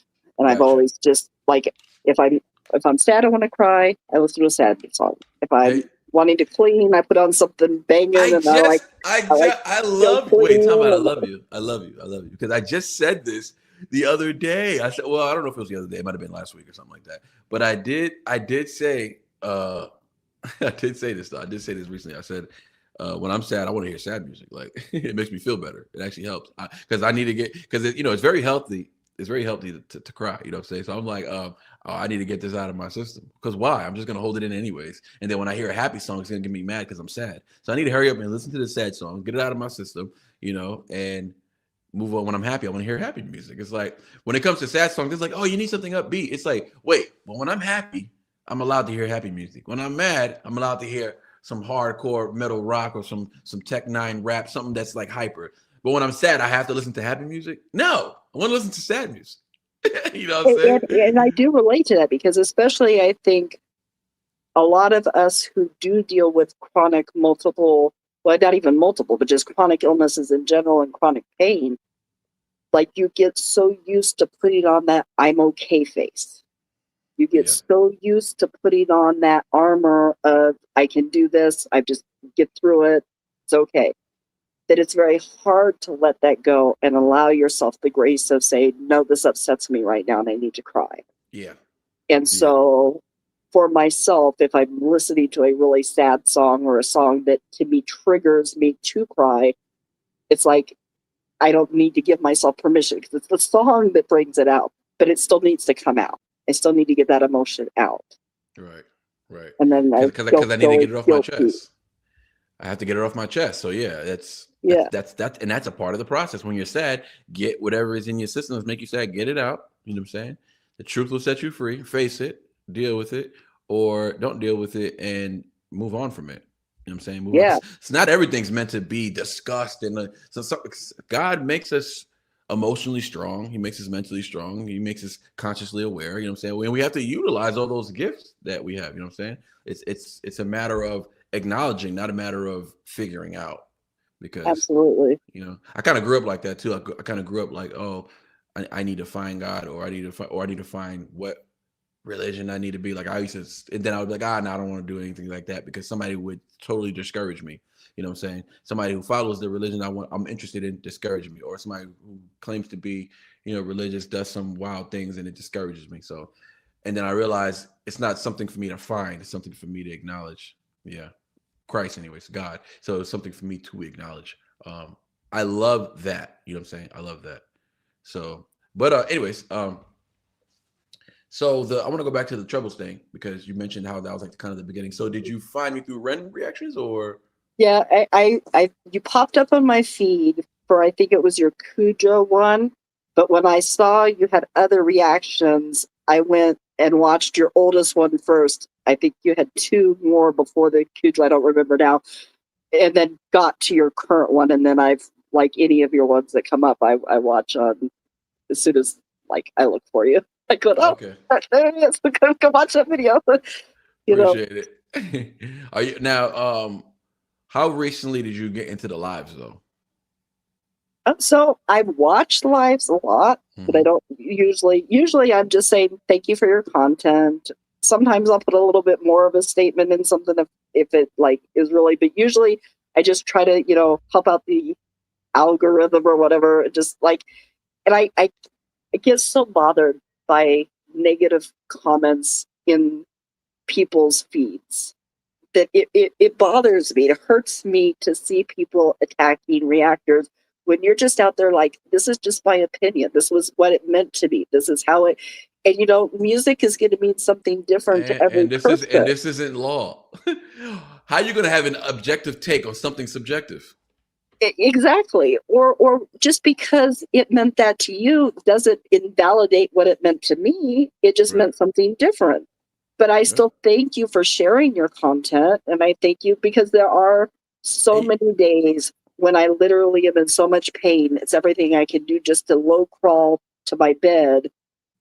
And sometimes the spasms will lift me up and down off of the bed. The spasticity is so bad that I can't do anything but be on the computer or be on my iPad. And in those moments, sometimes those videos are my lifeline to feeling like I'm still a human. Because I am a really social person at heart. And to be trapped in the house, in the bedroom, is sometimes very hard. That's one of the hardest aspects for me in dealing with the things that I have is the isolation. And the things you're dealing with is adding to it. It's not even so much the reason why you're dealing with the isolation, because naturally as humans, we're not meant to be isolated. You know, you could take a perfectly healthy, human specimen, put him in a room for however many hours by himself with no phone. He's going to start twitching in there. He's going to start acting up. He's going to start getting frustrated, angry. Emotions are going to flare. And the next thing you know, on camera, he looks like he needs to be in a padded room somewhere, right? He looks like it, but really he's just you're trying to make him adapt to a habitat that's not natural to him.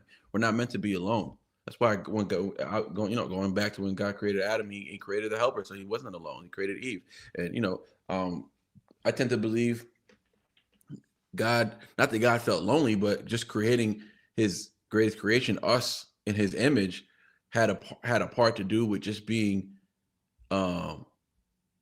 more than what he was used to. You know what I'm saying? Creating something so special, literally in his image, that it's almost like not one. It's almost like in human interpretation, right? Because we can't interpret everything God. We're not meant to interpret everything God has said or put down or inspired others to write. We're not omnipotent or omniscient, or like we have a limited scope of perception and thinking. But I guess you can make analogies. I guess the greatest analogy you can resource from would be God, to use him as an analogy to do better. And I just feel like that's like, we're just not naturally to be alone. So like we have that, you have that, right? And then you have someone like yourself dealing with the things you're dealing with, and then being alone, being isolated. It hits much harder for someone like yourself. It's going to hit much harder, and it's going to sting, and it's going to last longer too. So even by the time you get around someone else, you're still dealing with knocking off the rust of getting back into the social world, because you've been knocked out of it for so long that it becomes hard. And it does. And the simple reality is that, like, in my world, my social thing is my sister, not my sister, my daughter, my son, and my mom and my dad. And those 4 people are my entire world now. And people are like, well, just go out more. And I'm like, well, that's not so simple with someone like me. Yeah. It's not so easy for me to just go out. If I go take a shower, then I have to lay down for an hour and a half to recover from the fatigue. If I go to the grocery store, that's literally about everything I have in me, and I'm going to be in bed for the rest of the night. So for me to do things socially, like it becomes practically an impossibility. But my social thing is, I went to the doctor. I went to the doctor.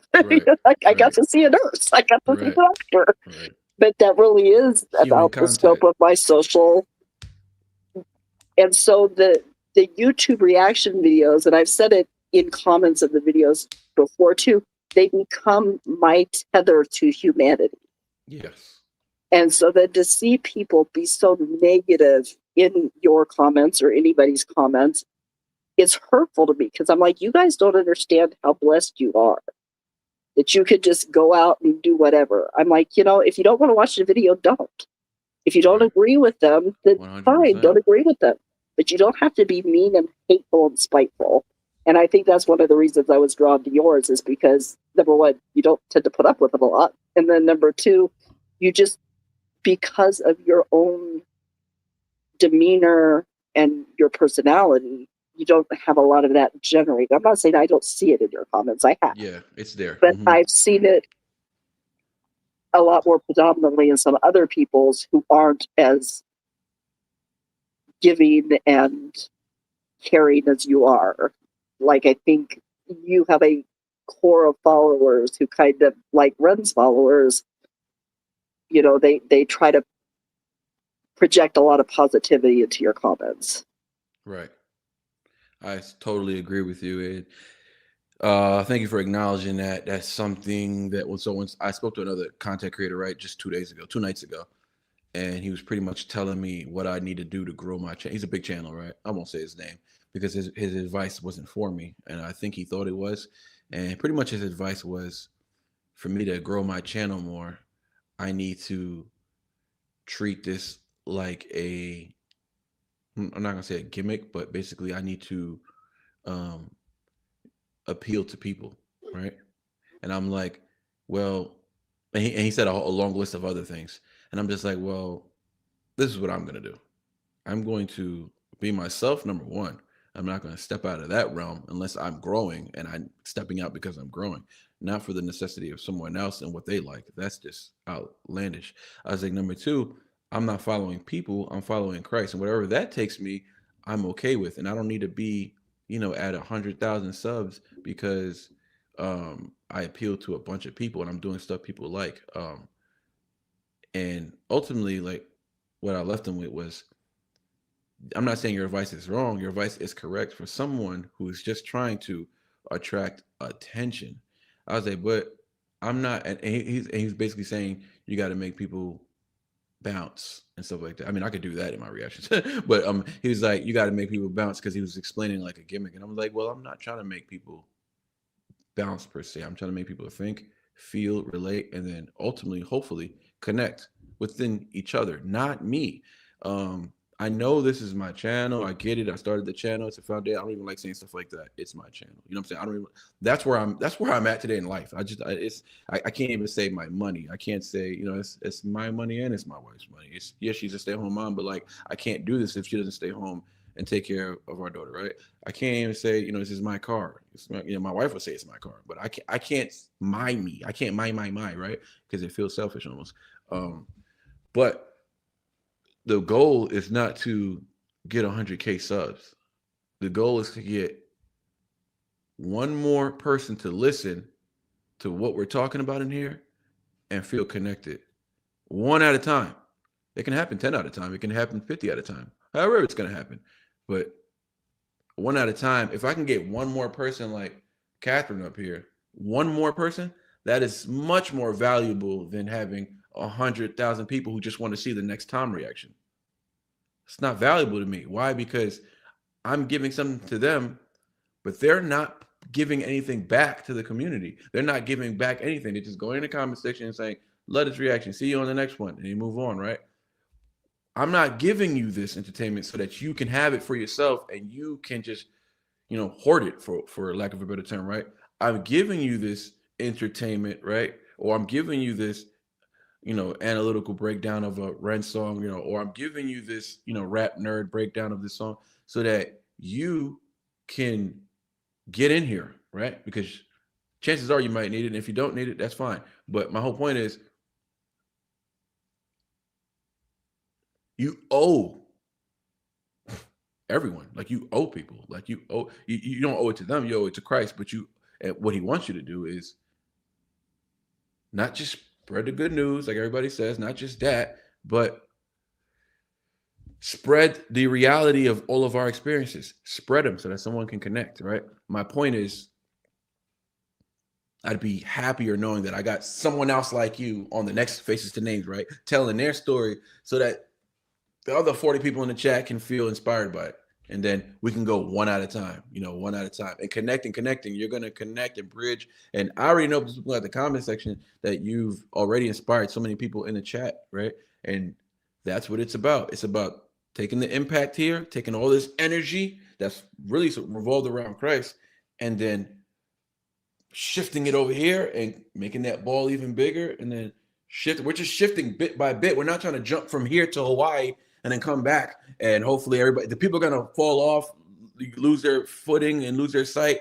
I don't mind all that. You know what I'm saying? That's not what I'm trying to do. I'm trying to preserve the intention of why I started this, right? It's an intention, and I need everyone to understand what it means. And if you don't understand what it means, I just need you to stick around a little longer. You might need a little more time, and that's fine. But like my moderators, I know they know, right? And they're the ones who control the chat or what's going on. That stuff you're talking about, people in the comment section, it bothers me too. It used to really bother me. It wasn't until I got really, really deep in with, and I'm not even gonna say I am deep into Christ, but when I got, deep with my conviction or whatever, and my understanding what my testimony was, it's my whole life pretty much is my testimony. So when I got into that type of realization, I really fell into just, people would say stuff and I'd just be like, man, I would just say something nice to them. You know what I'm saying? They'd say some mean stuff. Sometimes people get in the comment section and I'm just like, You didn't even watch the video. There's no way you watched the video. There's no way. It's not possible that you watched the video and left this comment. Sometimes I would ask people, did you mean to comment that on this video? And they'd be like, yeah, they just double down on it. And I'd just be like, man, Jesus loves you, man. Sorry you feel that way. And just, have a good day. And that's where I'm at with it. A lot of the times, if I'm feeling snappy, I'll let them have it. You know what I'm saying? Because sometimes people need it, right? And what happens is they end up deleting their comment. But that's my favorite. When I don't see the comment there anymore, I'm like, oh my gosh, cooked them. Sometimes people got to get cooked, but. And sometimes they're just looking for that. Sorry, I just rambled for mad long, but yeah. You're fine. Yeah, they are looking for that. Just like with me, I found you through Ren, but then through finding you, I found the music that I hadn't listened to. Because obviously, even though I like all kinds of music, we tend to listen to what we're exposed to. Yeah. And so there's a world of music out there that I wasn't exposed to. Right. And so even though, like, I, again, found you through Ren, through finding you, that introduced me to some people like, Tom McDonald or some of the others, and, they may not be everybody's cup of tea, right. But if you like your channel and you value you, which I do, I'm like, I'm going to watch something that maybe is not in my realm or that I wouldn't necessarily listen to on my own, because I want to hear what it means to you so I understand more what that music is meaning to people. I wish that was ABC for everybody. That's what it means to me. What you just explained, that's what that means. Like, you just explained it perfectly. And I'm gonna tell you right now, when I dropped this interview with Adam Calhoun, I don't know if you've been exposed to him yet, but he's one of Tom's best friends or whatever. And they have an album together, and they have a few albums together, and he's really dope as well, right? But I got to meet him, right? So we're talking about watching somebody leading you somewhere. I watched the Ren. It led me to writing again. It led me to, months later, make some music. It led me to, you know what? Maybe I'll work on my first album in like 8 years. Like, that's fine. And I'm not here to like promote it. I'll put it out there. I still had trouble now promoting my own music. Why? I've watched what you put on your channel of your own stuff, and I like it. And it's not because I'm lazy. It's because I'm not even here for that. You know what I'm saying? I'm not even here for, I'm not trying to be the next big rapper. The people might think that's nuts, but I'm like, no, I'm really not. Like, I'm on the path of wherever if Christ leads me that way, I will go that way. That's just not where I'm at today. Where I'm at today is just putting out things that matter to me, music, and putting it on a public platform. Just see how people react to it. That's as far as I've gotten. That's as far as I've gotten when it comes to music, right? But it began introduced to Ren, making music, and then next thing you know, I'm reacting to Tom, and then I'm reacting because of Tom. I'm reacting to Adam now. And next thing you know, Adam wants to do an interview with me, right? And I threw it out there, and he accepted. And then next thing you know, he liked my music or whatever, or I think he thought it was dope or whatever the case may be. Hard Target, another guy who's independent, and I got to open up. This is the War Tour, and I got to open up. You know what I'm saying? I'm pretty sure you know, but yeah, I'm just saying, like, that's where it leads you. And I got to open up for this dude on his last tour, which is very important. You know what I'm saying? It's his last tour, and he was in my city, and in the heartbeat, he said I can open up, right? And then not only that, when we were there, he was like, "You want to do the interview real quick?" I'm just like, "This is too much. This happened way too fast. Like, this is happening." But it's just like the trickle effect. And what I bring Adam up because what Adam told me in that interview, which you guys will see when I drop it, is he said, the thing I appreciate about you is that when he's talking to me, he was like, he said, you're introducing people to music, and then you're playing my record. You're showing appreciation for my record, which is giving them they're making them give me the benefit of the doubt. Now they're going to listen to me, and you're exposing people to my music. He says he sees it all the time. People saying they come from certain channels, like, "Oh, just check this guy out on his reaction channel, so cool," and they become lifelong fans. And he loves that. He appreciates that, which is why I respect him so much. And Tom's the same way. I got to speak to Tom too. He just hit me up last night, and like, I've gotten to the point where I can communicate with these guys who are mega stars. And the fans, they never get to communicate with these guys, right? And they've been following them for years. And here I come along, maybe I'll make a channel. Oh, these guys respect me enough to give me time, right? pro bono, no charge. He didn't charge me to come out there. I didn't pay him to come open up for him. I didn't pay him to do an interview. Tom didn't charge me to do an interview. You know what I'm saying? I'm doing one with him in person. So it's like he can't just be giving out hours of his time to just whoever. He's doing because I understand he's doing because he respects me. You know what I'm saying? And he said something publicly that I feel like it got me I got weird relationships now with content creators, right? Because they feel like I just came along, which I did, and I'm getting, I guess, recognition that they've been wanting for a while, you know, reacting to Tom for years or reacting to Adam for years. And now I'm like, they're kind of just like, somebody called me a plant recently, meaning in the industry, that means like you're an industry plant, meaning you were just planted there and you know somebody, like pretty much like I had connects, like where did I come from pretty much, or something like that. Like somebody suggested that I don't even understand what that means in the independent world of YouTube. I don't get what that means, that and then there was suggesting that my followers were fake, my subs were fake or something like that, right? It was just weird stuff. But my whole point is that those guys acknowledging me publicly created like this. I haven't even shared this with anybody. I'm just sharing this because we're so on point right now, and I don't mind doing it on Faces to Names because not everybody watches it. But yeah, that's something I've been dealing with recently. Other reactors feeling a type of way because I like, not that I have connections, because I don't, but that these artists, you know, major artists, acknowledge me. You know, Tom telling people I'm his favorite reactor caused a lot of crap. You know, I think I love Tom, but it does. Well, I mean, I'm sorry it caused you crap, but I think that you bring something to the table that is valuable. And I don't think you can, like, I know from having watched you, you're pretty humble and you don't like to give yourself laurels, so to speak. But you do deserve those laurels. And it didn't take you being a plant. It's just that you bring something to the table that's very valuable. And those of us who watch you would continue to watch you no matter what, whether you were very popular or not popular. We're watching you for what you bring to the table, which is your kindness, your inclusiveness, and then your intelligence and how you talk about the music and your perception of the songs that you're breaking down. And those are qualities that you bring that are things that other reactors don't have, but they just want the numbers. They just want to have the views, but they don't have the numbers. That. And that's the crazy thing. They have the numbers, but they want the recognition too, because lo and behold, you can have all the numbers. It's kind of, this is why I love this guy so much, right? Eminem, if you've been watching me, you know this is like my favorite rapper, whatever, right? This is my favorite everything, honestly.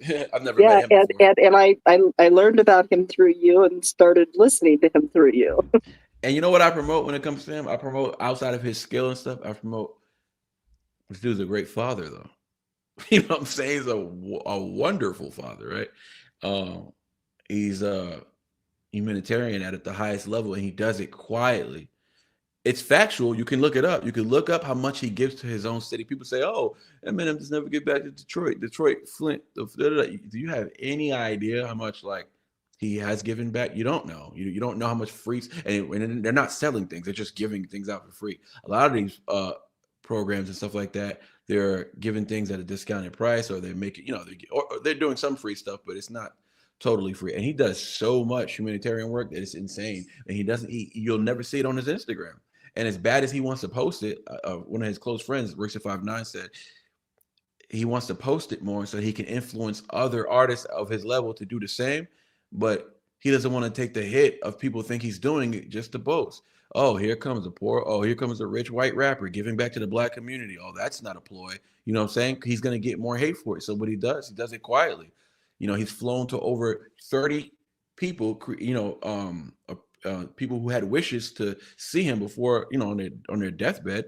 And 30 times that he was able to hear about it, he flew, saw them, gave them the dream come true. Some of them didn't even die. And he brought them back out on one of his shows. Like, he does things all the time. And some of them do pass away because they were truly on their deathbed. And he granted their wish. somebody only people with a heart will do stuff like that, right? So Absolutely. he's in a jet, spending thousands of dollars just to fly, just to get in a jet. Then he has to pay $1,000 for the security, right? And then he has to pay for the driver. Like it cost him the hotel to go to whatever city he's at, right? It cost him to go grant that wish, right? And I don't take that kind of stuff lightly. So when I say I'm inspired by certain people, I'm inspired by characteristics, not per se the music all the time. Like I don't rap like Eminem when I rap. You know what I'm saying? I'm more inspired by the person and things like that. But yeah, I agree with you. Because you have integrity. You're not inspired by worldly things. You're inspired by integrity. Right. And yeah, I really appreciate this conversation. But yeah, I guess my wife said the same thing. I am trying to get better at that. And I don't know if I have to get better at it. I don't know if I have to get better at it or if I just have to just continue, just continue. Yeah, I think I just got to keep going because at the end of the day, I can't force a characteristic on me. That's not natural. You know what I'm saying? If that's just how I am, that's how I am right now. I do have to grow out of it. You know what I'm saying? It's like people who are shy. Like like I was saying earlier, like I do understand being shy. I was shy once, but you are gifted though. Everyone, whether you know it or not, whether you ever doubted it or not, you have a gift. Just being yourself. I'm telling you, you're a light right now. You're a light to me because I'm trying to face my own. I'm trying to face my own, misconceptions of where I'm supposed to be doing, right? And I don't think about this often. I think about other things. You know what I'm saying? But I'm thinking about it now. You know what I mean? And I think that helps out a lot. And I know you can do that for other people too. But yeah. I mean, I'm happy he said it, like, right. He didn't even per se. He said it to me in a DM and I posted it, not thinking I would think like people would be proud, like even other creators, like, oh man, like he's reaching out to create. He doesn't collab a lot with people, right? He doesn't. So I was like, man, I shouldn't have posted that. And I asked him first if I could, you know what I'm saying? And he was totally cool with it. I was just like, you sure? Because you did say you're one of my favorite creators of all time. People are not gonna. I thought about it, but then I thought, you know what? Maybe fans would not like it, but I don't think creators would not like it. I think it would give them hope that, yeah, listen, these guys they're watching us. If he's watching me at 35,000 subscribers, he's watching you at 1 million. Like, so why are you mad at me for? Then maybe, I hate to say it, but maybe what you're doing or how you're doing it is appealing to the masses, but any content. Exactly. So now you're talking quality over quantity. There's a difference, and those numbers die off fast, because there was never anything surgical about the source. Meaning, I use words like that because I just mean like when you're surgical, you're very meticulous, you're very like intentional. You can't slip up, and then when you do make a mistake, you got to be quick. You got to be able to clean it up again. You got to be able to fix it right on the spot. So if your channel doesn't reflect someone of that character who's a surgeon with what they're doing, which means they're doing everything they're doing with extreme care, and that may be the content, and that may be the people in the chat. If you're not treating them with extreme care, and this is the slow grind. I keep telling people, I'm fine. I appreciate it because people want me to be bigger. They do. They tell me every day, you should be at 1 million subs. I'm just like, and I'm exactly where I'm supposed to be. I think part of it, for those of us who would call us your fans, is that we know you're working a full-time job and that you have a lot on your plate too, and we want you to have this success because we want your life to be better, right? Because you've made our lives better. And so that, I think, is a reflection of it's not that we think you need 1 million subs. We just know your life would be easier if you had. Yeah, and I'd be on here a lot more too, getting on everybody's nerves. I don't think they know what they're asking for. Yeah, I don't know. I'll tell you what, you made my night the other night when you were bopping Turen's new Control-Alt-Delete song, and I was watching your joy as you were dancing to that, and I was like, it just made me smile, and I was like, oh, I needed that tonight. I really needed that. Yeah. So you brought me joy. You can see your love for the music. Yeah, and if you know what, if you like yourself, if you've been following me since the beginning of the Ren stuff, then you know that I first started off very reserved with, how I approach music, because I really was treating it like I didn't even know people. Like I always thought like, oh, that's like No Life Shack's thing. I don't want to be like that. Or that's Uncle Ray's thing. I don't want to be like super funny. Like in the real world, not that I think I'm funny, but in the real world, you know, people say you're funny, you know what I'm saying? But I wasn't really doing that in my reactions because I was really just going over the music. I was so inspired by the music. I'm just like, and it's because I write music, you know what I'm saying? That was like, No Life Shaq doesn't write music, so his reaction is purely as a consumer based reaction. Mine was more of a peer. Like if I was his peer in the industry, this is how I would listen and break down the music. His artist side spoke to your artist side. Right. Exactly. And it was more reflection than it was, you know, relatability or like being a consumer relating to the struggle he's talking about. To me, it was more like, oh my, okay, that's me, like literally not relating to him, but like that's who I, you know what I'm saying? It was interesting, but yeah, I think I'm okay with the grind. You know, I think I'm okay. I don't really know. You know, so I really don't know. Sometimes I say what they say. You know what I mean? If I'm being honest, sometimes I say, man, what can I do? Not to hit 100K subs or 1,000,000 subs. Well, what can I do to reach more people? You know what I'm saying? That's really my mission. Like I want to reach more people. I think that like what you're doing is right because like I don't care what genre of music or what artist of music you're listening to. If somebody likes that music and they come to your channel, and they'll stay for you if they're your people. Yeah. So like every time you branch into a new music, you know, like I don't know, like okay, for example, for me, I listened almost exclusively to acapella music for a long time, like in the reaction channels, because I was just so fascinated by it to see the level of what acapella music has become compared to what I remember it being when I was in choir in junior high school, way back in like 1970 something. Like it, you know, come a long way since then. Okay, bell bottoms, go ahead. And so, like, I would watch the groups like Pentatonics or Home Free or Citizen Queen or Voice Play, and I would be amazed at what they're doing and the quality and the level of it. And so I was watching a lot of reaction videos of that for that reason. And so, like, there are a following of those types of music that if you listen to like one song or something, you might get them to your channel. But if they stay for you because they're your people, then like me, they will be introduced to other music that maybe they hadn't been, just like I was. That's because the goal. Rap was one genre of music that pre-Red I had never had any experience in.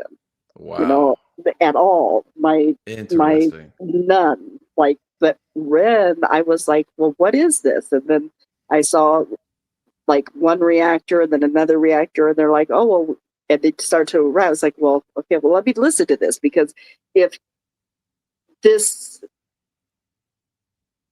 is appealing to me when Ren does it, maybe there will be other artists who also do similar style music that will also appeal to me. And I have found some, like through, but if it wasn't for like reactors like you, I wouldn't have.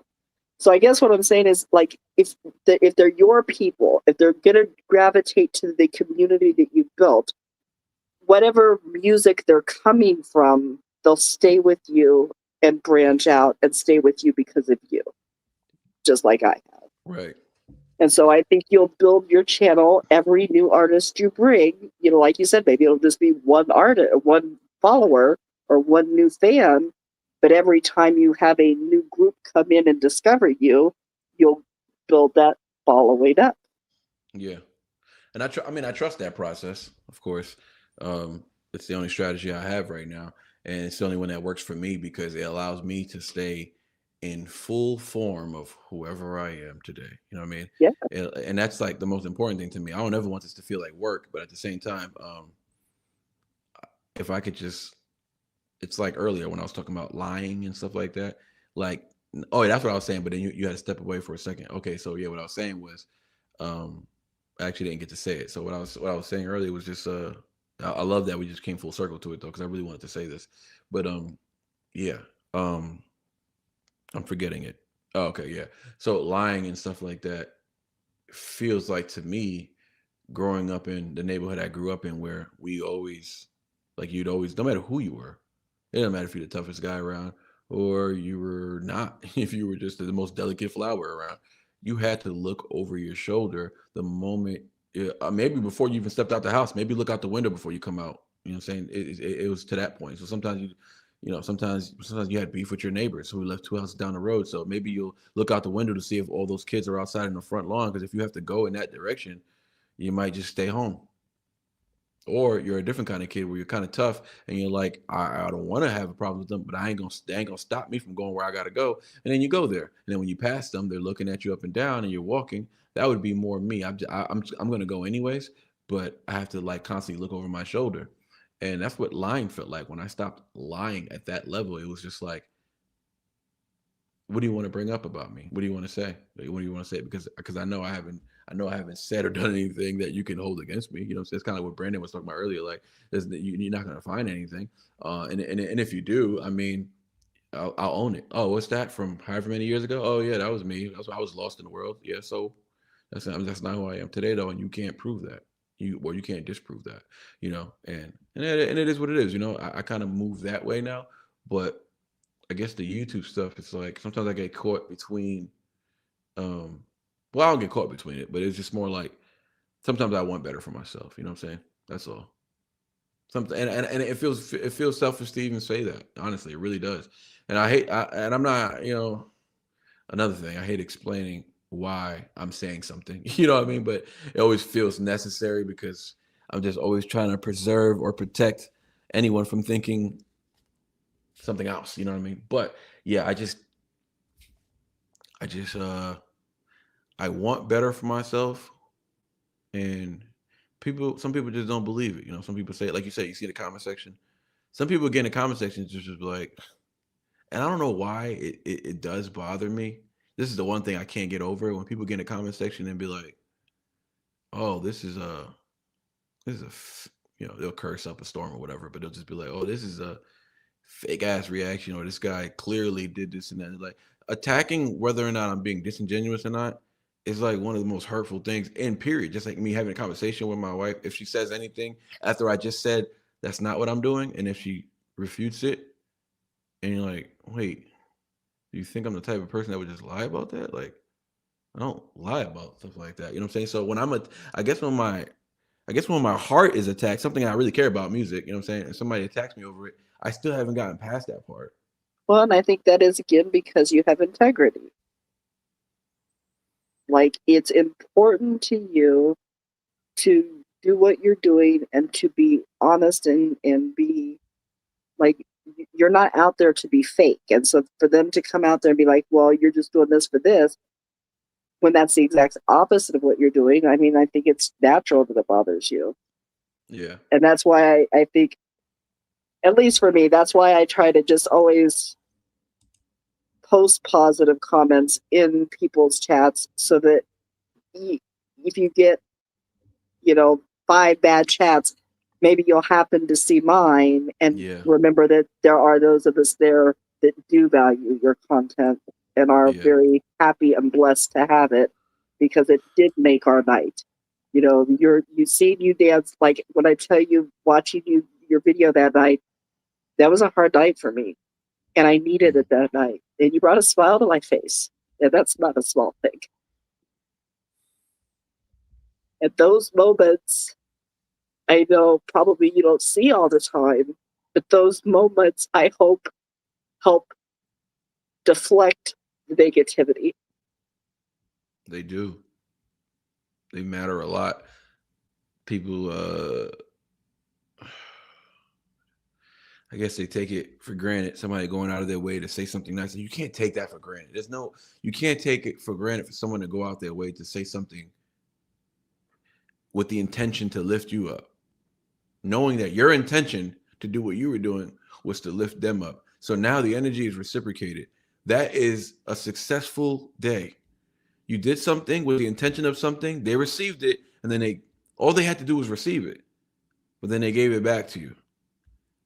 It's very successful. It's a very successful day. So if I have, videos that have, 1,000 views, but they've been out for months, and people are like, oh, this is freaking reaction gold. Like, how does this song not have enough views? That could have been the only person in the comment section. I would have been like, oh, that reaction was a success, because somebody came in the comment section and said that I did something for somebody. I'm not going to take that for granted. And I know that everything's about the numbers and stuff, but it's not, Sister Crow just asked me an important question, and I don't want to and it's gonna be hard for me to answer these kind of questions because I'm just not. I'm not sharpened in that manner to answer these questions boldly and truthfully, because boldly and truthfully is uncomfortable for the listener and sometimes for me. She asks a basic question, a question that I know Catherine could answer easily for me, but it says, "What's selfish about wanting better for yourself, brother?" I'm just like, why? Because I'm not good until y'all are good. Like, this is how I am. My house, I'm not happy until my daughter's good, my wife is happy. Like, I'm not gonna have a happy moment if they're not happy. I can't be happy if they're not. So basically, if I'm on a chat and I'm live, I'm just not good until y'all are good, and that might sound like, saying stuff like that gives me comments like, "Oh, this guy's trying to." And I'm not harping on what people are saying. I'm just using it for relatively, to be related for the conversation or whatever. It's not something I really harp on, but it just gets like negative reactions. Like, I don't know, people just saying like, "Oh, he's faking it." I don't know. I'm just saying something random, right? Like, he's faking it, whatever. And I'll just be like, no, maybe that's what it is. What it is that somebody lost their husband in the chat. What it is somebody's dealing with what they're dealing with, and I'm not dealing with that. You being on here telling me your story, I love it. But what I'm saying is, there's things happening in this chat, in this world that we live in. There's things happening here, and some people are not good. They're not feeling good right now. So I don't want better for myself just yet. Like, I want better for you guys first. Like, I want better for everyone who's supporting me. You're on here supporting me. I can sleep better at night knowing, y'all are good. And if you're not good, I did something about it. Like, somebody can't tell me what they're going through, and then we end the chat and I just go to sleep,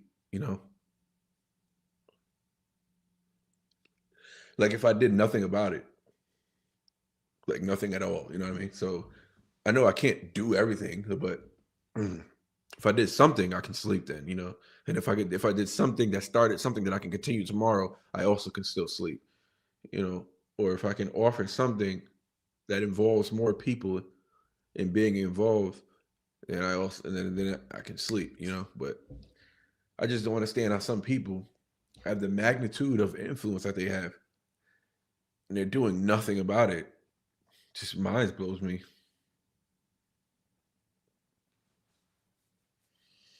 The only thing I could say to you was, it is not selfish to want better for yourself.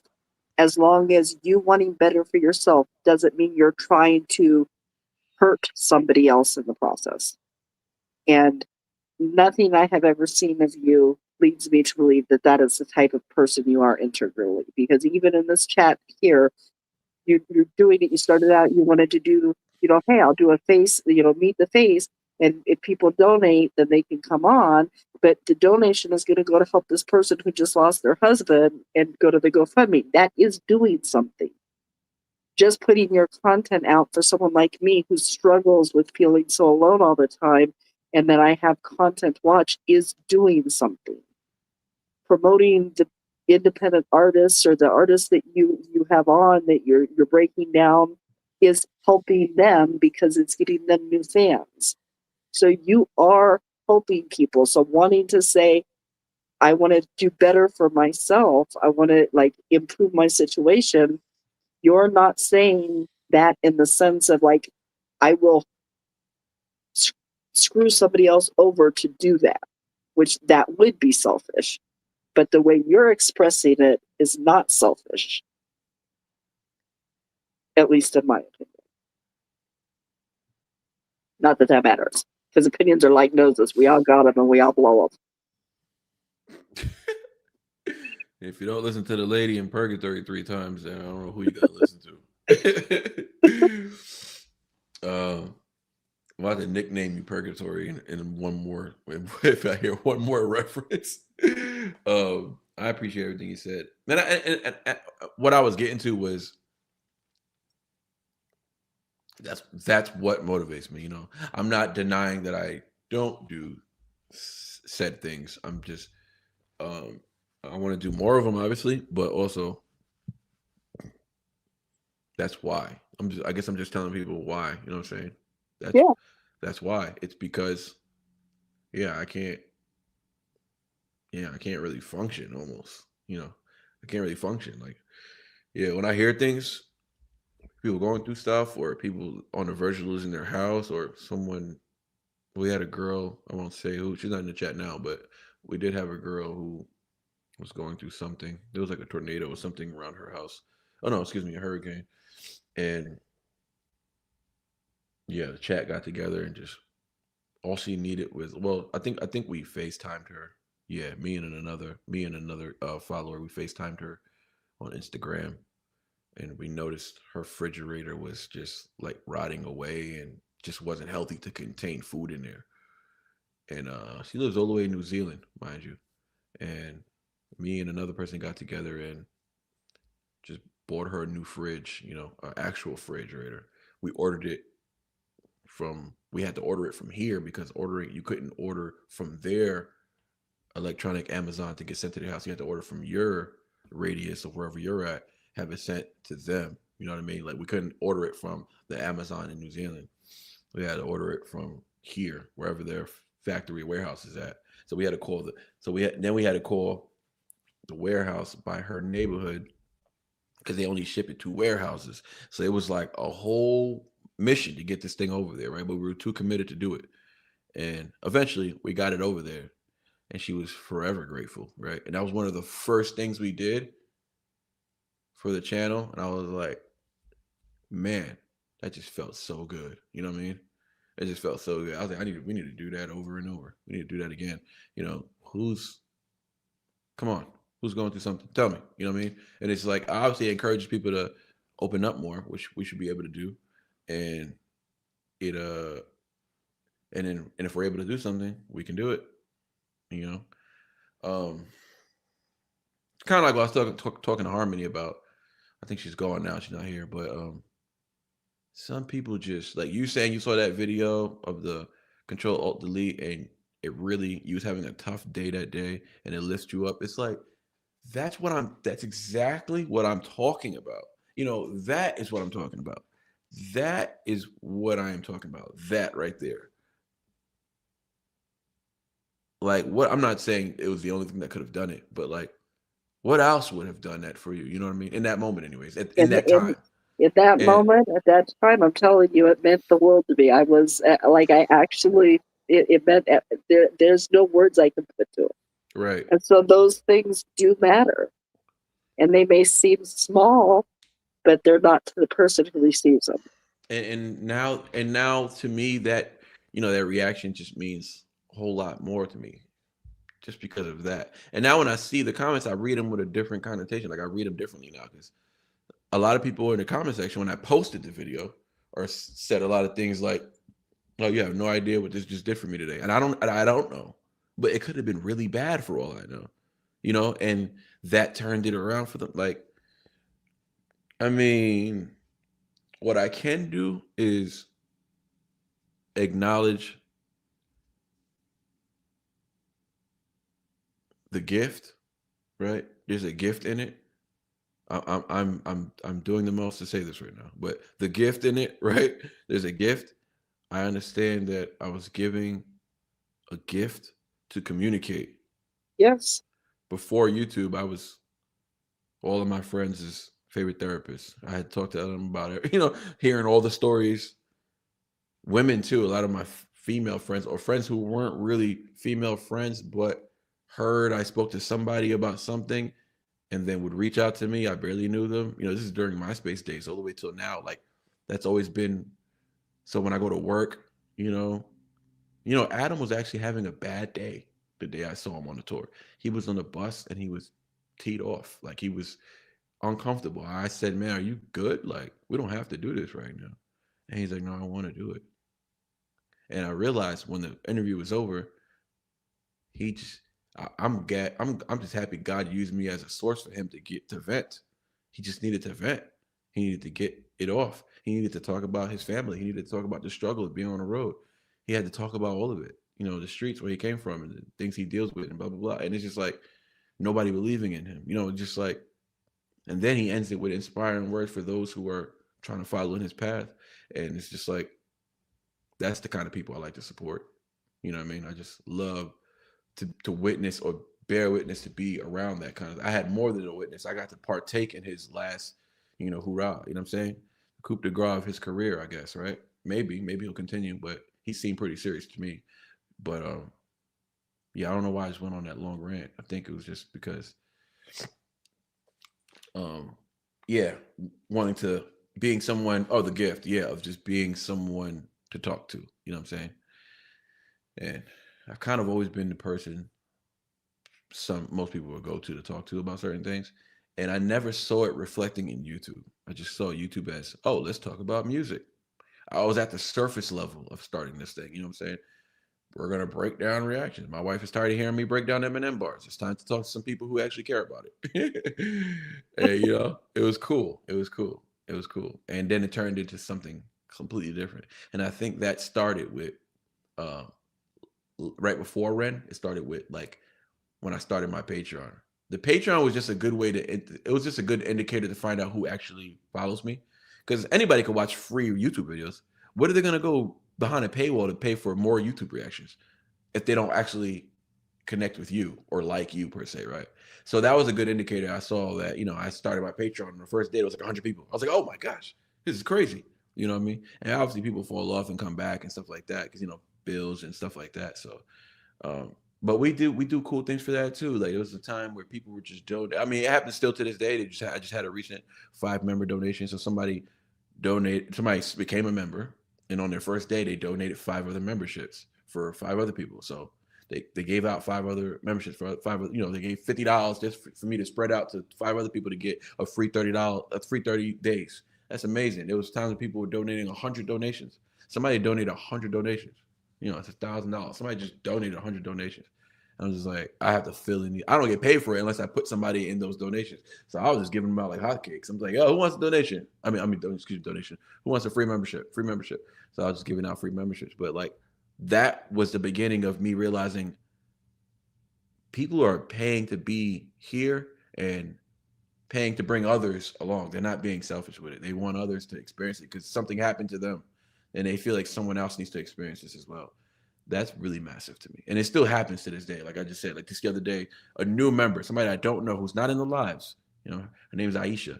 She just came out of nowhere. And I usually remember people even in the comment section. She was like, I've been watching in the dark, in the darkest corners, but I've been watching for a while. I don't comment, sorry. And I don't join lives. Maybe one day I will.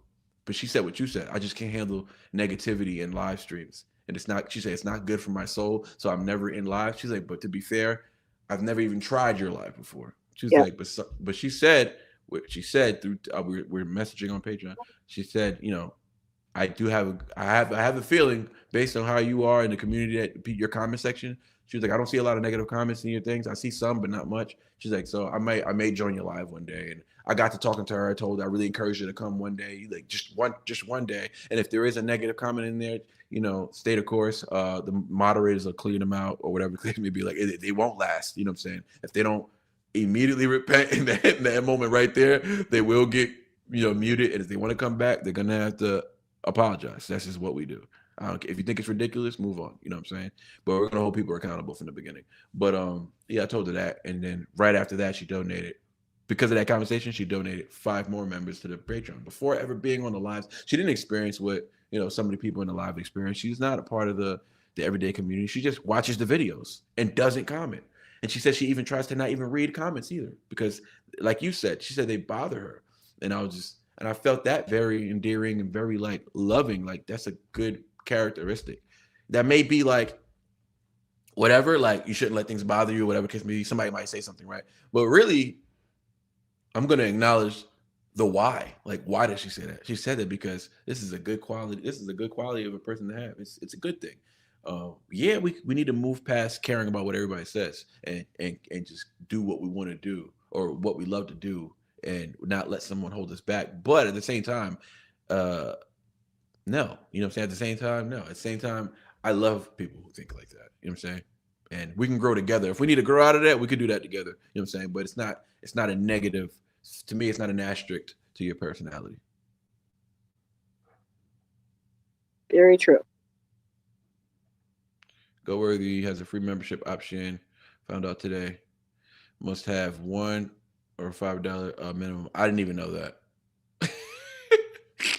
She just said something I didn't even know. I don't even know how my Patreon is. I'm not sure how it works, but it says so there's a free member option. Oh yeah, there's a free membership option. There's not much on the free membership. It's just like stuff I post on YouTube. But yeah, there's $1 option. There's I think $5 and then $10. And 10 is just access to everything and stuff like that. Whatever. It's just perks and stuff like that. For Carrie, Stark, Patreon, and Goatworthy. Love. Appreciate you, Brian.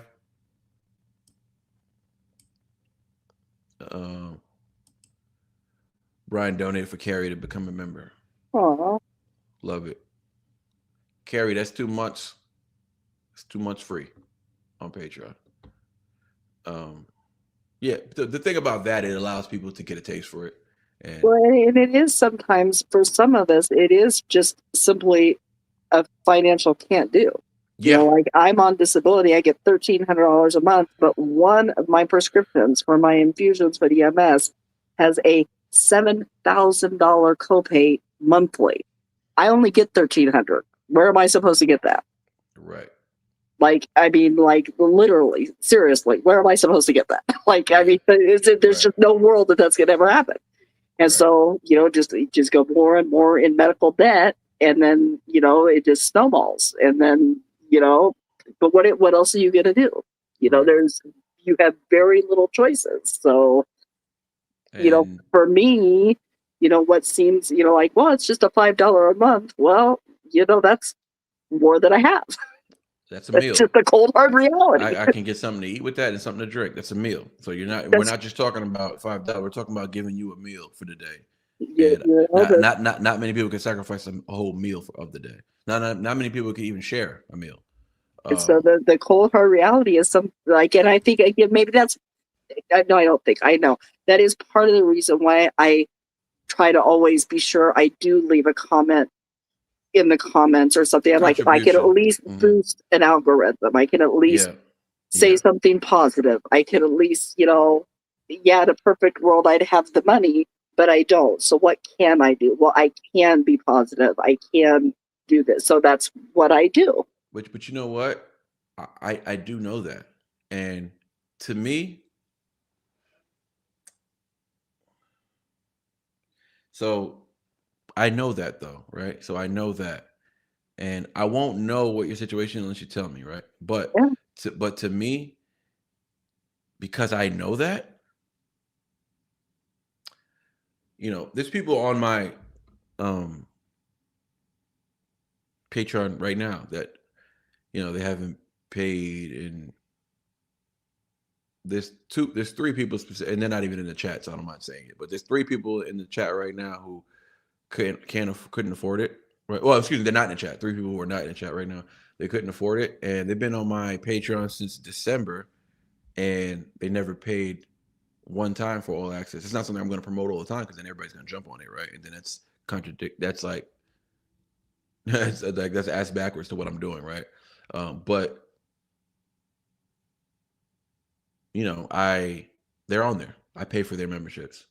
You know, they're on there. It's 3 people right now. They're on my membership right now. They've been there one's been there since September when I started the Renegade, and she is on disability and the whole 9, right? Yep. And like you, she doesn't receive much of anything every month. She lives in a nursing home situation, but she told me how much it lifts her up and all this other stuff. And I said, okay, so let me just get you on there.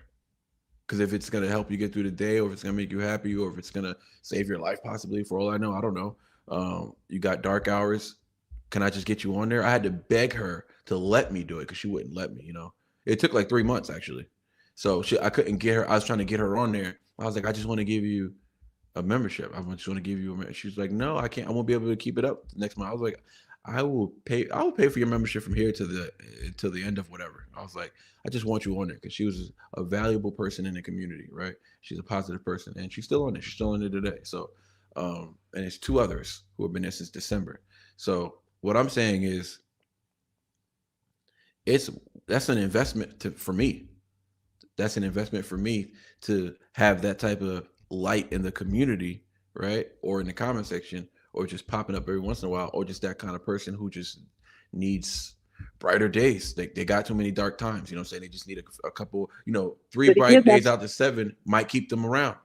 That's a reflection of why I think those of us who follow you, because of that heart that you have.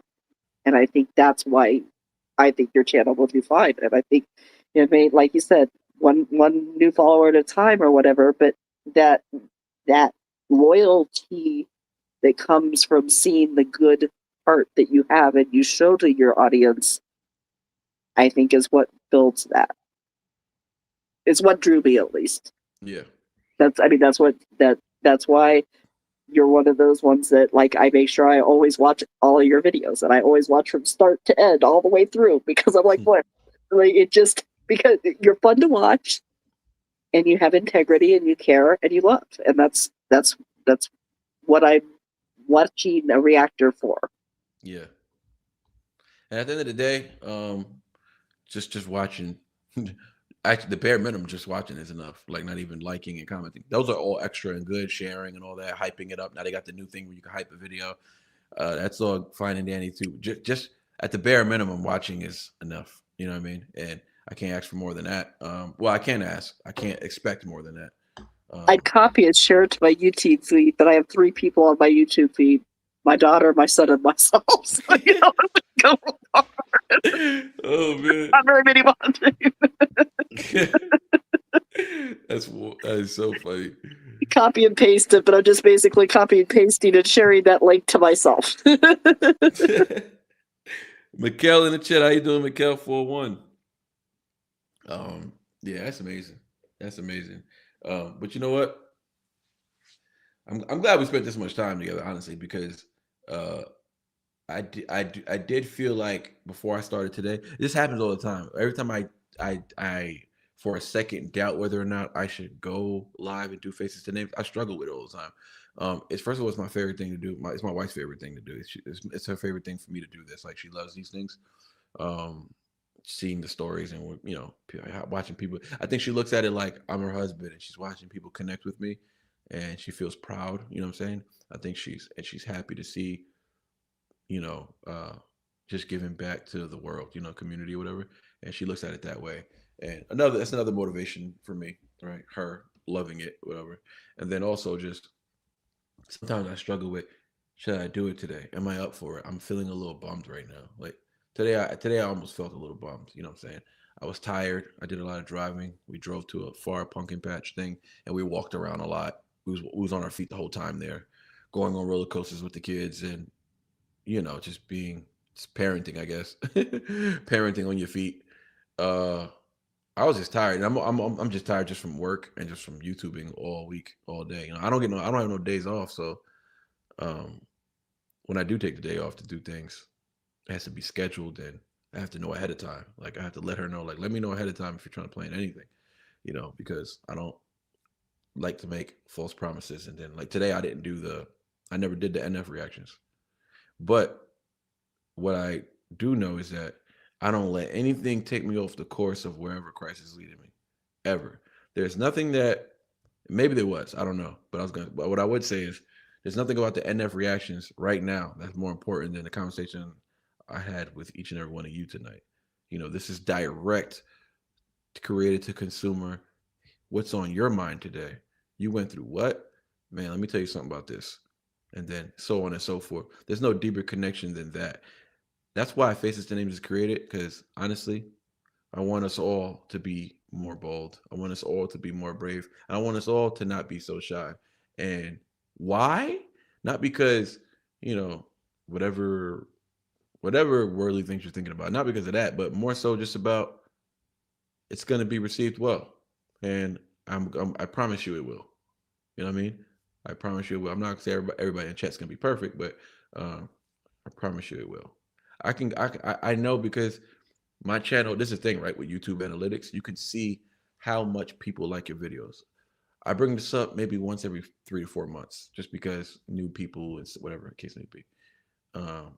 I don't talk about it too much because it sounds a little arrogant, just a little bit. But so YouTube analytics literally showed it. Literally, YouTube says if your channel is like a 70, actually I think it's like 65, 35, 65, 35 like to dislike ratio, it's a pretty good channel.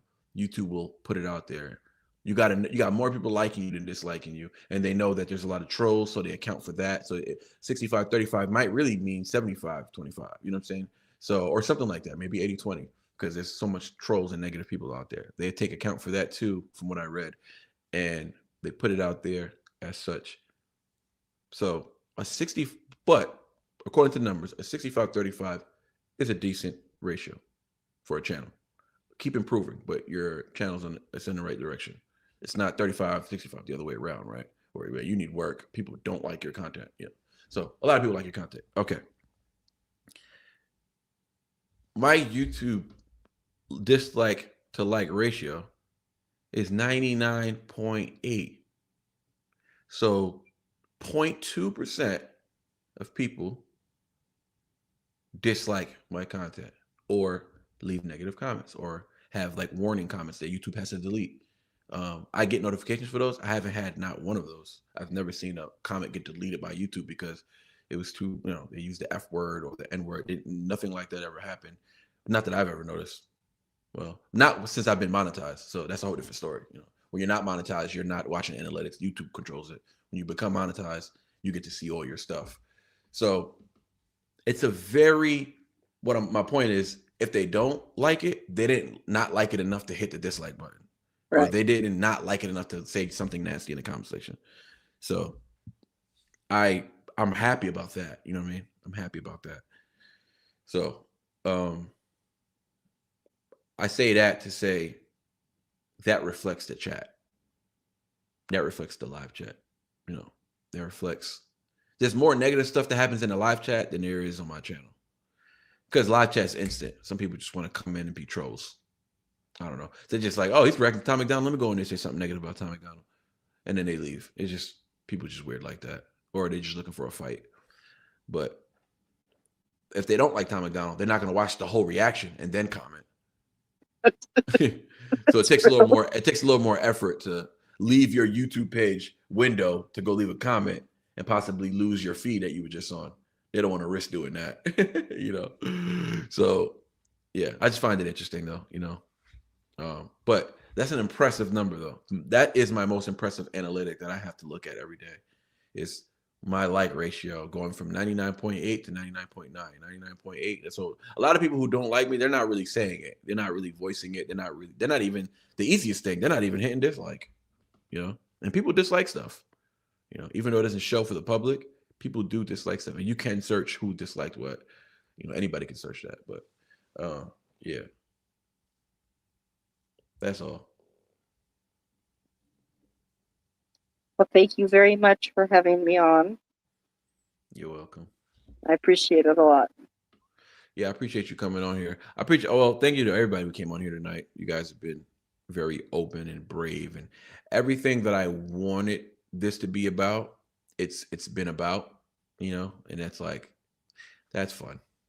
That's fun. The intentions were brought to fruition. I wanted this to be about something, and it's about that exactly for now, anyways. Right. Yeah. I can't wait till your next one and I get to see and meet more of your people that you have on through these, because it does help. Like, I loved watching all of the people that were on, and I will carry that with me, and like, I look forward to meeting more of the people in your community through these. And everybody, we finally got a face to this name. We were successful. We had 4 success stories. We got to put a face to 4 people's names today, and you can't ask for too much more than that. I can't, anyways. And the next time we do it, it actually motivates me to do it more often, because I was planning on doing it like once a month, maybe twice a month. But now it's like, man, I could do a little more. Brother, are you done? No, I'm not done unless you want to come up here. For I got like another 30 minutes to spare. But I do have to go, because I have to go take my shots. Okay. You So have a good one. Let's not waste any more of your time. Appreciate you. Well, no, it's not that. I have to go take my shots, but then I'll pop back if you're still going, and I'll look at watch it from the thing. But I do have to get off and go get my medicine in me, or my little alarm's going to start going off at me. Thank you very much for coming today. Appreciate you. Love Thank you. Have a very good evening, everybody. I will come back in the chat when I'm done. Okay. All right. Love you. Have a good night. What's up, chat? Crow. You want to pop up real quick? I'm not gonna be on too late, but you can pop up though for sure. I haven't spoken to you in a while. React to Duke Gomez. Duke Gomez, is that funny dude?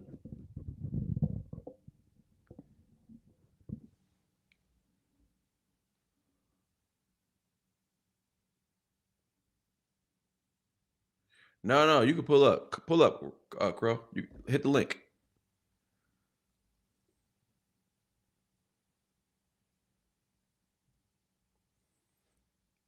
Oh yeah, I follow that dude all the time, Mikkel. Duke Gomez, he's hilarious.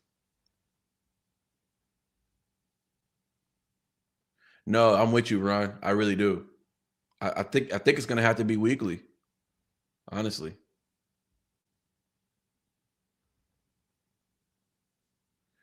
Iron, I pray that you do. I pray that you do, and I appreciate our conversation the other day. But I do pray that you do. I hope you do come on. I'm inviting you. No, I think this has to be a weekly thing. I think this, to be honest with you, I mean, this might be the way to grow it, right? What do you think? This might be a way to grow the channel in a way that's,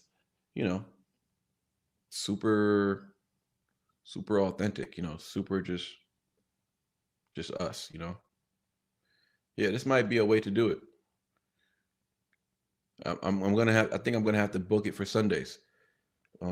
Right, me and my wife still haven't found a church yet, so we might have to bring the gospel to the lives on Sunday. Maybe I'll read some verses, and we could discuss how we relate to those verses, and we can use true life events or true life situations, and how we can connect to them. Or maybe you can tell me about some of the things you've gone through and dealt with, and if I can remember off the top of my head, maybe I can relate it to a verse, and then we can discuss it. Yeah. Crow, not another toilet run. Just don't send us the poo emoji, all right? Oh man. You can take us to church and give us all a little more grace and all that. Mama Montoya. Yeah, I mean, honestly, I do have I do want to it'll probably have to be another channel, but I did have intentions on starting like not so much a ministry channel, but more so this right here, like what we're doing right now, and just talking about certain things, and especially for those who like non-believers, like helping them relate to certain passages and verses, and making them understand, like, oh, you know what? Okay, I can see where you're coming from with that, and just planting the seed. Not so much, hey, you need to get saved like tomorrow. Like, I'm not the one that can save you. It's not up to me to save you. It ain't up to, it ain't up to nobody but God. I can't save you. I can't convert you. I can't do anything. I don't want to. Actually, I don't want to. I do want you to be open-minded though, and I do want to tell you about Christ. Because I can tell you all He's done for me, and everything I've been through, from the streets to where I'm at today. It's a story. I do have a story to tell, I'm gonna try and tell it through the music. That's what I'm gonna attempt to do. But yeah, I do appreciate you all pulling up. We're gonna have Crow pull up for a second, and then we'll end the night off like that. And yeah, maybe every Sunday we can do this. How do you guys feel about going live? Man, I wish James Little was able to come up. You know what I'm gonna start doing? I'm gonna put like a timer on the bottom, right? Not to pressure anybody, but at least so that we can stick to the subject and kind of like be quicker on our thoughts, so that we can really directly relate to what we're trying to talk about, right? So what I'm gonna try to do is put a clock at the bottom, right, and give everybody like, I don't know, 20 minutes each or whatever. Or no, I would say like 30 minutes. Yeah. Yeah. Well, once you meet once, I think after that, you don't have to be on that long because once we get to know you, we get your whole story. I guess after that, it's just chatting. Because I don't want this to just be like, oh, only new people. Like, no, I want people who come on before to be regulars on here. Like, come back on. You know what I'm saying? Come back on, of course. I would love for that to be the case.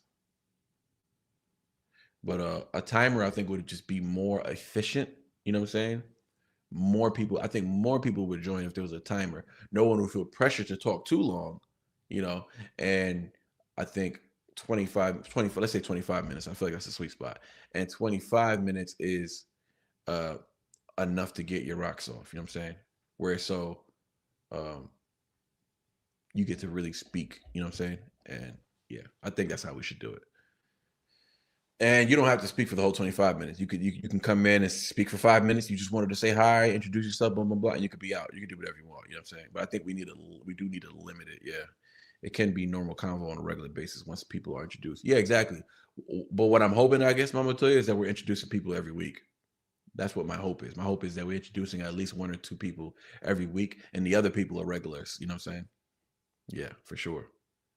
But like you said, yeah, once everybody's introduced, for the vast majority of the I haven't spoken to all the mods yet. You know what I'm saying? The only mod I've ever met in real life is Brian Sanders. Shout out to Brian. Oh, Brian, by the way, I have the CD player back there. It's hooked. So the CD player, Brian, needs a wire so I can connect it to my speaker. Luckily, Brian, I bought that JBL speaker because I can connect that to the CD player. So the CD player itself doesn't play music. It plays the music, but it doesn't have speakers on it. So you have to connect that to speakers. And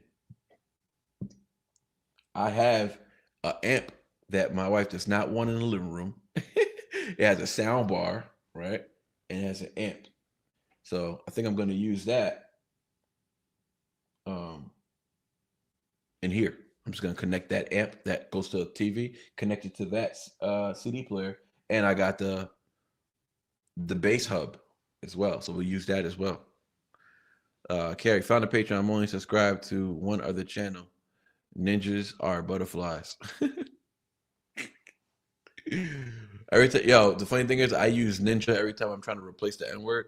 So when I read it with my connotation, like the way I understood my perspective, and all I read was like, ninjas are butterflies, meaning like niggas are butterflies. Like that's what I was that's what I was thinking. I was like, we're what now?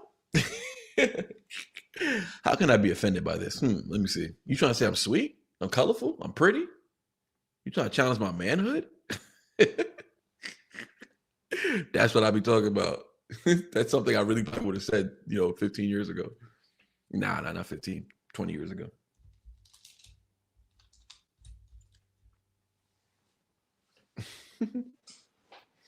Nah, fool.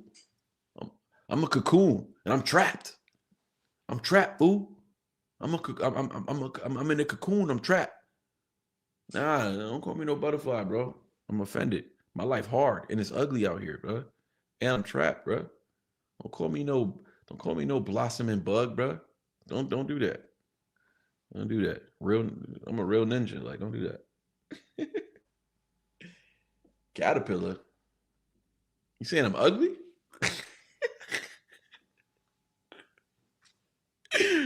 Didn't open. What didn't open? Oh, sorry, you didn't open. Oh, you didn't open the box. Oh no, I mean it's perfect. It's what it needs to be. All I gotta do is get the little wire that connects it, and we're good. We're good to go. Yeah, it don't need to. You're good to go, bro. Don't worry about it. Yeah, dude, you're good to go. As soon as and I might not even need the wire because the sound bar has a thing that connects to the TV. So instead of connecting to the TV, I could just connect that to the CD player. Oh yeah, I might not even need to get the wire actually. I did the free one, of course. Yeah, I got you, Carrie. So what? Oh, so you did the free one. So okay. I gotta Carrie, I gotta send you the gift. I'm gonna send you a gift. And you'll get it on there. I'll send you a gift. And yeah. So there's some other run reactions on there that I haven't posted, so you can check those out too. and there's a bunch of Eminem. I really encourage people to listen to the Eminem ones because I break them down pretty similar to how I break down the Ren ones. So if you enjoy the Ren reactions, you'll enjoy the Eminem reactions because what I do with my breakdowns, I break them down in a way where it's my way of breaking it down so that if you like the way I react to songs or the way I break down, your favorite artist, there's a good chance you're going to like how I break down someone else, another artist who, what I say for Ren fans is like, it's a no-brainer because I'm breaking down someone who inspired your favorite artist. Like your favorite artist, Ren, his favorite rapper is Eminem. I bet you one of his favorite artists, period, is Eminem. And he's heavily influenced by Eminem, right? It's all in Eminem's DNA is all over Ren's music, which is why it was so easy for me to fall in love with Ren's music because it reminded me so much of M. And he referenced there's not another person that Ren references in his music more than Eminem. Not even close. And I've heard a whole bunch of Ren already. And from everything I heard from Ren, there is nobody who is referenced or even mentioned nearly as much as Eminem. He is referenced in the style. He'll choose an Eminem flow to project something. He will say Eminem's name 100 times. He will mention an Eminem song. He will use an Eminem lyric. He will, and I just mean that out of influence. Like, and if you're not an M fan, it's amazing to find that out afterwards. So it gives you an appreciation for M actually. Yeah, just how I had an appreciation for Ren for referencing M, you guys will have an appreciation for M for how Ren referencing M. So like, I highly doubt that a Ren fan will not be like a super huge Eminem fan. I don't see that not being possible. It's just not possible, bro. It just you look at Ron Raspberry. He's like me, Gina. We're M fans first. Like we're like super stans, right? We grown to love Ren through these reactions, and they love Ren. They're always in the comment section of Ren. They're always in a live chat with Ren. They know Ren music. Gina knows Ren music. She loves Ren music, but we started off just M fans. So if you're in this chat and you're anything like us, yeah, I'm telling you, vice versa, it would be the same way. Absolutely. It should actually be more impactful to you guys because you guys are listening to the guy who was inspired by the guy that we love so much, right? He was inspired by this person. If you really love that guy like I do, then you would want to know why. Why was this guy so inspiring to you? Like when Eminem mentions people that he listened to growing up, I would be like, why is he so inspired by them? Like, why is Eminem always mentioning Tretch from Naughty by Nature? Why is he always mentioning Redman? And I go back to listen to their albums and I see why, and I grow appreciation. That's why I listen to so much Redman today. Like I listen to a lot of Redman, and that would never have happened if M didn't tell me that was his favorite rapper a million times. You know what I mean? So it's just like, that's just what it is. I love M so much that I want to know why he's inspired so much by LL Cool J. I'm going to go listen to some more. And when I do, I see why. And I think that would happen the same. And if it doesn't happen, then I just think that would just be a small percentage of you that doesn't happen for. And that's fine too. That's fine too. I just looked today, Carrie, so I'm glad I could share. I would love to do more but something, blah, blah, blah. You can play all those new time CDs you just got. Yeah, I got mad CD. I got, how many albums I got? 2, 4, 6, 8, 10, 12, 14, 16, 18. I got 18 Time albums. It's crazy. 18 Time albums. 2 of them, one I bought and one I got from my boy Brian. So, and they're all signatured except for 2, but no, 3 of them. 3 of them not signatured, but most of them are signed by either Tom himself or Tom and Nova or Tom and Adam. It's a pretty cool gift. That's like a Christmas gift right there. So yeah, make sure y'all respect my Christmas list. I will have a Christmas list out there, and you guys will have to send me some gifts. You know what I'm saying? Or send wifey a gift, or send Amaya a gift or something like that. That's right. I'm asking for gifts because I want to open them. I want to go live on Christmas, right? Just for a quick moment, maybe like an hour. We won't be on live all day. We gotta attend to our families, but we'll go live for like an hour, and I want to bring y'all up like this, and then I'll open the gifts. For whoever got me the gift, I'll open up the gifts with you guys all live. So we'll get like, I don't know, 5 of us, or whoever sends a gift. If 10 of us send a gift, we'll bring all 10 of us on here, and we'll open. And I'll open the gifts in front of y'all, and we could just clown around about it. I think that would be fun. What are we doing here? Oh, facts. Yeah, the same thing with Tom. Facts, Ron.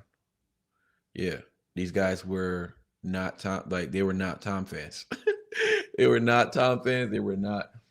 I used to say Renegades are the most open-minded as far as like they listen to everything, but that's not true. That's not true. Not from my experience. I found out that the most open-minded fans are the Stans. As crazy as it sounds, the most open-minded fans are the ones who I thought were the most closed-minded. It's just that we attract different kind of stands. We don't attract those toxic, crazy stands, right? We attract different kind of stands. And yeah, the stands are the most open to Ren and Tom. They really are. Most of my moderators are stands, but they freaking love Ren and they love Tom. So I'm happy to do that. What an incredible gift Nicole gave you. Is Nicole in the chat? Is Nicole in the chat? But yes, that was Nicole who gifted me that. Is she in the chat though? Or did you just remember, Gina, because you remember everything? But that is an incredible gift. Yeah. One of the coolest gifts I ever got. I think actually that is the coolest gift. I don't know why I even thought about that. That is the coolest gift I ever got. And I've got some cool gifts. Yeah, facts. And James Whittle. Ron, can't forget James. James is a stan. James is also James' top guy is NF. And I think Tom and M are like second and third. But yeah, but he was a stan first, and then he became and these guys that we're talking about, Tom, NF, Ren, all heavily inspired by Marshall. Eminem, that is.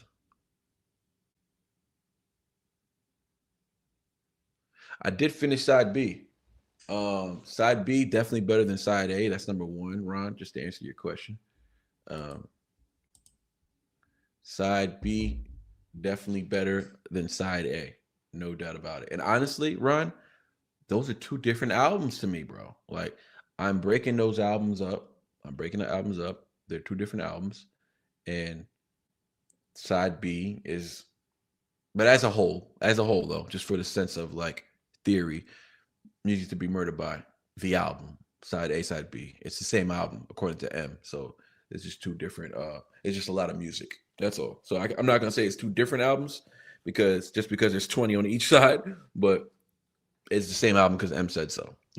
It's not like part one, part two. It's side A and side B, meaning it's the same album, but there's two sides. There's there's too much music, as opposed to part one, and then 5 years later, part two comes out or something like that. That's not the situation. It's the same. It's the same thing. So if you get my drift. Yeah. But anyways, yeah. Where do I have it? Music to Be Murdered By is his best album.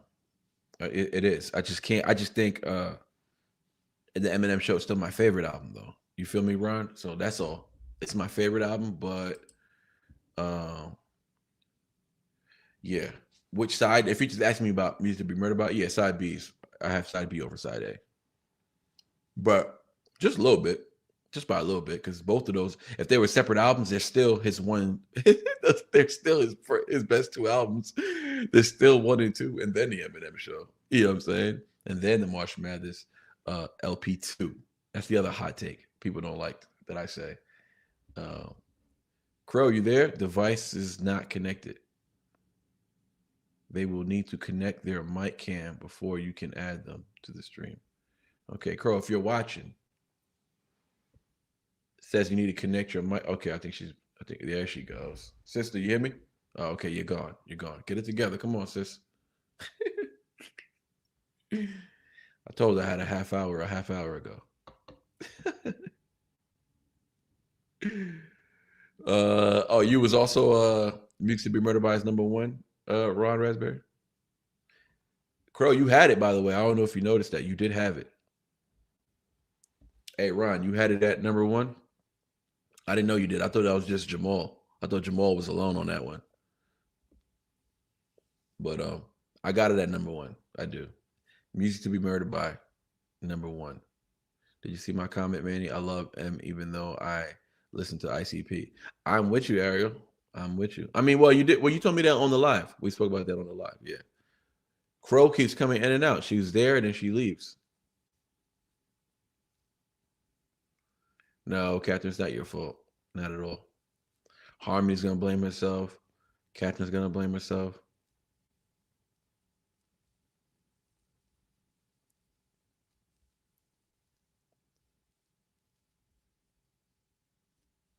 The nostalgia alone. Yeah. Mm-hmm. Yeah, Ariel, that's a fact because they they praise Eminem, they just show him a lot of love and they squashed it. Eminem shouted them out. Yeah, they're cool now. I mean, I don't think they're cool, but yeah, that's old rap beef. They've like showed each other love. They definitely squashed it though. That I know. It's Crow at Carrie's. So she got that carry service right now. I be knowing what Truth Rose be talking about, bro. He's stupid as hell. Can you hear me? No, I don't hear you. You're not showing up. You were showing up, Crow. You were showing up. I saw you twice. You was fiddling with that thing, and then it went away again.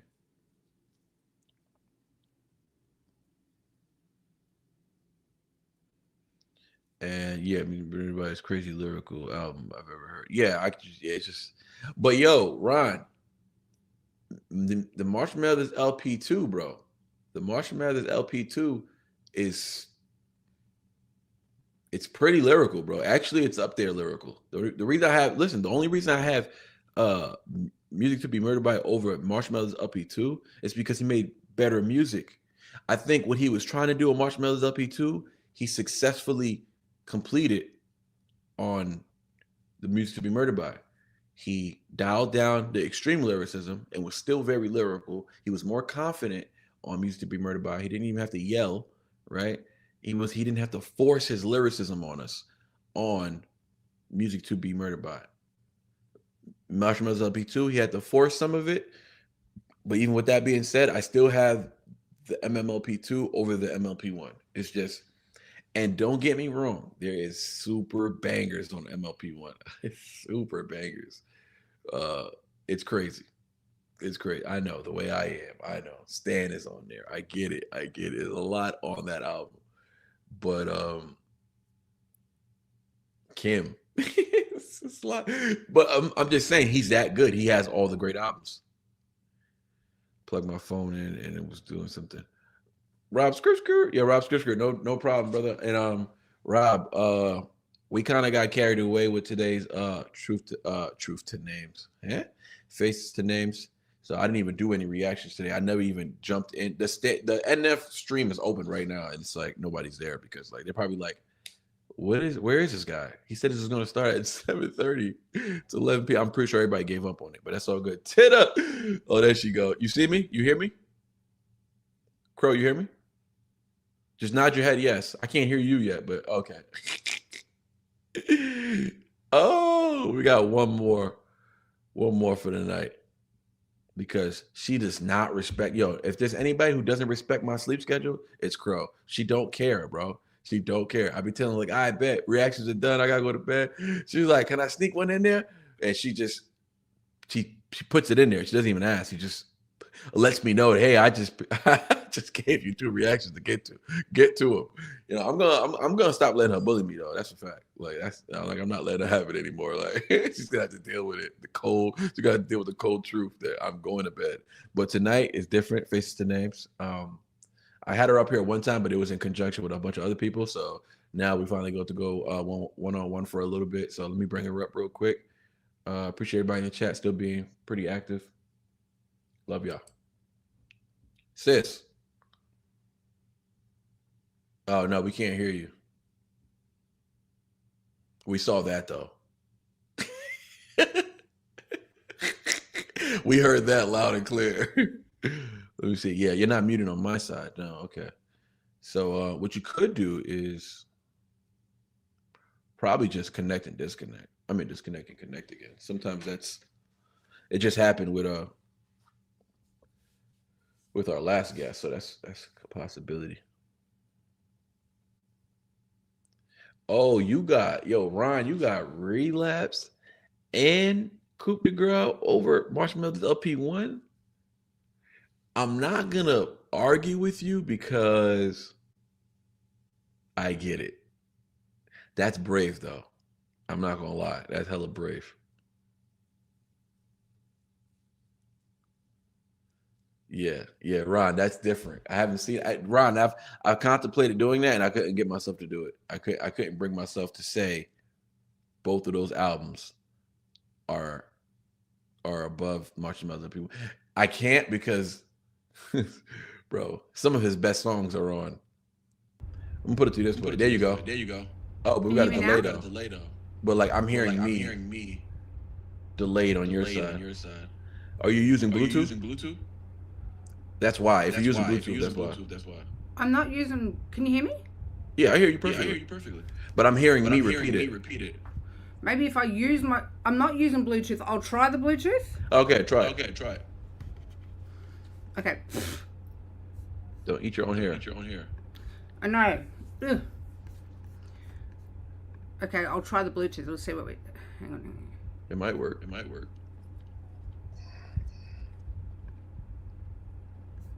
Now ready?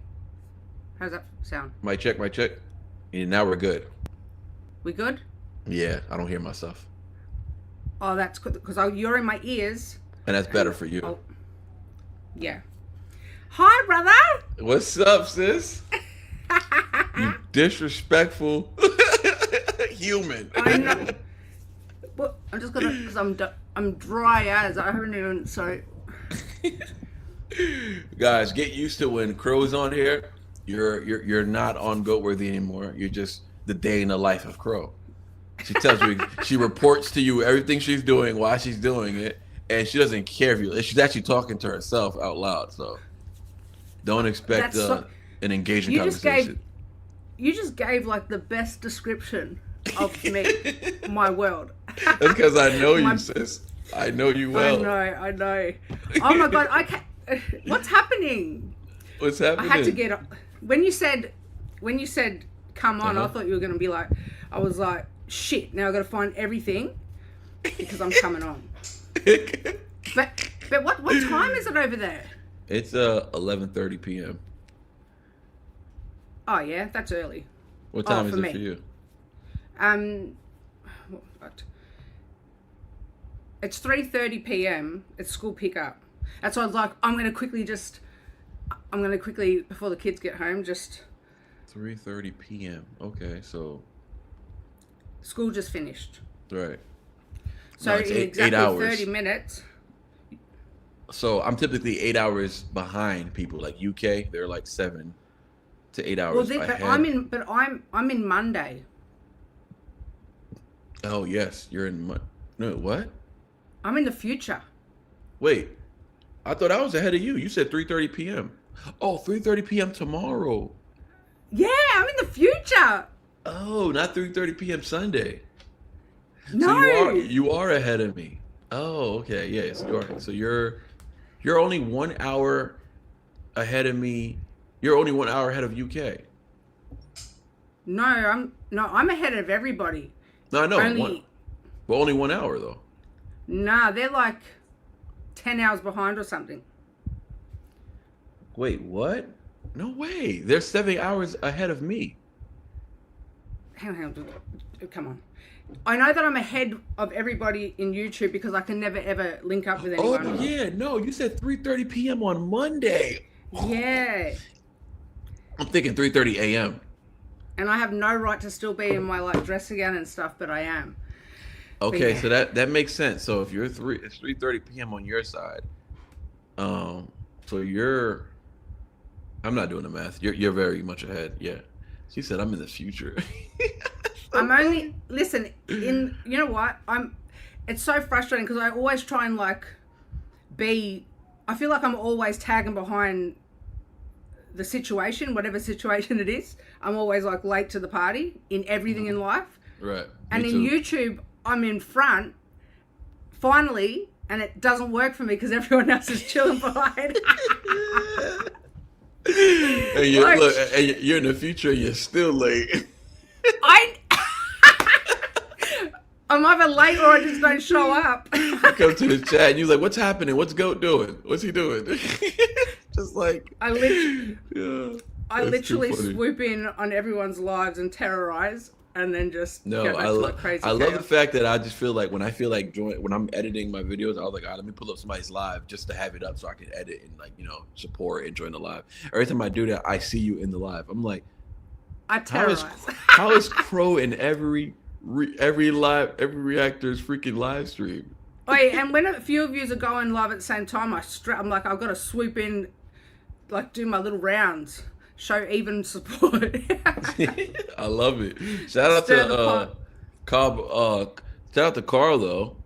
Carl's in the UK at 4:30 a.m. still in the chat. See, I told you, I've got the chat here as well because I can see. Oh, No, okay. but yeah, they're I only know that because you know me and KP link up a fair bit, Yeah. and I terrorize him a fair bit, and he's like, Crow, do you know it's like 3 a.m? Like, because I'll send him voice messages on WhatsApp, Yeah. and I'd forget that they're not. He's like, you just wake me up. Oh man, I love it. I love yeah. it. She's like But 16 I did- hours ahead of the U.S. Of the Yeah, U.S. something- That's a I- broad I- statement, Mama. Tell you, you know, we got to get specific because there's people in the U.S. ahead of each other by 3 hours. But Even yeah. here in Australia, the west side are behind by 3 hours. So, you know that cat that I sent the other day, what's his name? Little Mace? He's in the west. Where's he at? Western Australia, in Perth. Wait, So the young boy he's in Australia? Which one? The one that, you know, Little Mace? It's got that like Bone Thugs. Yeah. Humble song. Yeah. And that new country one that he did, like yeah. that he. Oh, so he's from Australia. Oh yeah. No, I was confusing him with somebody else. Okay, yeah, I got you. Yeah, no, he's over there. But anyway, what's happening? So it's like you're winding down. I'm just getting started. Yeah, I am winding down. No, you know what this is. You've been on one of the earlier ones of Faces to Names when we brought people up and we were chatting. Maybe you didn't know it was Faces to Names. You just joined stuff. No, yeah, I didn't know. I just came in, and I came in on the hectic. Like literally, I was like, oh sweet, take a sip of my coffee. I'm like, okay, calm down, Crow. I was like having a whole conversation. I forgot who I was having a conversation with. I think I was talking to the last girl. Either I was talking to Catherine or I was talking. Yeah, I think I was talking to Catherine. Yeah. And I'm like, what's going on in here? I just stopped reading it. I said I'll get to it. And No, then she took a break. It didn't She get took a break, so dysfunctional. I realized that I thought it was though. I just read one message and said, wait, what's happening? I gotta address this. But let me continue this conversation. No, and that's, you know why, and that's why I think like you are so like, and all of you that do lives, because I'm still like putting my toe in and trying to work out if, you know, Yeah. well, it's technically, it's not, I don't know if you've seen how many lives I've scheduled over the weekend and I just don't show up, and then I just like, you know, and not because of any reason, but life's popping off, like. Yeah. And then finally Saturday night, I was like, yes, I had it all planned. I worked out how to do the thumbnail and, you know, like all proper. And then my son was feeling a bit unwell, and I thought, you know, when you get that instinct, you know, and I took him to the doctor. You needed to attend to something. Mm-hmm. Yeah, but it just sort of, at the start of the day, it just seemed like a little cold.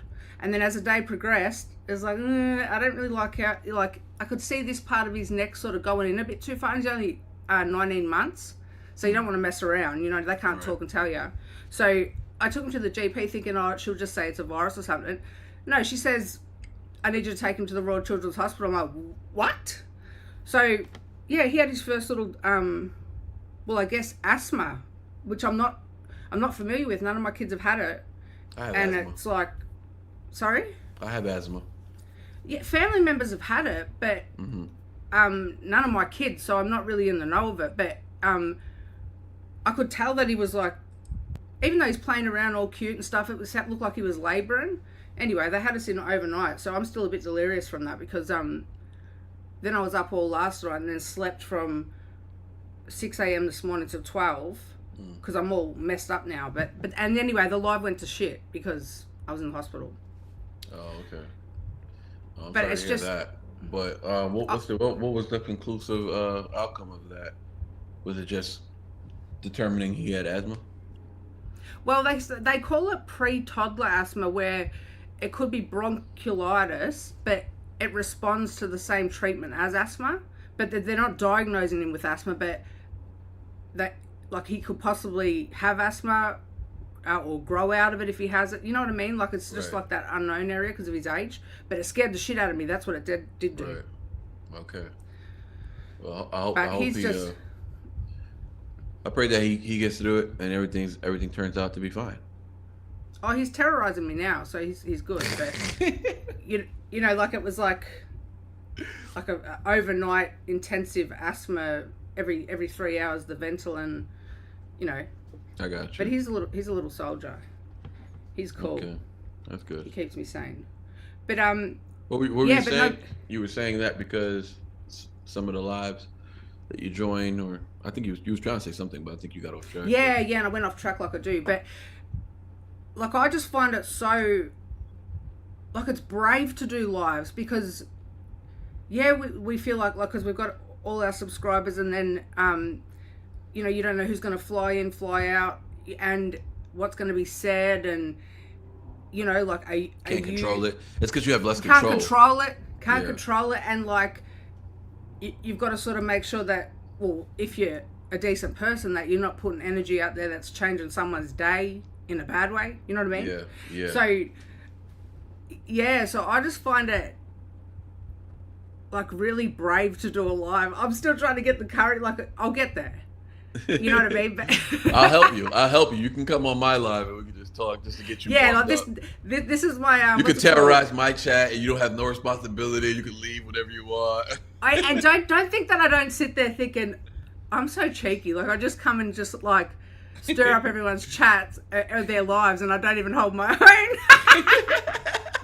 You got a lot of nerve. It's cheeky, I know, but at least I admit it.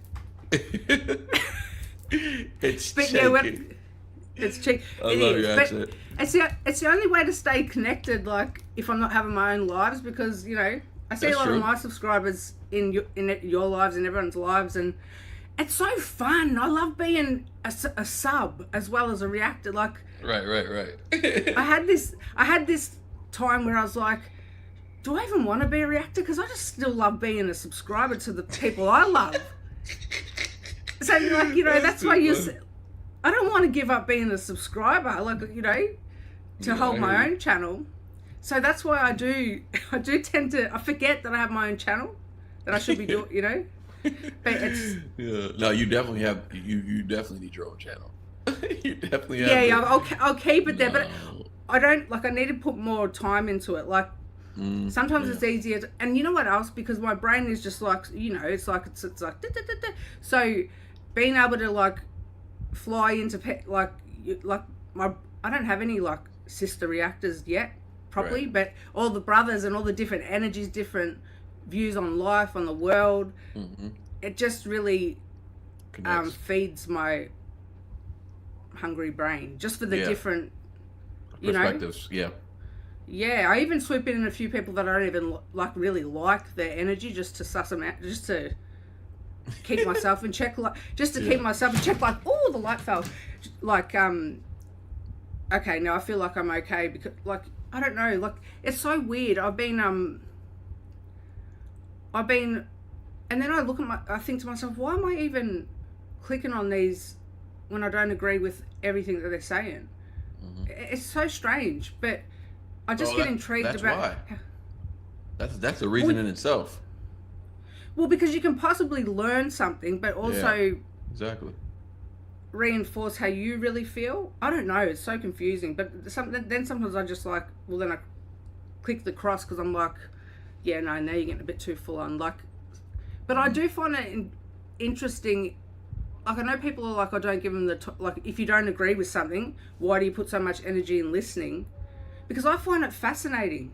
I don't know what I'm trying to say now. Well, no, I know what you're trying to say, but I think what we need to move away from is whether or not we should follow somebody or not, or give them the time of day if we don't agree with them. More so, whether you don't like them. If you just don't like them, that's something different. If you don't agree with them, that's more of a reason to engage or to follow or to see what they got to say. Because, like, if you're in a room of people who think just like you and you guys agree on everything, you ain't gonna learn. You're gonna learn much slower at a much slower pace. Yeah, and it's boring as shit too, to be honest. But like, for a perfect example, you know what I mean? Like, I like to be challenged, like to think a different way and see if I could eventually feel that way or not. But I don't, like, I'm very open-minded.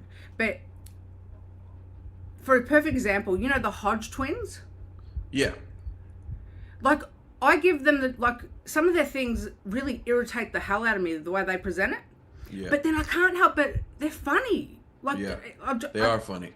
I love watching them, and I'm like, shit, stop making me laugh, because you piss me off, but you're making me laugh. And I'm in it. You know what I mean, brother? And it's like, well, the reason why they piss you off is because they're trying to piss you off. That's number one, right? They're trying to piss you off, so it's definitely working. But sorry, I got an itchy freaking back. And I can't reach. You don't have to tell us. Just itch it. Again, guys, Crow tells us everything she's doing is part of it's part of her character. She has to tell you she's itching. We can see her itching or scratching, but she needs to tell us she's itching. But yeah, because I've got to explain the relief face. We get it. We're looking right at you. Oh, but, damn! I still can't reach it. Yeah, I think they irritate you because not so much because you probably disagree with some of the things they say, but a lot of the times what people like that do, they try to irritate you, right? Because they get on my nerves too. And I may agree with a lot of what they say, but I not on the way that they're delivering it, because I think it's irresponsible. It's irresponsible to deliver. Oh, they're reckless. No, listen, it's irresponsible to deliver truth in a reckless manner. It's irresponsible, especially if you know better. Especially if you know better, because then you're not about delivering the truth. You're about controlling the truth for your own propaganda, for your own stir of division. I know, but you know what else? And I'm going to be completely honest. Sometimes I envy that they're so reckless, because I'm here checking myself every 2 seconds. No, you have back to what Catherine was saying. You're somebody with integrity, and you can't go out like that. You're like, I wish I could, because I really want to put them in a place, but then you're like, you know what? I'm just not that reckless anyway. It's like, be grateful that you're not that reckless. That's pretty good, because then knowing you would be a reckon to mess with. Oh, if I'm like full on like backing myself, you know, like if I get there, like if it means that much to me, I'll go there. But for the most part, I like to just stay really level-headed and neutral. Yeah. Because it's just so exhausting. Like, what? But it's nothing wrong with being bold in there isn't. What you believe in. I mean, it's like I said, it's about the delivery. I think it's about how you come across. Are you coming across with good intention? Because it doesn't matter whether you do the right thing if you did it for the wrong reasons. Yeah, it is. You're right, brother. It comes down to what's the intention behind whatever you're delivering. Absolutely. And they really just irritate me that they make me laugh, but they're so reckless. Yeah. But anyway, but that's just an example where I'll go to channels that I know I'm going to get irked at. Yeah. But you know what's weird? Mm-hmm. I still find some common ground even with people that I just can't stand.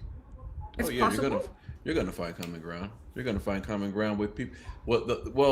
The reason why you think you wouldn't is because somebody told us you wouldn't. Somebody told me and you that we wouldn't find common ground with this person because they believe one thing that we don't believe in. But the whole thing is there's probably more things we do agree with them on. But somebody told us we wouldn't, and somebody told us more than that. Somebody told us we shouldn't. And the way you're speaking right now is very enlightened, because that's the characteristic of somebody who's open-minded. So continue embracing that. I encourage you to continue to look for that, even with somebody you don't agree with all the time. Continue to look for that, because we don't want to repeat these patterns that because this is what we don't want to do, Crow. This is what you and I cannot at all risk. We can't risk just because we want to stand firm on our ground. We can't risk repeating patterns of ignorance. Oh, absolutely. Just because we're correlating with them, racially. Just because we feel like we got to do something for them or we got to help them out. Don't be that guy. Don't be that woman. Don't be that person, right?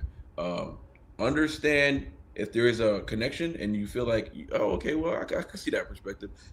Go bullseye and dive into that and find out why there is even a connection, and then you're going to find out all the other connections of why you got there, and that's the blossom of it, right? And you're still going to have the things you don't agree with, but I guarantee you can go back to the neighborhood you grew up with, people who look like you, and now that you're years later, mentally out of that space, out of that environment, you got your kids, you got your babies, you're doing your thing over there, you're a leader in your community, you're doing all that. Try and talk to the person at the front of the corner store who does whatever, right? Lives a illegal lifestyle, whatever, but he looks like you, and find out how much y'all have in common. You're gonna find out you ain't got much in common.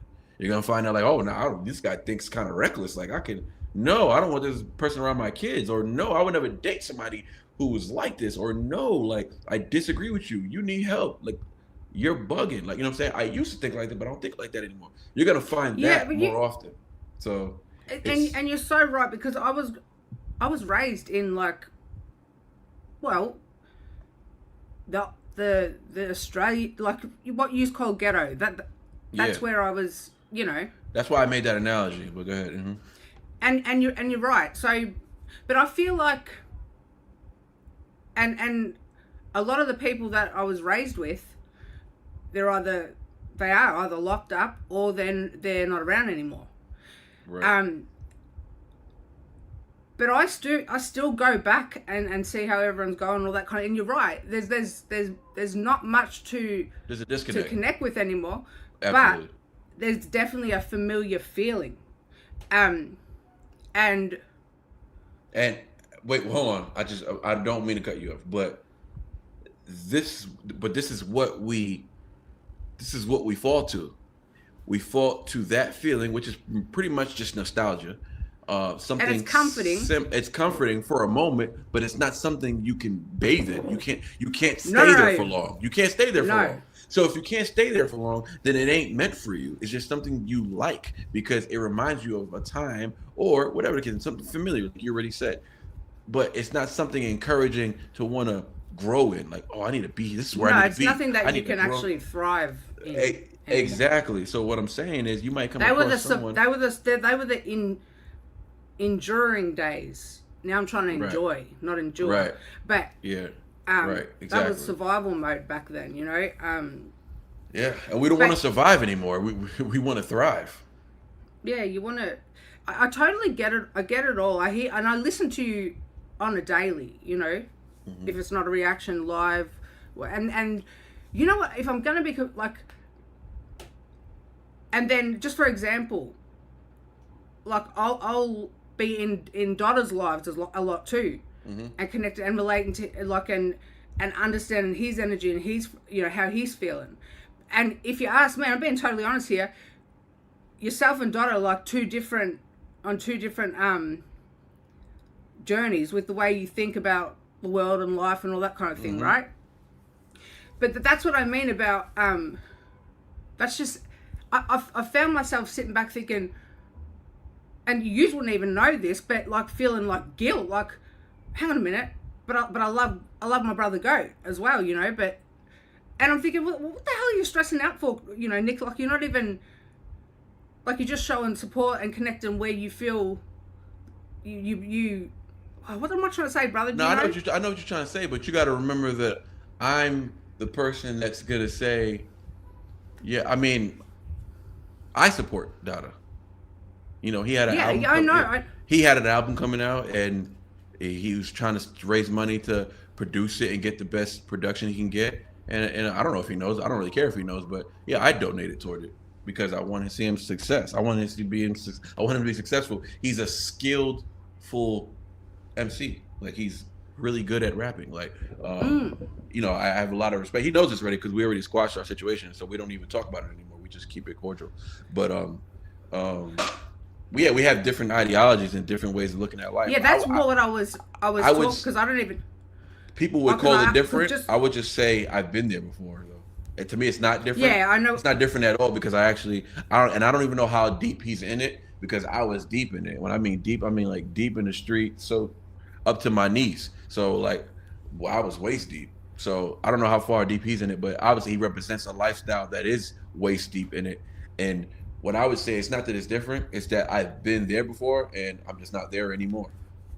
So it's not really that it's different. It's just different times, different paths.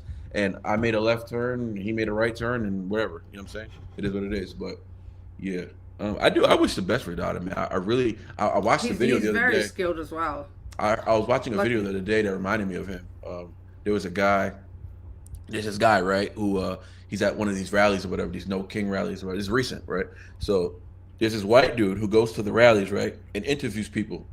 He's a very like genuine interviewer. Like he doesn't agree with none of that they're doing. He's like a MAGA guy, he's a Trump supporter, whatever. But he goes there to find out why are people so like what is these No Kings rallies about? I don't know if you heard of them, but these No King rallies going on in the US, pretty much they're protests against Donald Trump. Basically saying Donald Trump is trying to be a king here, and we don't do that. We do presidents. You have your run, and then you move on and you leave. You can't stay there forever. So they're assuming Trump is trying to be a king. Whatever, right? That's just the claim. So they're protesting against that, right? No Kings, right? So that's their thing, right? It's a No Kings rally. The guy goes there, this white guy, right? He goes there and just asks all the people there, like, why are you here? Like, you know, what motivates you? What's your beliefs? And there's this one black dude there, right, who just doesn't like anything Trump or anything right-wing Republican. He doesn't like any of that, right? So this white guy is asking this black dude with dreads, like, hey, so what brought you here today? And he was like, and he just starts instantly attacking this white dude verbally with racial slurs. And he's like, what you over here for, cracker? Like, he's just saying all this, like, oh, you still over here, you on that Trump MAGA stuff, you on this and that. He's like, you're a white supremacist. He's just going off on him, right? And I'm just like, wow, that's aggressive. But the white dude, he's still being kind. He's trying to hold his ground. He's like, hey, that's just not who I am. That's not what I'm doing here. I'm just asking I just want to know what do you experience that led you to be here to you feel like this is the right thing to do? Like what brought you here? So long story short, that guy will go there every day and he would see this dude there every day, right? And the dude that was interviewing would just not stop being kind to him. He's like, hey man, I know, all right, you're saying these, you know, things you're gonna do to me and all this stuff. He's like, but truthfully, I know you don't mean that. Like he would just come at him like that with kindness, right? And every day hammering. So a week goes by. These guys are now like every once in a while he would make the black dude laugh or whatever, this and that, and then he would be live and he'd be like, hey, look, the people the chat wants to see you, and he's like, oh, those bunch of racist MAGA fans, I don't want to see them. And he'd just be cursing out the chat. He'd be saying like F Charlie Kirk. He'd be saying the most egregious stuff. And even the chat, the people in this white guy's chat, right? Republican, conservative, right? They're like, keep talking to him. Like they like, we can see like he doesn't mean what he's saying. He's just trying to be like outlandish or whatever. So they keep talking. He seems like a funny guy because they had him laughing a few times. The black dude, he cracked a few times and was laughing. It got to the point where he was like, if somebody came over here and so basically the black dude told the white dude, he said, somebody came over here and tried to beat you up, I wouldn't do nothing. Like, you deserve it. You shouldn't have been here, right? That's how he started on day 1. By day 7, some people who were like angry at this white dude for being there, they were like, what the hell you doing here? Like, you just trying to start stuff. You racist, blah, blah, blah. And the black dude is now protecting him. He's standing in front and saying, hey, man, he's not over here for that. He's just doing journalism. It's not like that. It took him a week. It took him a week to get there. And the next thing you know what he did? He joined that guy's Discord. That guy's Discord is full of just Republican Trump fans. That's all it's in there, right? And he's in there. He's on the Discord, like talking. He's on the talking verbally, right? He's on the Discord. And they're just chatting, and they love him because he's funny. And they knew he didn't mean what he was saying, even though he said some egregious stuff about Charlie Kirk and Trump, and he said some wild stuff, right? But the point is, the dude, they were patient with him. They had to see through his bullish first. They had to see through it because they had every right to be like, oh, fuck this guy then. Like he's disrespectful as hell. Disrespecting the dead. He's disrespecting this person. Like, oh, okay, like I guess you just go to hell then. They could have said that. They would have had every right to do that, right? But instead, they were like, man, you don't mean that, man. That's messed up. Don't say that, man. We can have different views, but you don't got to say the dude needs to burn in hell or whatever. You don't got to say stuff like that. But they were doing that, and then he realized he had more in common with them. Next thing you know, he's in that guy's Discord without him being in there, without the white dude being in there. He's in there just talking to his fan. He's in there for 10 hours at a time. He's in there all day talking to a bunch of people, and the guy asked him after a couple of weeks, he's like, man, what did you learn from like our interaction? He's like, man, I found out that I actually had a lot more in common with you guys than I did. He's like, and honestly, I thought all MAGA fans, I thought all Republicans were racist, and I guess I just never really met one who was kind enough to hear me out. And he said, yeah, you didn't. Yeah. He said, you didn't tell me to piss off after I cursed you out and called you a white supremacist. He said, you could have just called me the N-word and we could have just been at it. Like we could have just went to war. He said, but you didn't. He was like, and he said, I don't think my own peoples would have did that. My own peoples wouldn't have put up with me acting like that. They would have put me in the ground or they would have put hands on me. He was like, and you didn't do that. He's like, so he said, I don't know. What does that say about your guys? He said, in your chat, they could have easily been like, F out of here, nigga. Like they could have went crazy. He said, and they never did that. And when somebody did come in the chat, it's called an N-word. The chat, the people got rid of that person. It was like, oh, he's a piece of crap. Don't listen to him. He's a freaking racist. Don't let him represent us. Like every once in a while, people are gonna come in and say something negative. Somebody can come in my chat right now and say something crazy. They don't represent me and they don't represent my chat. They just came in to say some trolly bullcrap, and that's what happened there, right? And he didn't let that break him though, because he had too much evidence that these people are not like that. So it was enough, right? And then what I'm saying is, moving forward, that guy's whole perspective changed.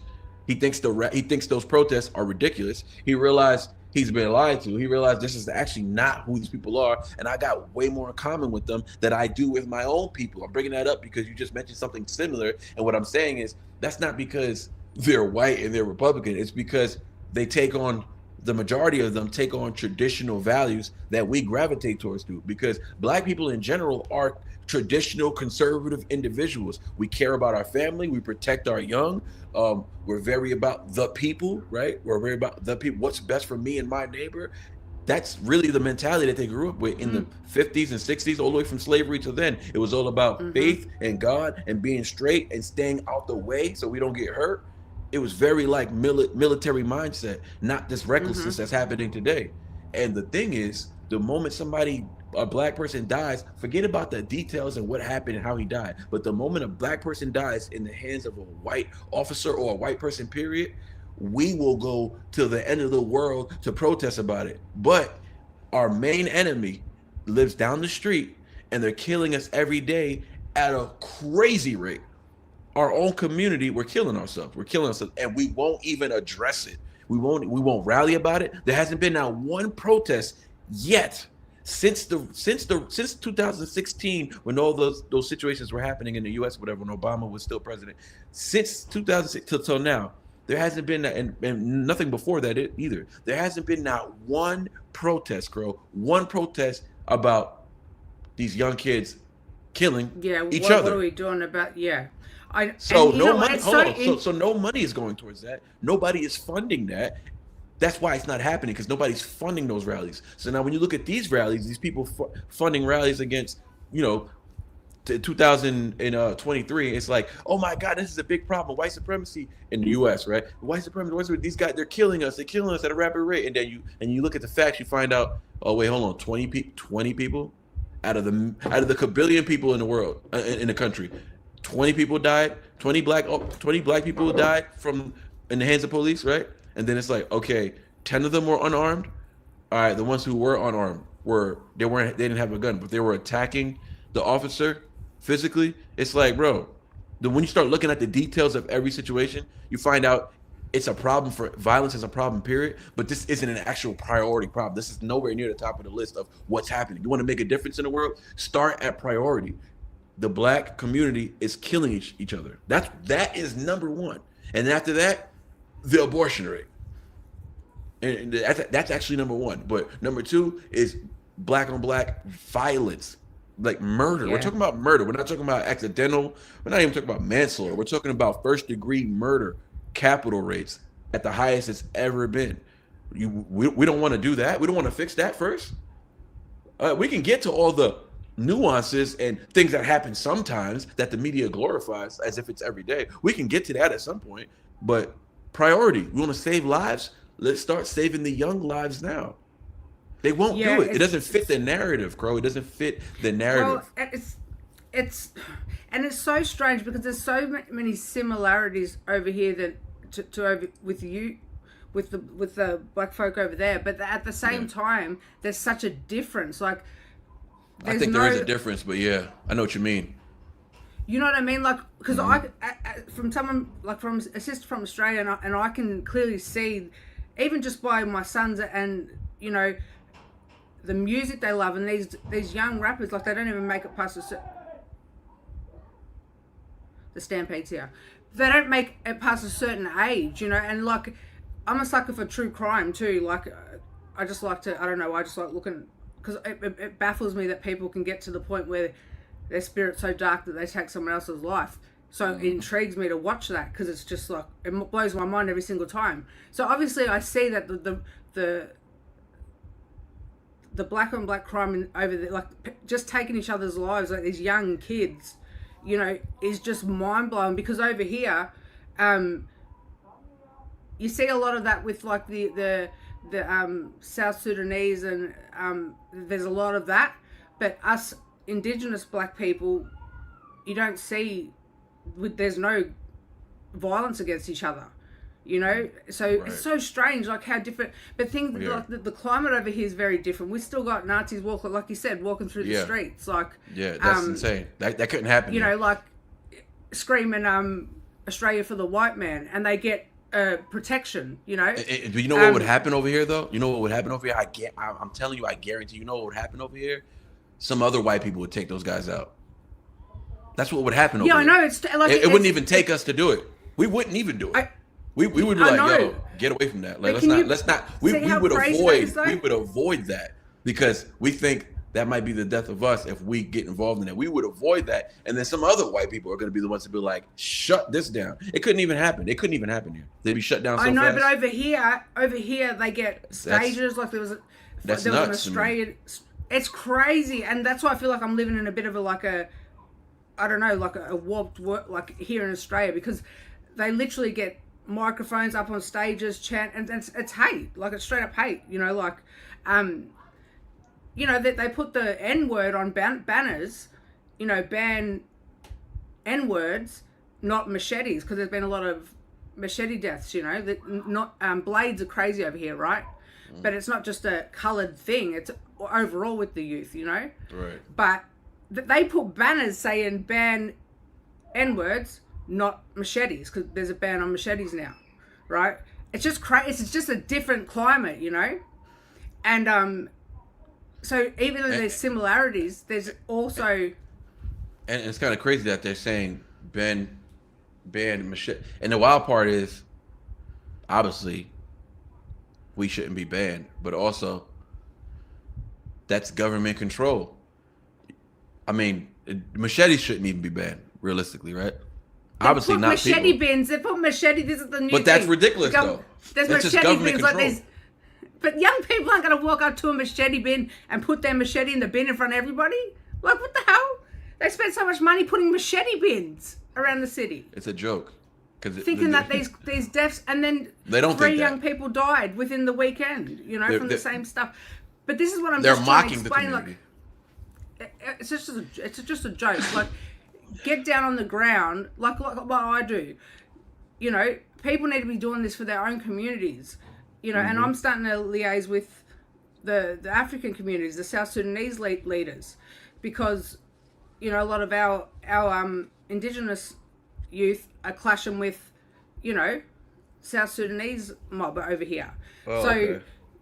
You know, like it's like, but then the South Sudanese are like going at each other at crazy rates. The young people are just, it's so sad. You know, we don't have gun violence over here because, you know, there's a huge ban after a huge mass shooting couple of years. I don't remember that. I was young when I remember seeing piles of guns just being destroyed, but they're not, like the blades are just, and to me, like if you, this is a dark topic to talk about, but to be able to come up close to a person's space, their energy, and put a blade in them, to me is just so much more. Violence is violence, but a gun, like from a distance. No. Like, it's way darker. To stab somebody is much more darker than it is to shoot somebody.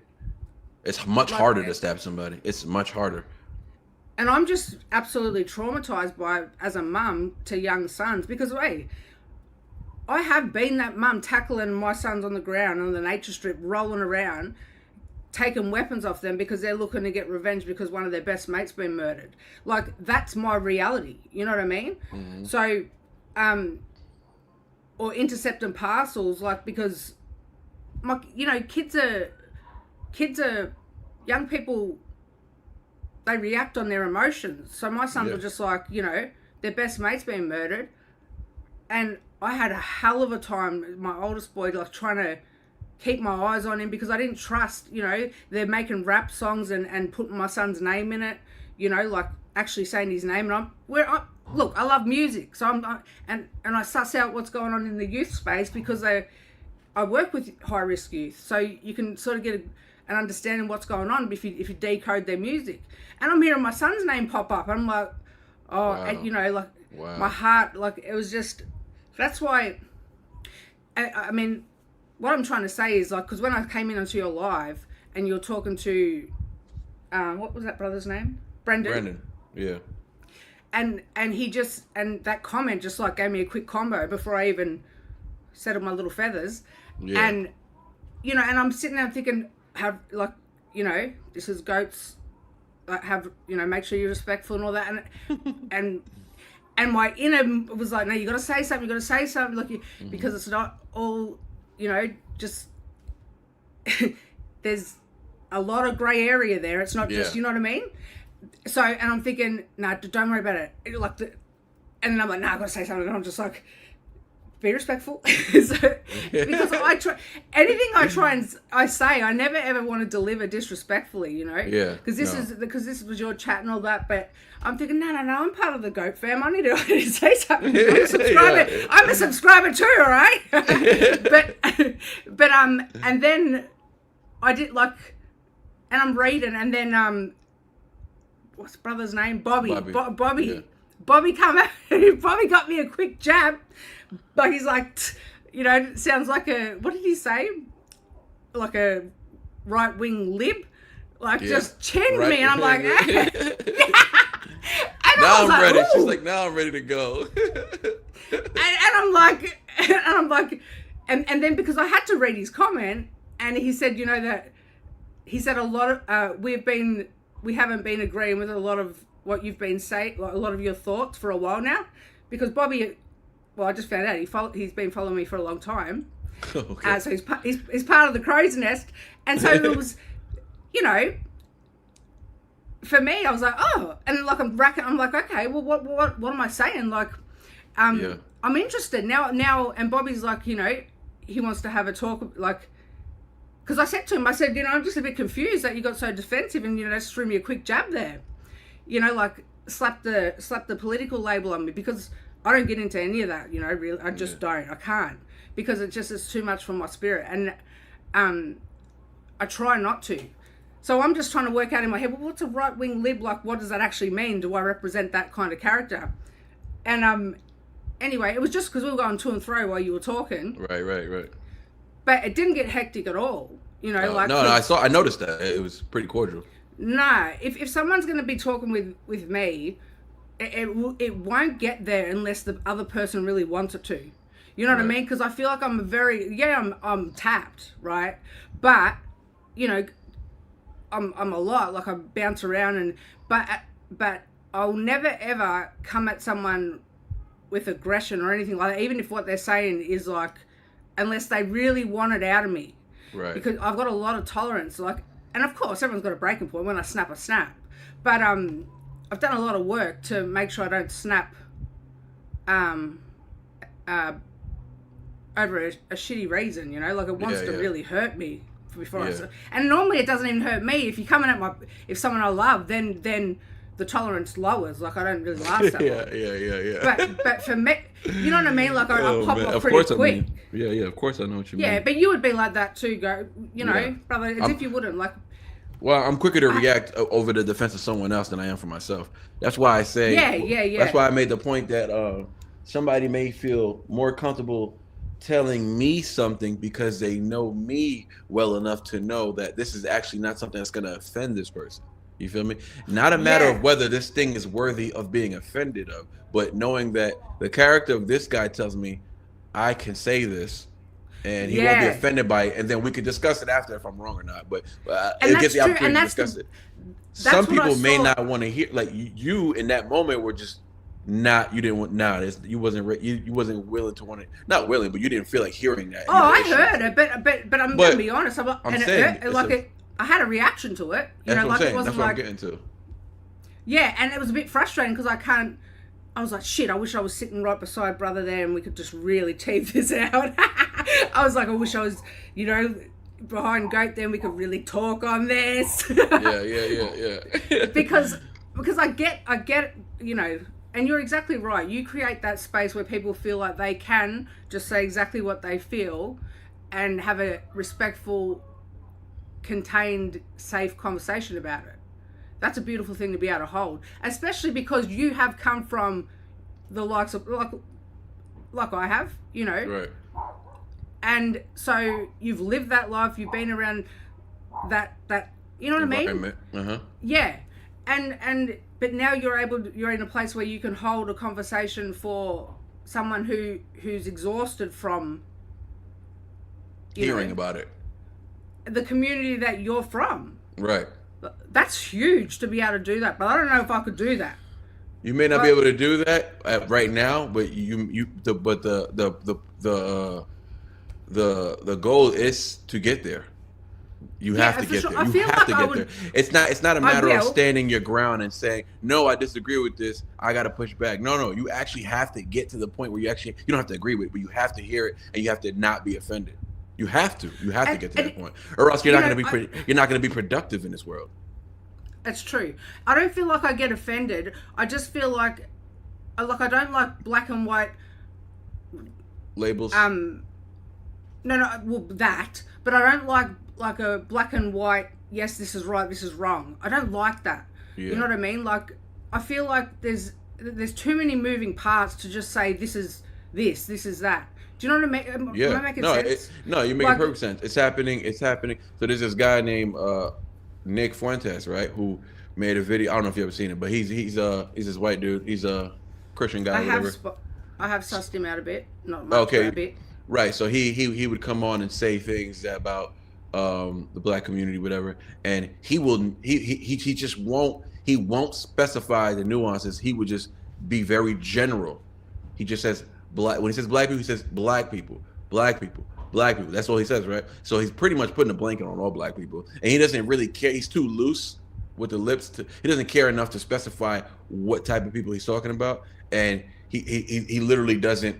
He's got a lot of people fooled. He can't fool me though, but he's got a lot of people fooled that he's at because he's using truth for negative connotation. Like there's actually your intentions are not good. I know they're not good. I know they're not good because you're not even trying to translate what you're saying with true care. You're just saying it to make a statement. You know what I'm saying? So I don't really.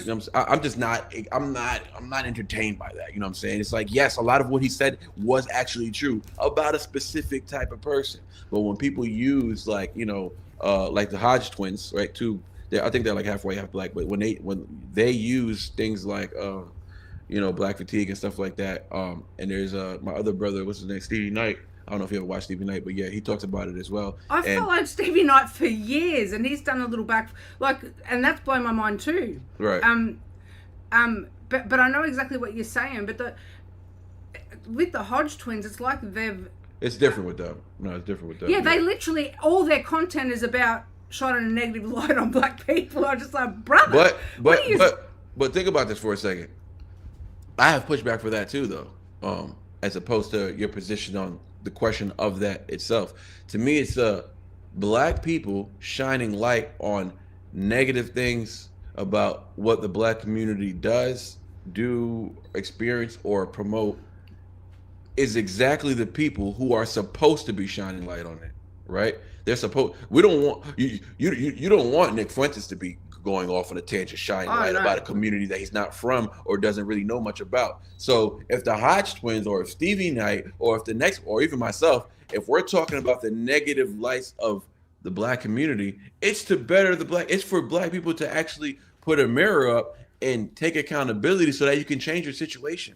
You have to change the situation. And trying to blame the government or the white man or whatever the case may be to help your situation makes no sense, because if you truly have an oppressor and this person is oppressing you, then why are you expecting them to help you?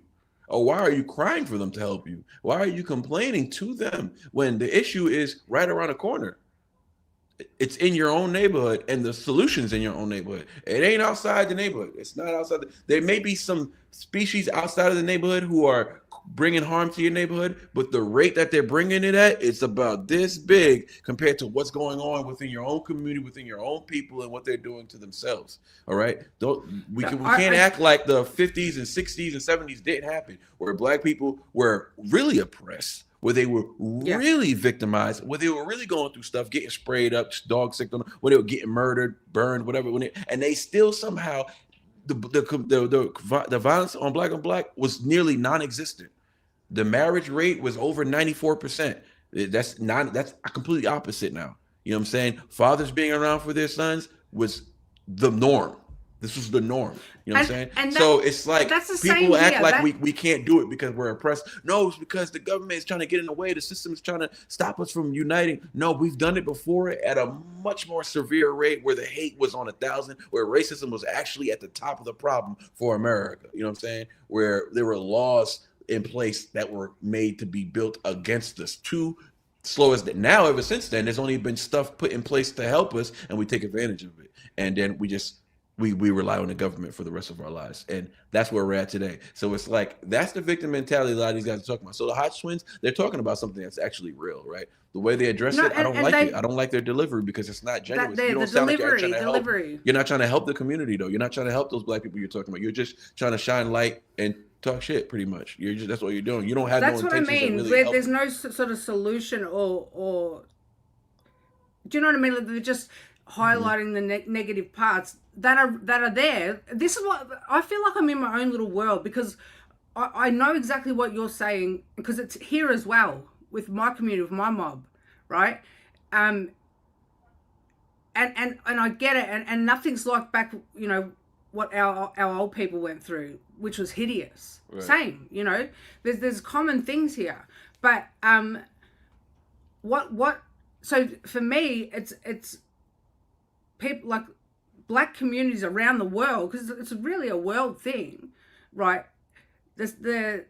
What I'm all about, and what my elders were about, and what they laid that foundation was about self-determination. Like, regardless of what the government's doing, exactly, being accountable for your community, your people, and leading with self-determination. That's not our identity today, though. No, it's not. I agree. Something's been, that fight and that grit, and it's really over here, especially. It's gone. It's got, like, we've lost. There's only a few people that are really trying to push that, what our elders laid the foundation of, you know? And they did it at a much harder time, you're right. So I've got, but then this is where I get stressed, brother, because I can still see the bigger picture, the moving parts, and I don't want, and I need, like, to be able to help my mob, that they might be stuck in that victim mentality, you know. Mm-hmm. There are people that definitely are. There's heaps, right? And it's just passed down, and they just bubble themselves in like, this is all my life can be, because of, you know. But then to be able to break through, you have to acknowledge how that kind of thinking came about. You know, it's not. There are this is what I'm saying, the moving parts that do make it hard for people to move past that kind of, this is all we're worth. You know what it is? You know what it is? What it is this is what the system once did. This is what they did. And I'm not talking political, I'm just talking factually based things that were put in place that affected what's gonna affect the US is gonna affect everybody. That's just a fact, right? We're the moving force of this world. Whatever we do, people follow. Whatever we don't do, people still follow. Like, and I know that, and that's why I watch, because whatever's happening over there, I see it trickle over here eventually, even though we're in the future. But yeah, but what I was gonna say was there were things that were put in place. What the first thing they have to do to our community, to what got, because you said something did happen that led us here. I'm gonna tell you what happened. They took away our independent mindset. They stripped the men out of the home. Exactly. They stripped us of our independence. When you strip of us our independence, you lose identity and purpose, and then you divide the family. All you have to do is break the family. That's all you have to do. Starting with the father, the strongest force in the family. We got to take the head. You take off the head, the chicken's still going to run around headless for a little while. So that's what happened to the family. The mother had to replace the father with the government. So now the government becomes your daddy now, and now you're raised by food stamps. Well, listen. That's true. That's absolutely 100. But I just want to ask a question, because I don't know this. But over there, because the fathers were removed. That was the first thing, right? But here, the children were also removed. The whole family was completely disconnected. There's a lot of people that still are trying to find out where they're from, because I don't know if you know the stolen generations. So the whole family was torn apart. You know, it wasn't just the mum left with the kids. The kids finally came back eventually when they're grown, if their mother was still alive. Well, it's still the same plan, because you got to break the family. The plan is to break the family. The only reason I'm talking about in the U.S., it was only successful for them because the first you start with the head, though. And then you break the rest of the family, of course. You break the rest of the family down. It's even easier now. It's easier to break the family when you get rid of the father first. Yeah. So it's much easier. So now that we're not independent anymore, we lost our identity of being strong black family, independent, this and that, blah blah blah, and they murder all your leaders, right? They don't give you a chance to have any hope in what's going to happen. So they murder all your leaders, and then they give you false leadership.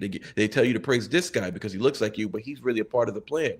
So and this guy is meant to keep you weak. This guy is meant to make you feel like you're not supposed to fight back.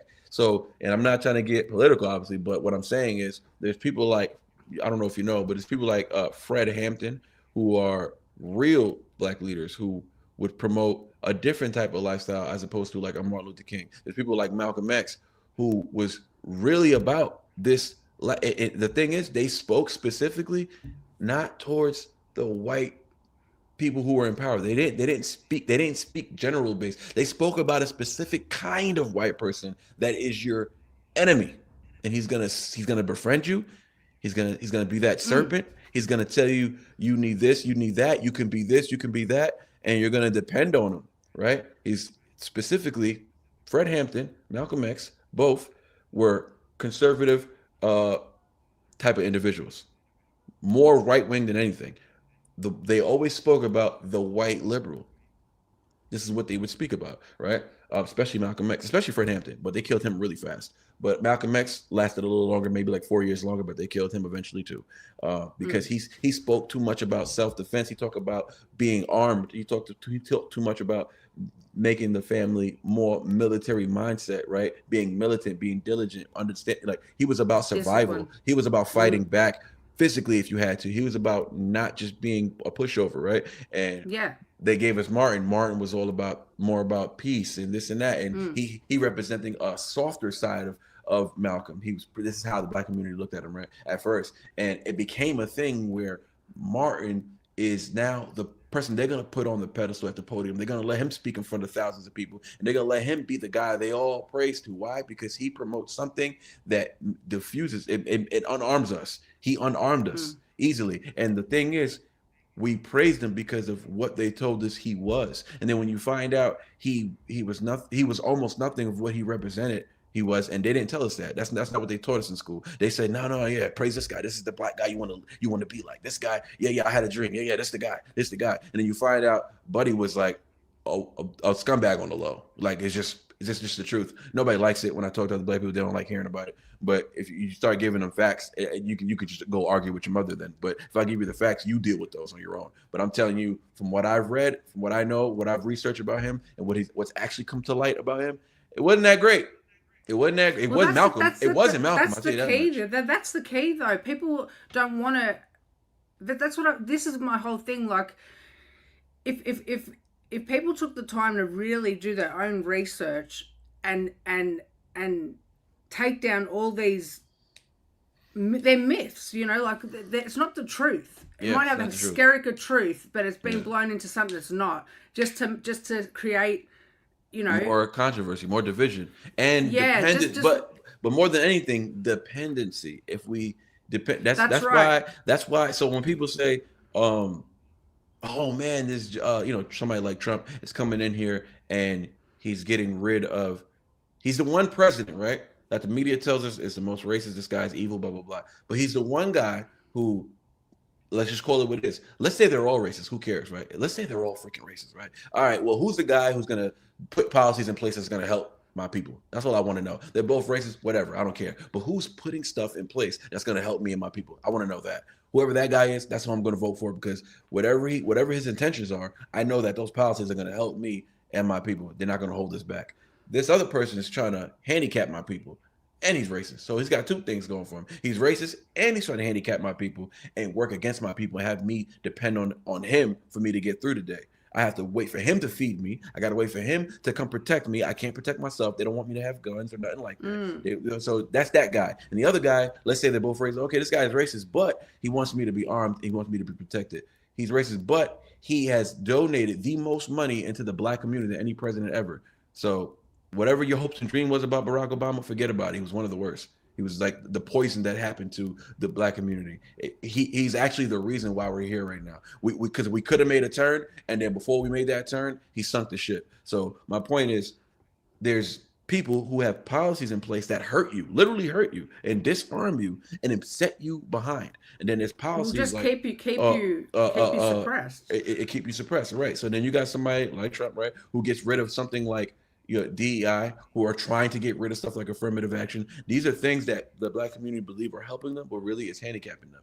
DEI, I don't know if you're familiar with DEI or affirmative action, anything like that. So these are programs that are I did some research on it. Okay, so now you know. So these are the things that black people just can't come to grips with. They can't come to grips why DEI is terrible. They can't come to grips with how it doesn't help you. You know who DEI helps the most? White women in America. That's actually who it benefits the most. You know what I'm saying? This is kind of like when the feminism was moving within the black community, and then the white women of the 70s took over the movement, and you know what I'm saying? And they hijacked it, and then now feminism is like this thing that white female liberals were doing, and now it's almost frowned upon. It's like, oh no, it's not even true feminism, and now it's like libertarianism, like. Someone who's liberal today, being liberal back 30 years ago wasn't a bad thing, as far as like to the true content of what the nature of what the word actually represents, right? But my point is not to confuse you. So the whole DEI thing is terrible for the black community. It's so bad that you're gonna have somebody, right, who I was arguing with at work, who might be the most intelligent person from her neighborhood. She's got her doctorate. She's a doctor. She's the top girl in her hospital. So she's smart as hell, but she can never confidently say she got there on her own merit. She can never prove that. She can prove that she's smart. She can prove that she's qualified for the job. But if she's rated number one, she can never prove whether or not she's actually rated number one. She has to question whether or not there was somebody else she stepped over to get there. She has to question whether or not, because this is a fact.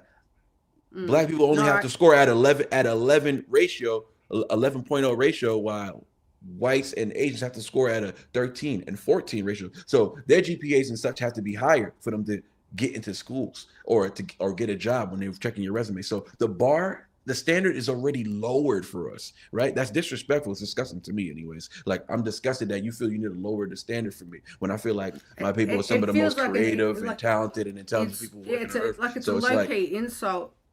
Yes, it is an insult. It should be. It should be presented like as a favor with a bow. Yeah, but because the only way you can get it is if you vote for this guy, and this guy He's That's what anybody. I mean. He's anybody. That's the So moving this, parts. Yeah. but you have to be in it though. You have to be in it to understand it. You can't just throw political things at the wayside. Like it don't mean anything. It's controlling this world. It's controlling who's in your city. No, I know, and I'm stuff learning like that that. as I get older that I have, like, because I've avoided it for the longest time, because I haven't been ready for taking on the you know, but you can't just stay in a peaceful bubble like you try to your whole life. Like you're gonna have to realize that no, you're gonna have to speak your mind. It's because I feel myself gravitating more into that political talk, which I've always just cringed at. Like I just can't deal with it. But me too. But when I started my channel, I cringed, and then eventually I became more bold in it. And a lot of it has to do with my faith, but eventually I became more bold in it. The reason why I brought up that story about that one black dude, because that's literally King Dada. That's Dada. That guy is just as aggressive as Dada, just as negative as Dada about certain situations. And it's almost like all you have to do is be ready to accept something different. If it moves you, it moves you. If it doesn't, you wasn't ready to hear it yet, and you may have to hear it again in another year or so, or maybe further than that. Yeah. All I know is that it took me years to get out of that mindset, and it ain't easy. It ain't easy to get out of it. Well, So. I think because I'm pondering it every day really at the moment. It's a heavy. It's actually to the point where I don't know, like if you notice that I haven't been I don't put much content. I haven't been pushing nothing out much this year because I've been so suffocated by the division, not just here in Australia, but I'm seeing it worldwide. Yeah. Knowing that I brought 6 kids into, 5 children, but I've got 6 kids in this world, you know. You just know, don't let it. Kids, just don't let it. Don't let it fear you. Don't let it scare you. It's not a fear. It's not a fear. I'm not scared. It's just because I've learned. That's one thing. Like I used to be highly fearful, you know, when I was in a very toxic relationship and I was a shell of myself, right? So I did have that fear, but I've grown from that. And I realized because fear would make me freeze, you know, like, and I couldn't come up with solutions or how, you know, I'm no good like that, you know. So I don't have a fear, but I just get so confused when I have all these ideas where I feel like I could really, too many ideas that I feel like could help the current climate, you know, and youth is my passion, regardless of color, right? Yeah. But that's why I haven't been able to put, because I'm like, well, how the hell do I get on my channel and play music and act all like everything's fine when shit's kicking off everywhere, and like it affects us all, you know, like you go ahead. I was gonna say you owe it to yourself to learn about it, and that could be something to talk about. I am. But I feel like that's I am. good. I believe you. I believe you. I'm seeking like. But this is where I'm confused, brother, because I do envy people that just know how they feel and their thoughts, and because I feel like I understand, like I can understand exactly where you're coming from when you say stuff, right? Mm-hmm. But then, and I'm gonna bring KD into it because to me there's a contrast there, because when he speaks so passionately about how he feels, I understand that as well. So his response is perfectly correct though. Let me tell you why. His reaction to everything he's saying is, I don't even fault him. His reaction to everything he's saying is literally correct and in a line, but it's based off false information. This is what happens when you're basing your true person, your true opinion on false information. It's all based on false information. He's basing it off false information. So his reaction is true. He's being true to what he's saying. He's not being fake. You know what I'm saying? He's not being fake, and he's not being dumb. You know what I'm saying? He's not being fake. He's not being dumb. He's not being, you know, if anything I say he's being lazy. Not. He's being lazy because he needs to do the research. And if you do the research yourself, I can't just feed it to you every time. Not talking about him, but just in period. Like somebody can't just feed it to you. Like you got to do the research yourself at some point. And if you don't, then you need to stop talking about it because you're not even willing to do the research about it. But you're willing to go outright do a song or go live and tell me how you feel. You have every right to come and tell you how you feel. I'm open to it. You know what I'm saying? I would have a discussion with him, but I just know how. Actually, no, I wouldn't even say I wouldn't have a discussion. I would have a discussion with him, but if he's not going to be open-minded about it, then if he doesn't want to actually know the truth, then clearly it's not my position. It's nobody's position. Like at some point you got to do it yourself. Because people tried to tell me when I was coming up and I wasn't trying to hear it. I'm like, nah, F all that. This is what I'm standing on, and you're bugging and blah blah. You a coon, this and that. I would do all that. I'd be like, I call, you in love with the white man, you this and that, da. Yeah, I would do all of that.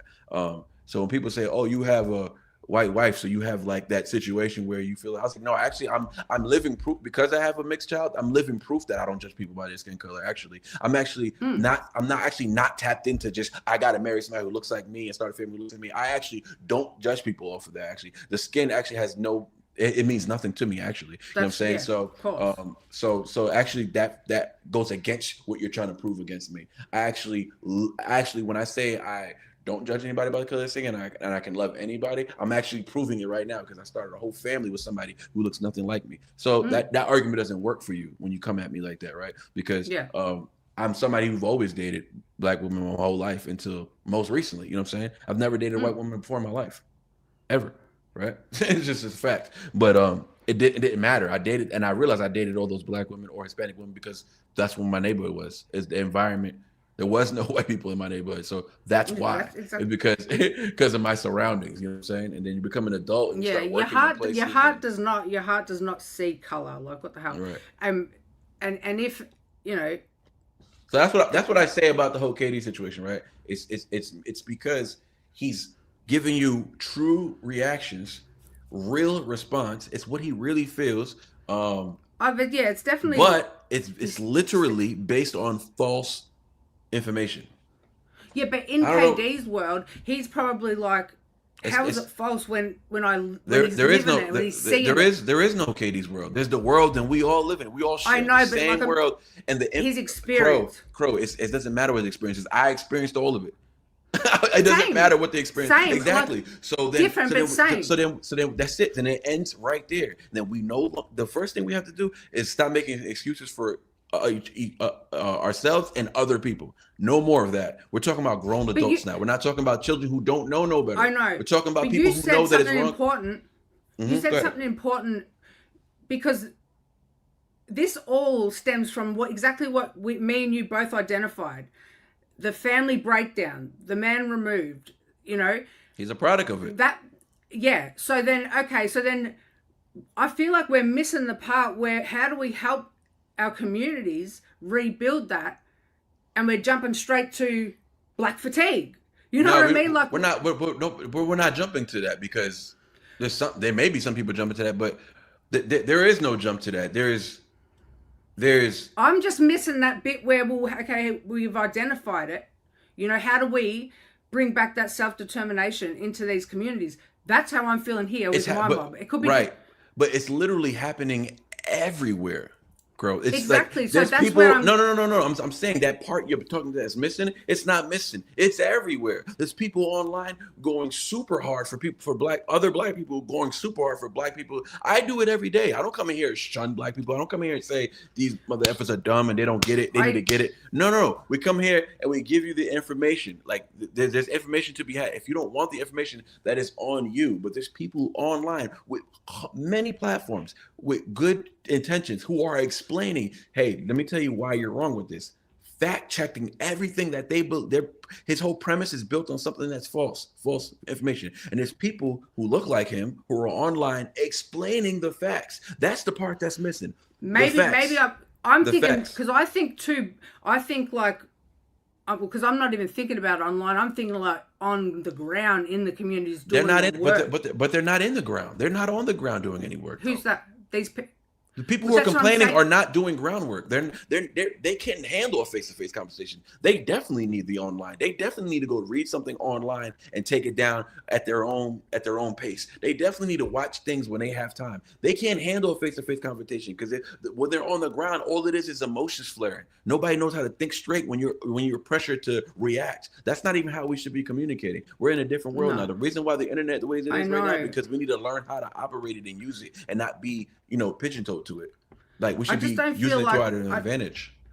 That's what makes me overwhelmed though, because I see exactly the cause of these things, and where, because I feel like I'm still like I've got a foot in both sort of areas. I literally feel like I'm in the middle, like because I can and it frustrates me because I'm like, and that could be an issue. Well, that could be, and that could also be. That could also be tainting your perspective on certain things. You're creating a bias to people who you identify with. Automatic. That's a whole other transition. I'm trying to be realistic about how like this stuff takes time for people. Like maybe we do just lose a couple of generations. They're just going to be stuck. We lost too many generations by being too soft on the kids. Our generation, people our age or a little older, have failed. Our generation, the parents who are our age, we fit completely, and the ones before us too, our parents, from that generation to us to the ones next, we lost too many generations already. Now it's because there was too much coddling and too much carelessness. Too many people going out doing whatever they want, and parents not checking on not knowing where their kids are at until whenever time. So there's too much of that. We already lost too much of that. At this point, it's not. We don't really have time to coddle people, and we don't really have that much time to spoon feed. We have time to be. You're an adult. Okay, you understand that. You have an emotional reaction. Okay, well here's the fact. Do you still feel the same? You still feel the same. Okay, you got growing to do. Moving on. Next. Yo, listen, this is the situation. You feel that? Well, this is the fact now. How do you feel? Okay, that kind of changes my mind a little bit. Perfect. Now you gotta keep doing the work on your own. That dude I was telling you about was deep in it, so deep in it, he was cursing this dude out, giving him hell, calling him racial slurs, all of this stuff. And what did the dude do? Just kept bringing him kindness and facts. And what happened eventually? He understood that he had the wrong perspective his whole life. So I guarantee that's a huge thing. It's delivery. I'm just saying that can happen to anybody. That right there can happen to anybody. It doesn't even have to happen that way. It doesn't even have to be that aggressive. But it can happen to the most aggressive person who really don't want to hear it. That dude did not want to hear it. It took that dude a whole week just to get him to laugh. Finally got him to laugh. And then he went and bought him a Black and Mild. And he sat with him, bought him a Black and Mild. He smoked a Black and Mild with him. He's like, man, what you smoking a Black and Mild with me for? And it was just a joke. And he knew he can get him to laugh because all he was trying to do was get him to open up to see, hey, man, not everybody's like that. Not everybody's that way. Like it's worth getting to know somebody. And that's what he did. He got to know him. And now he's friends with him. And now he's helping him start his own YouTube channel. And he's talking about his experience. It is about experience. I don't know, because and I'll go back to the Hodge twins because I'm fascinated by them. They experience being treated terrible by their own mob, So then I can see why they're so, like. Well, like, but they don't come from that world though. Like this just because. They say that, I don't believe it, and I never heard them really. They say they come from that world. I never heard them say that. They said that they experienced being treated. They weren't accepted by the Black community. I'm not talking about exactly. That's what I'm talking about. They don't come from that world that me and King Dada are talking about. They don't come from that world. That's the miscommunication. So all skin folk and kinfolk, that's what that means. It means just because we look alike don't mean we have similar experiences. So the reason why they deliver their messages with such lack of compassion is because they actually don't come from that world. So they don't know how to identify with that. They don't know how to identify with that. But what they do know of that community is being treated not nice, like they were pushed out, so I have because I have empathy for that how would that, I can understand, if they did try to connect, they were rejected before they were even allowed, you know what I mean? Well, guess what? A lot of people who are from that world are too afraid to put our own people in their place because they don't want to lose.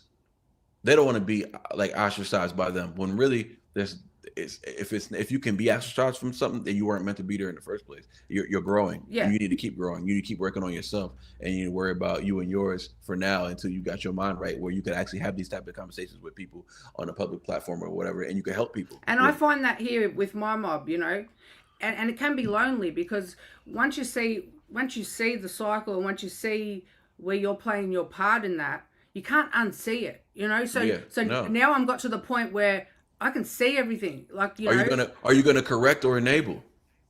Well, exactly, and that's where I feel like I'm at that point where, because I can't unsee what I've been working, what's come to me. You know, since my dad died, he sort of, you don't really feel your age until you lose a parent. Honestly, when he passed away, because he was my voice of reason, you know, and he was like a freedom fighter for his people.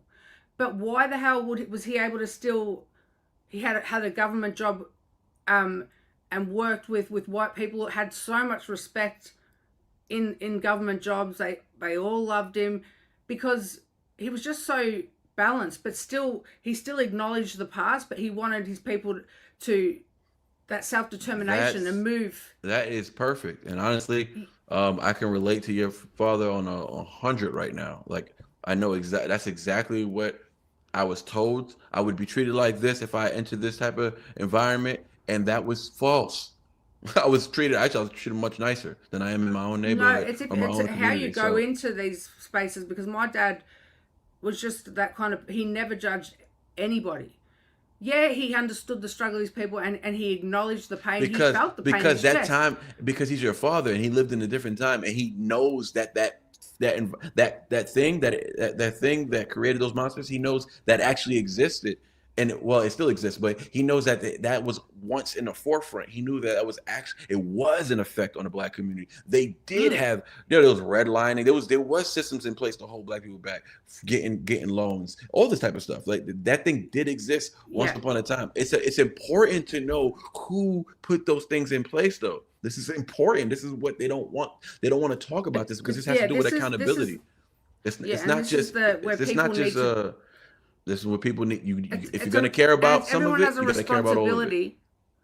That's right. It's the whole thing, all the moving parts. You need to, and this is why I spent a lot of time just going down wombat holes, really just getting the truth on everything, not just here in Australia, but worldwide, because we're all connected.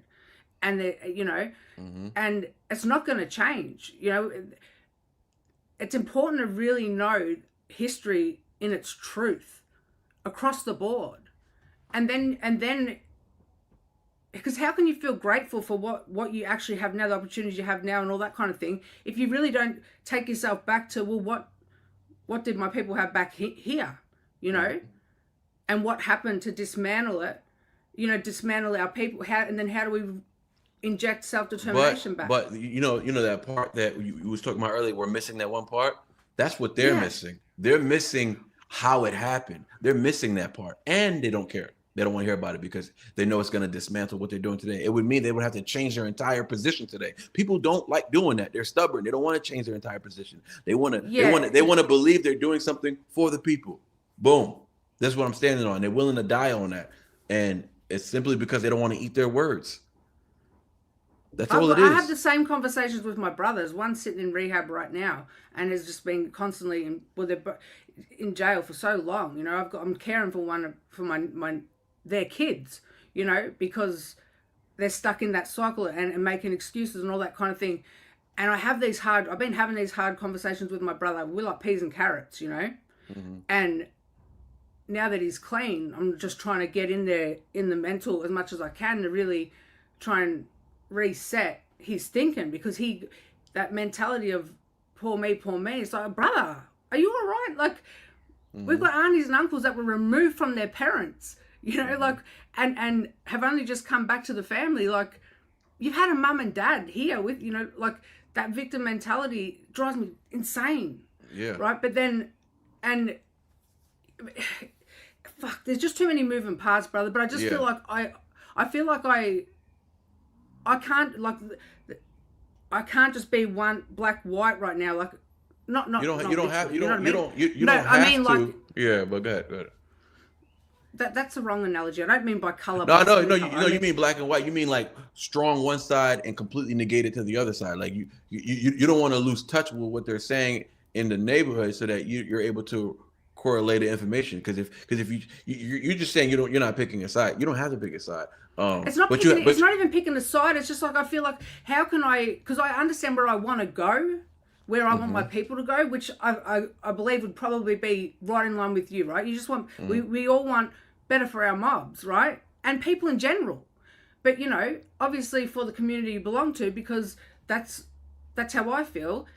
But I want the best for everyone. But the thing is that I feel like I can't break into getting people to imagine a different journey without acknowledging letting them acknowledge and getting them to understand how they got to where they are right now, because I'm not making sense. No, you are. I don't think. I know you are making sense. That bridge, you know, we're that talking bridge of, exactly. We're talking about the missing piece. We're always going to be talking about the missing piece. There's a missing piece of them. There's a missing piece that you highlighted, which is basically. But hold on, before we get from your lost to your found, what's in the middle? What's the journey? We got to help them understand the thing. That's the missing piece you're talking about. And then the other missing piece is the fact that, hey man, we went through this and slavery and Jim Crow, blah blah blah, and today our enemy is this. So it's like, what about the missing piece? What about how they broke you down? What about the crime bill? What about the crime bill that sent so many people to jail, prison for petty crimes? Something that you would get probation for today as a first offense, they were doing 30 years for back in 1991. That's how hard they were on crime. So many. So there's people. Of how My boy's uncle got out of prison in 2007, right? 2017. In 2017, right? In 2017, he got out of prison. 2017. Why? Because he had crack possession charge. It was a second crack possession charge, but crack possession charge, something that is a felony today, but you could end up getting probation. You could be on like 5 years probation, or you can do a year, or not even a year. You could do a few months and be out, whatever, right? If there's no intent to sell, you may not do no time at all. But the point is, he went in 93, came out in 2017. The only reason he came out in 2017 was because Trump looked at the list of all the people that were affected by the crime bill, and he exonerated over 190 something people. 90% of those people he exonerated from them crime bills were African Americans. If you don't know this information, you assume the worst. This is not what a racist does. It's just not what they do. Especially not after they already won the election. They won already. Now they can start making things happen. You don't have to. Why did we had Obama for 2 terms? He didn't do anything. Yeah, he didn't do anything. But the missing information that creates all the hate and there's tons of that's happening, right? That's happened. There's tons of that, and they don't know this information, not because it's not out there, but because they're not trying to. It's not out there being promoted, but it's also not. It's not out to be promoted by the media they watch and by the feed that they're fed. It's not promoted by them. It's promoted on my feed all day, every day. It's on it all day, every day. I can't help but open up my YouTube, and there's some black dude discussing how we got to this point today, what happened at the Civil Rights Act, why it was bad for us, right? Why this and that, like somebody breaking down all of that properly, respectfully, intelligently, and it has many views, but that's not on Dada's feed though. No, and I'm getting smashed with the mixture of both, because I've been pondering into both things. So my algorithm's like so jumbled, like you're in a transition point of learning. There's nothing wrong with that. You're at a great space. Well, learning, honestly, but I feel just take it. Take it, because a lot of what you're saying has a lot to do with connection through just feeling. It captures us. The heart is weak for those who, and then you're correlating with what you're dealing with back home. That's in your face. You feel me? You're correlating that with what you see. Yeah, because online Australia's very or what much you're hearing. behind. It's behind in regards to like but the US. I'm saying that's your what we go experience, through though. here. Yeah, but here, what's allowed here, what the government lets go, and yeah, could never happen. It's here. behind, like not in this here and not protected like they are, You know, I know that people are, you know, black folk in America don't feel like they're protected by the government and all that kind of thing as well, but they're more than protected. but It's stuff crazy. that happens over here would not happen over there. But what I'm saying is they are first of all, they're killing themselves. Can't nobody stop that. But they're more than protected. They're more than they don't even have to fend for themselves. They don't have to fend for themselves. Like they're fed. You want to be educationally successful. The bar is lower for you. You can do it. You know, but you know that this is the thing. The highest, the smartest person in the country, the highest GPA graduate in the country for almost 17 years has been the black female. Yeah, they're the smartest person in the country. So my point is, where do they come from? These harsh realities, these harsh environments, and they still get it done. Why? Because we know wrong from right from 5 years old.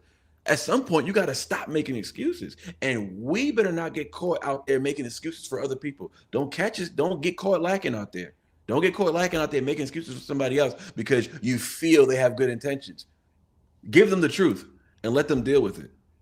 Yeah, the truth, and give them the truth. I'm telling you, give them the truth. Like, only the truth is gonna set you free. I need to be confident more with how, like, and trust my truth. You know, because I feel like I can see it all. Look, brother, I'm very visual. I feel like I can see it all, and maybe I'm just too sort of understanding why both sides feel a certain way. But what I do know, that equally, black communities need to take accountability for bringing that self-determination back in, right? And educate, like, call and mob out, like, get educated, like, you know, why are you feeling, why is your mentality like this, and you know, all that kind of thing. And then equally on the other side, people that are quick to do the whole fatigue need to, I feel like, also understand why you're saying you're tired of this, but have you educated yourself on how this community has become like this? A good portion have not. But exactly, and that's why I feel like there's work to be done on both sides. Like, but there isn't though. That's the thing. If we get stuck there, there's never going to be a progression. The scale is never going to tip because that's the safe space for your mindset. But that's what I'm confused, brother. How you think that there's that both sides, like both mentalities, if you want to say. You know why? Because what do they have to do the work? All they have is, for those who misunderstand, all they have is words to say, and that's it. They have nothing to do with the progression, though. It's not a 50-50 thing because they have nothing to do with. We have nothing to do with the struggle of white folks in whatever, right? There's more poor white people out here, right? And there's more white people getting killed by police out here. There's more unarmed white people getting killed by police, way more than black people. So it's like, we're not marching about that or anything like that. So we're not taking, it should be a problem, but it's not though. So my point is, we're not taking responsibility for it either. We're not saying we're responsible for that. Are black people responsible for what happens to white people? No. So white people are not responsible for what happens to black people. It's at the core. And I'm not saying responsible. I'm just like understanding. It's irrelevant though. Who cares if they understand, if they don't understand? It doesn't matter. It doesn't even help your cause, and it has no effect on what you can do within your own community. They can literally hate you. They all can hate you at the end of the day. They don't need to understand it. If you're begging for somebody to understand you, you're asking for an oppressor to hear you when he's not going to help you anyway. So what's the point of even hearing? Forget about him. He's non-existent in the goal of fixing the black community. He is non-existent. The only person who's an asset is the one who understands and is trying to help. Cool. Allies, you need them. You can't just do it on your own. That's what you literally just took it out of my throat. But I'm not talking. But the ones that are pissing you off, you don't need them. The ones who are speaking loosely about shit, the ones who are speaking loosely about whatever, you don't even need them though. They're irrelevant. That's noise. That's noise. There's a lot of them. There ain't a lot of them. There's way more. Crow, I'm telling you, this is basic. But I'm saying I really appreciate allies because. You need them. You need them. But you can't just. But Crow, there's way more people who do understand, and they know exactly where it happened. They know where it happened. They know the exact point of where it happened. Actually, the sad truth is they know more than we do. They know exactly where it happened, where the shift was happening, who did it specifically. They know exactly who did it. They know who did it. What they know who took over the family, broke it up, fed us all this negativity, pumped money into gangster rap to keep us more dazed and confused for the youth, could never get focused back in school. They know exactly who did it.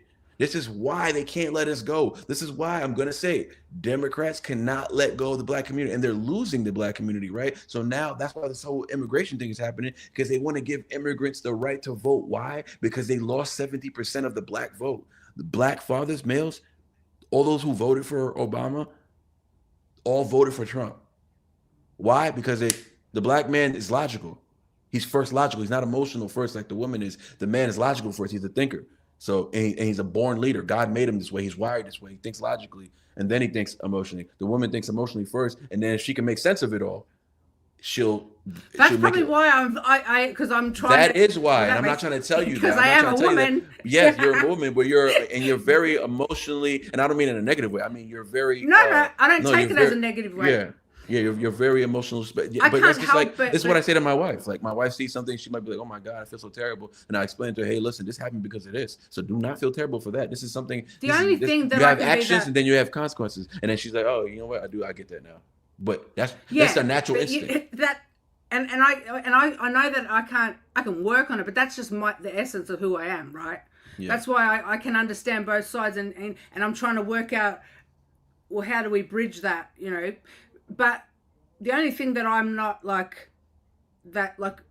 I'm completely logical and straight-minded, and you can't bend my mind at all when it comes to my kids. Like, so then I snap into that whole protective, like, and fuck everything else. Like, no, we don't have gray areas here when it comes to right. You know, that's that motherly instinct, right? Protection. That's the instinct. But if I was in your house, that wouldn't be my instinct. My instinct, as opposed, because mothers protect, that's natural, right? You freaking grown them in your womb like they were there. You were the only one responsible for them, really. You fed them and you kept them healthy, and that's your natural instinct to nurture and protect. My natural instinct would be to equip them. That's what a man does. A man's gonna equip them so that they can learn how to use truth as tools and fight back with that. Not so much like, mom's jumping in front of the bullet. You know what I'm saying? The mom is jumping in front of the bullet for their son. Dad already taught him how to shoot. So by the time that threat comes, he can take him out on his own, because I'm not always going to be there. But mom is like, I'm always going to be there for my kid, and you can't stop me. That's your mentality. You know what I'm saying? And that's totally understandable, because if you have two parents, your family is good. It's different. And that's why I'm saying, because I am part of it, and that's what I'm saying. When you see it, you can't unsee it. I've sat back, and now I can see, why am I struggling so much with my teenage sons? So I've had to take apart my life, me as a mum, even a young kid growing up. Why did I gravitate towards this certain kind of man that's not here for his kids? You know what I mean? And now I'm trying to. I can't be that nurturing, loving mum, because I'm literally out in the streets dragging my sons out of trap houses. You know what I mean? So, and then and what for? Just to be traumatized and stressed out. And my sons don't fear me at the end of the day. And then they're resenting me because I'm mum. I'm meant to just love and nurture, but I'm having to come in with some kind of discipline. It's not even working anyway. So I get the whole... And my sons just continue to just... the dysfunction, you know, even though... Yeah, because I might be running high-risk youth boxing programs, and I've got kids that are in much worse situations, that are listening to me and getting, you know, contact me when they need me and all that kind of thing, that are way worse off than my sons. But my sons are struggling so much more than these kids that don't even have a mum that's hustling out there trying. So it's been confusing for me. And that's when I realised, well, I can see it's that whole thing of, I did gravitate towards a man that had childhood trauma and didn't have that structure either. And it's just, you know what I mean? So I can see it. So the plan worked. That's what I'm saying. They had a plan. They had a plan for us, and it worked. And it worked. And it's still moving perfectly. And it's still moving today. And it's still moving today. And this is what I say. At the end of my boy's song, whatever, right? Samson, this song about Charlie Kirk, whatever. At the end, he was like, And you know what? It's probably exactly how they planned it. All of it. It's exactly how they planned it from the beginning to now. From the beginning to now. It's well, even when I talk to my sons or my brothers that are in these, you know, in jail constantly and all that kind of thing, and the women are bearing the weight because they're not taking care of their responsibility. Me and my mum holding it down, got extra kids, all that kind of thing, have to go see them. I can see it all, but like you just said then, and I often refer to it, like they just sit like the people that structured all this, literally just sitting back with popcorn, watching it all, like, you know, play out. Like, that's because I'm visual. I have to. But guess what though? Because I can't be on here all night. I gotta wake up in 4 hours, which means I'm gonna sleep for about 3 hours. Yeah, don't tell us that anymore. But hold on, let me tell you something. I'm kidding. No, it's a legit reason too, brother. They're far out. But it's just simple because I've just been itching to sort of talk to you about more than this, actually. Yeah. No, there's so much I want to talk to you about.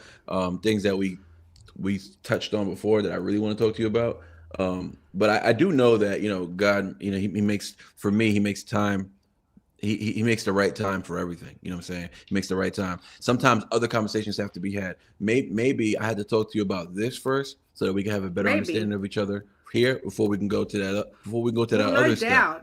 You know what I'm saying? Because a better understanding of you know, the thing that we kept talking about, the things that were missing here, things that were missing there. The thing that's missing right here between you and I is Christ. I'm gonna tell you that right now. This is where we've come to a point where I love you. You're my sister. There's no way I can let you live without me telling you what I know. You know what I'm saying? And you could do with it however you feel, right? That's gonna be on you. But having the information and not having the information and standing your ground is much different from having the information and continue to stand your ground.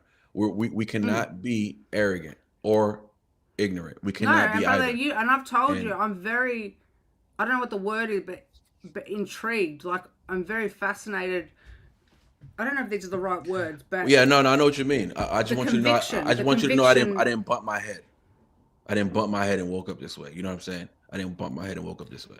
So understand that I saw some dark times. This stuff, you know, this stuff that happened that nobody knows on this chat. This dark times that I've never talked about that would make people like, what? You did what? Or you what? You saw what? Or like, I'm telling you. But what I'm saying is, I believe I can feel it. Where I am today, I'm talking 100%. I'm telling you right now, I give all credit to Jesus Christ. And if I say I'm giving you all credit to Jesus Christ, I'm saying it had nothing to do with me, but the opportunity he placed in front of me, and I had a free will to make a decision, and I made the right choice, and I'm continuing to make the right choice every day. And what brings clarity to me is the fact that I know that my destiny is not here. I don't die here. You know what I'm saying? I go somewhere else. So that's part of it, right? And then the other part is doing the best I can while I'm here, right? That's our mission, to do the best. And everybody's your brother, everybody's your sister, because we're all God's children. That's number 2. Number 3, I would say we're gonna get to that point of the conversation, and I think it takes more than just going straight to there, right? That part that you're talking about before, you know, the conditioning before you can get there, the compassion, the relativity, the feeling resembling, identifying with something, you understand where they're coming from. That part needs to be created in this as well. There is a middle ground to that as well, and that's accepting the Holy Spirit. Of course. And we're gonna get there, sis. We're gonna get there. And what I'm saying is, just keep your eyes open. Oh, I'm just gonna keep being me. And I know, like, look, at the end of the day, a lot of shit runs through my brain. Secondly, right? But I do know that although all the craziness that is me, I know that I've got a good heart. I do know that, right? And I do know when I'm starting to feel more dark and not feeling great. And that's when you'll see me retreat. You won't see me because I've got that side, right? Done a lot of work to try and develop. Just move past that trauma and express it safely so others don't feel it, kind of thing, right? But I see a lot of people haven't done that, and I know it's hard. It's hard as shit, but it's also part of why we stay stuck, because we don't process our own shit and keep projecting it onto the ones that we love, and it's all part of that as well. And but what I will say, and I don't want to like instigate anything, but I would love to see a GOAT KD conversation. Just saying, because I just find it. I just think if it's gonna be it'd be worth something. It's I'm gonna be honest. It's I would never say no to it. First of all, right? That's just not. Christ does not allow me to do that. He does not allow me to say no. So I wouldn't say no. But number two, it would have to be effective. The moment it's not effective, it's not. Oh, of course. Otherwise, there's no point. Well, I can say that it most likely won't be effective. That's my point. My point is that we don't. It's not like we grew up. It's not like we grew up because it's not like we grew up together and we had a fallout. We didn't know each other, and we somewhat squashed it. That was all. You know what I'm saying? So in my mind, he's a brother to me. You know what I'm saying? In my mind, right? Well, I see you both as my brother, so that's why I'm just like. No, I understand. I understand. Listen, I would never say no to it. I'm telling you that right now. I would never say no. I would never reach out to do it. I connect with you both as brothers, which is wild to me because I'm all the way over in Australia. But you literally feel like my actual brothers. But I connect to you as brothers in different ways. You know, different. Does that make sense? Yeah, of course it does. Different connections. We all feel connected. I feel connected to him. Like. Yes. Yeah. You know what I'm saying? Probably in the same ways you feel connected to him. Probably, most definitely. Likely. Yeah. No, probably, definitely, actually. To say probably, definitely is funny, but yeah. I know. Probably, definitely. But I'm actually so proud of myself because I feel like I stayed pretty on topic. Well, it just ended up being like this. I had a feeling it was because, you know, and me and Bobby went, and I'd love to actually talk to Bobby because, you know, Bobby's a good guy. He's been in my chat. I mean, he's been in your chat too, but he's been in my chat a lot. So he's been around. He's never been in my chat, brother. He's never been in my chat because I don't have lives. Well, you don't go live. But that's what I just feel like having one now just to get Bobby on because I was like, oh, he just got me with a stiff little jab. Well, let's talk about it. Yeah. Bobby does that every once in a while too, actually. He throws stiff. You're not the only one. He throws stiff jabs to people all the time. No, but I not actually all the time, but often. But the thing is I actually like that. I appreciate that. Yeah, because you know somebody's being honest with you. Yeah, just take straight shooter. Yeah. Yeah. It might be like, ooh, stung me, but like, well, let's talk about it then. Like, I want to know. Yeah. You know, like. And that's very mature of you. Well, I know that my brain operates like that, so that's why I feel like I'm pretty comfortable talking about, you know, and being able to voice how I feel and accepting how someone else. And taking in what someone else said and seeing if, well, is there something else that I need to be working on? I'm like that. The only thing we got to move away from, it's like, I get it. I mean, we want to discuss and we want to talk about how we feel. You know, I want to talk about how I feel. And what we need to do, though, we could talk about all that. But at some point, we're going to have to deal with the facts. You're gonna, and there's no more opinions. It's whether or not you want to move on this or not, because the feelings ain't getting us too far. At some point, you brush that off. Now can we deal with it? Forget the action. I'm just talking about acknowledgement, accountability. Can we deal with the facts? These are the facts. Deal with them. What do you say? And then it's like you're still tooting the same horn. You're not ready then. You're not ready to have that conversation. All right, yeah, exactly. I know what you're saying. Deal with the fact, because I'm telling you, the facts are clear as day. I wouldn't be saying what I'm saying if I didn't read the facts, understood them, took it in, and said, okay, yeah, those are the facts. I can't move that way then. No, I can't vote that way. I'm not going to vote against my own interests. I'm not going to. I feel like a huge part of it is the delivery of the facts. That's where it all gets messed up. I reckon. That's no. That is where it is a delivery of facts. It is. It's the delivery. The it never makes it in. It never makes it in the ear. The people that are delivering information, they're not doing it in a very nice way. But you know what? But the thing is, Crow, there's more than enough people delivering it the right way. There's more than enough. Well, I need to fight because I feel like. How do I know that? Well, let me tell you how I know that. Just look at, again, let's go back to the facts. What's happening every day?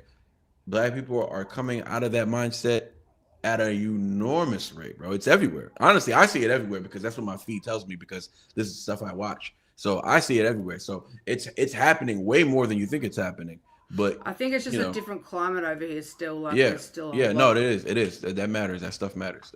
Yeah. But I can tell you this: there's a bunch of people who deliver it in a very nice, respectful way, and there's some people who are a little aggressive. But even then, it's like, bro, it's you still got to deal with the facts. All right, That's what I forget mean. about That's that why guy. I You stay. don't like the way he said it. Okay, cool. No, but still, you got to deal with the facts, though. Are you gonna And deal that's with why I them? feel like I sit there and continue to listen to these people that are irking me because I can't deny The the facts. facts. I don't like the delivery though, but Right.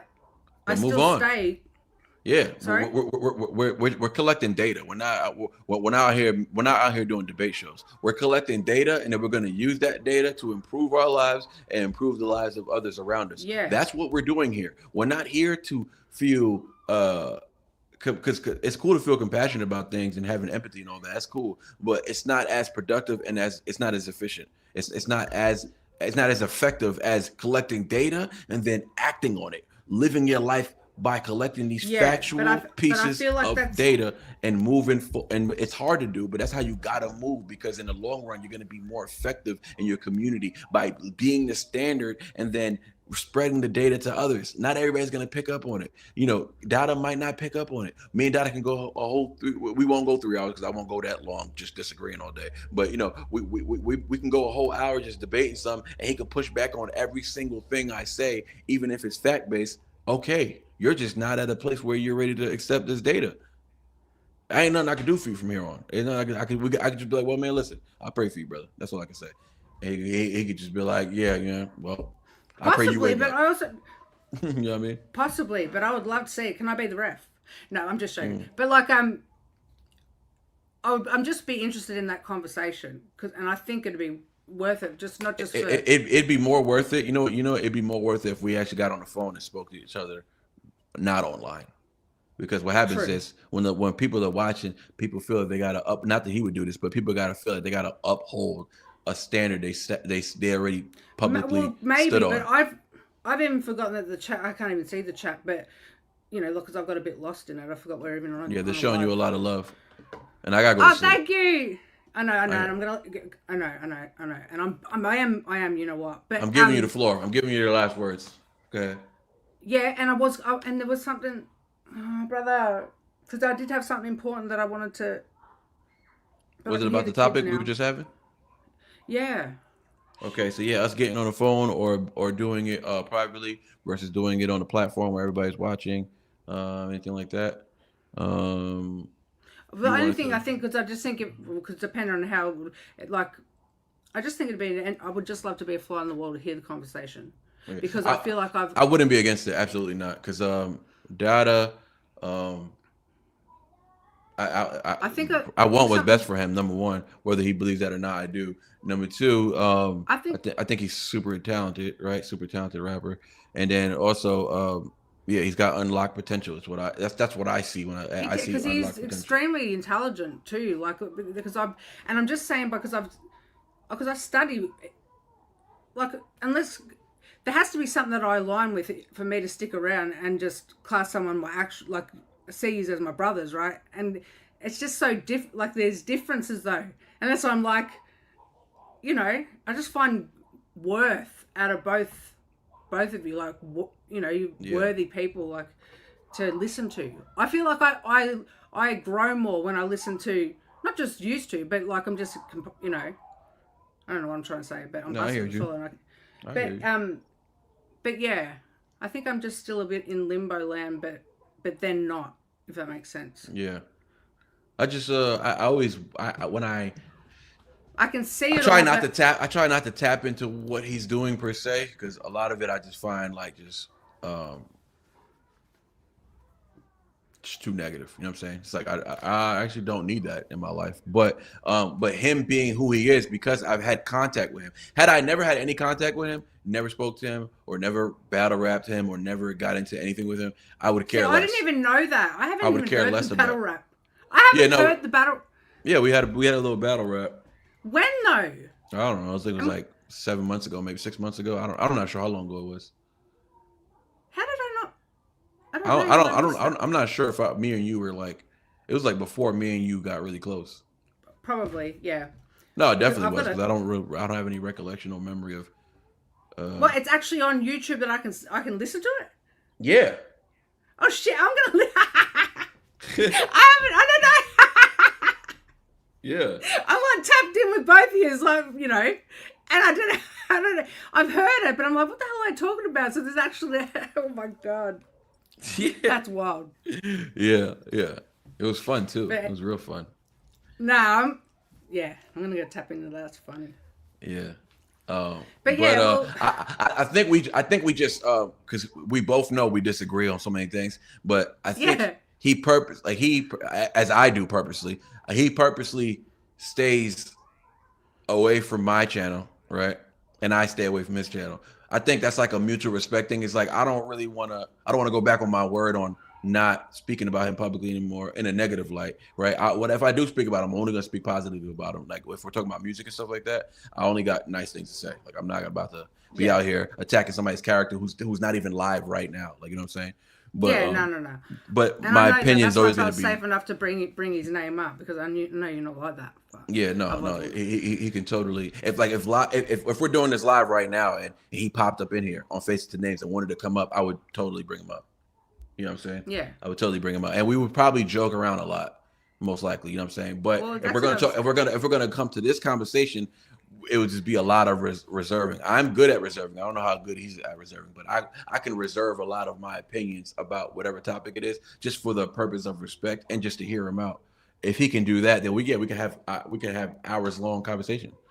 And that's just me, my little brain being like just knowing both of you and how you carry yourselves in this world, thinking I would love to see, like, but I can't believe it's an actual battle rap. What the hell? I'm on another planet.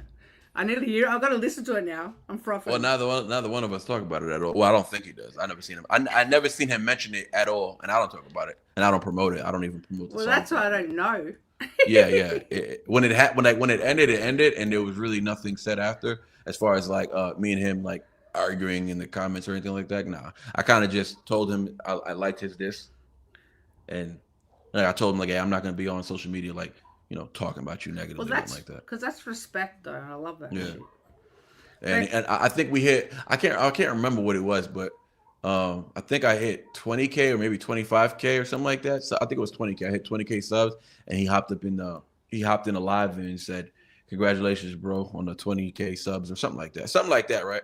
Yeah. So I saw that was it. I kind of missed it. I didn't see it live when he put it in, but I read back and I saw it. But I think he already had left the chat. But he kind of congratulated us on the growth of the channel, and that was just, to me, that's how we show each other respect without being overzealous about it, without being like too much. Yeah. It's just like, yo, it's like a head nod. If you walk past him in the mall, it's like, what up?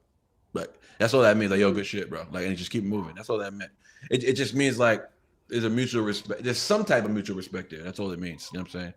And it's just because I've actually been in both of your chats, and so it just intrigues me how you respond to people in your chat comments that are coming up about certain topics, and then I'm in the chat in Dotta's chat, and how he responds to how he feels if somebody is in the chat that he feels is being like blatantly racist. He's just like very. So you're very. What you have in common is that you're absolutely. What's the word? That, like, you don't, like, you respond, but you're firm in in your belief and your thoughts on that, whatever that is. Yeah, like, gotcha. Both of you are very. We definitely have that in common. Yeah, there's no gray area. Like when you're saying something, you mean it, and no one's gonna twist your arm, kind of thing. I find that's something that you see me like, I'm like, I can see both sides, right? Whereas I do envy people that are able to just say, nah, this is just how it is. This is how I feel, you know, because I don't. You shouldn't envy people like that. You shouldn't envy people like that. It is because I tell you why, because I find it exhausting. It's not, I mean, it can be exhausting, but it's not a good quality. What's that? It's not a good quality being firm on something you didn't create. That's not a good quality. I don't think, anyways. I think that's one of the worst qualities you can have. Maybe Being I'm firm saying it on wrong. I know what you're trying to say. You're talking about people who speaking with conviction on what they believe, what they truly Conviction. believe, and not moving from it. But that's actually that's closed. You're gonna have a closed minded. You're gonna be a closed minded individual. You're gonna miss a I blessing for guess sure. so. Well, true, but What's missing here is God. But That's what I'm you've got telling you. conviction. But you've got conviction, and I don't feel Not like in you're anything I didn't create. closed-minded. Not in anything I didn't create. I don't have no conviction in anything I didn't create. I don't have any conviction on anything that's not. I don't have any conviction on things that are emotionally based or based on experience or based on what somebody else told you or based on like the propaganda or based on media bullshit. Like I don't have any conviction when it comes to that. I'm actually very open minded for that. But when you're talking about the two sides, I'm telling you, I've been on that side already. I'm on this side. He's not on this side. So the truth is, he hasn't come out of that shell. And I don't know if he ever will. But the whole point is, it's not a matter of just two different sides. I've been on that side, and I've been waist deep in that side. I've been stabbed. I've been to prison. I've been on all that already. I've lived that life already. You feel me?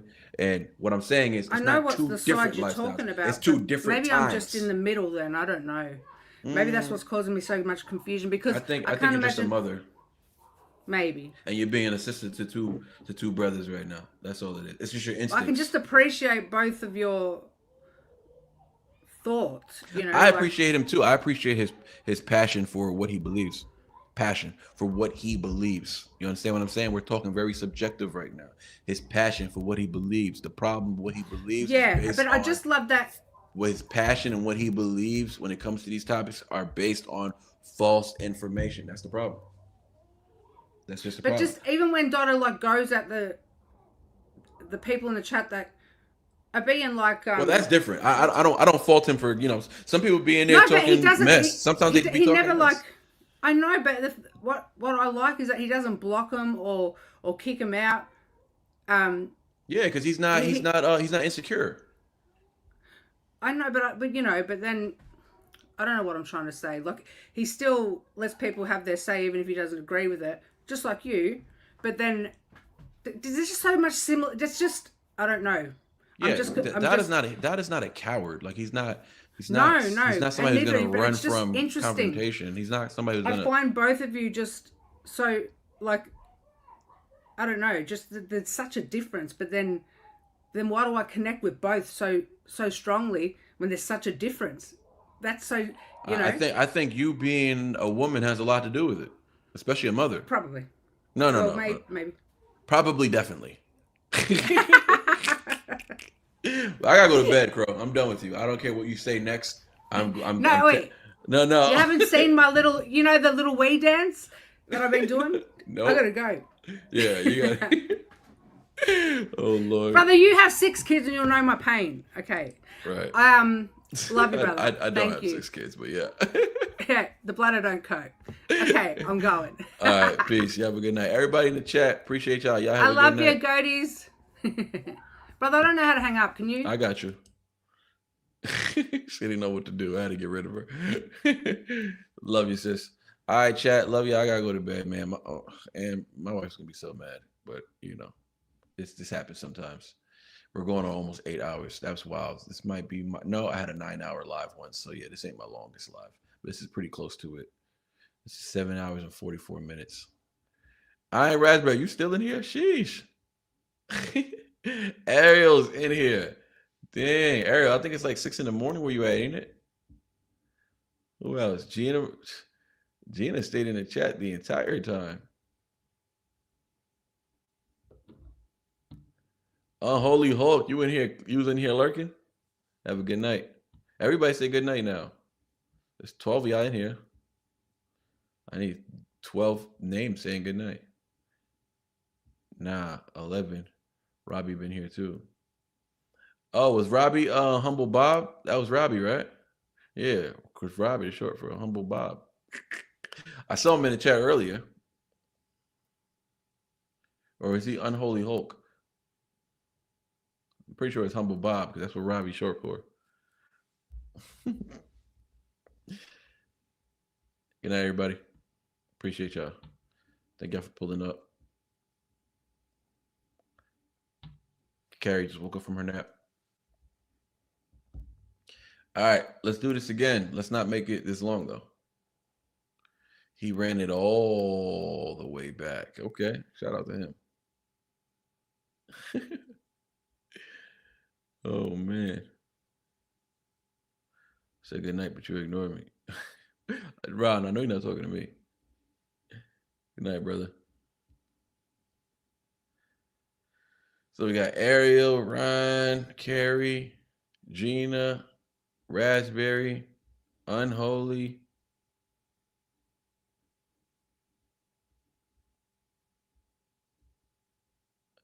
Mama Montoya.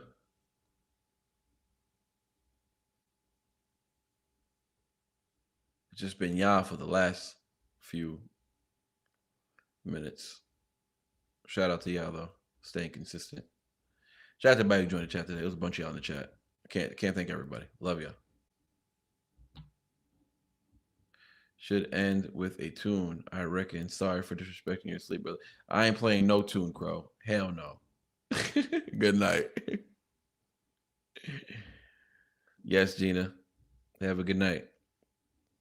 And next live we do when we go live, which will be soon because I got to do those 5 reactions that I missed out on. Yeah, we'll have that GoFundMe link in there again, and hopefully we can raise some more money.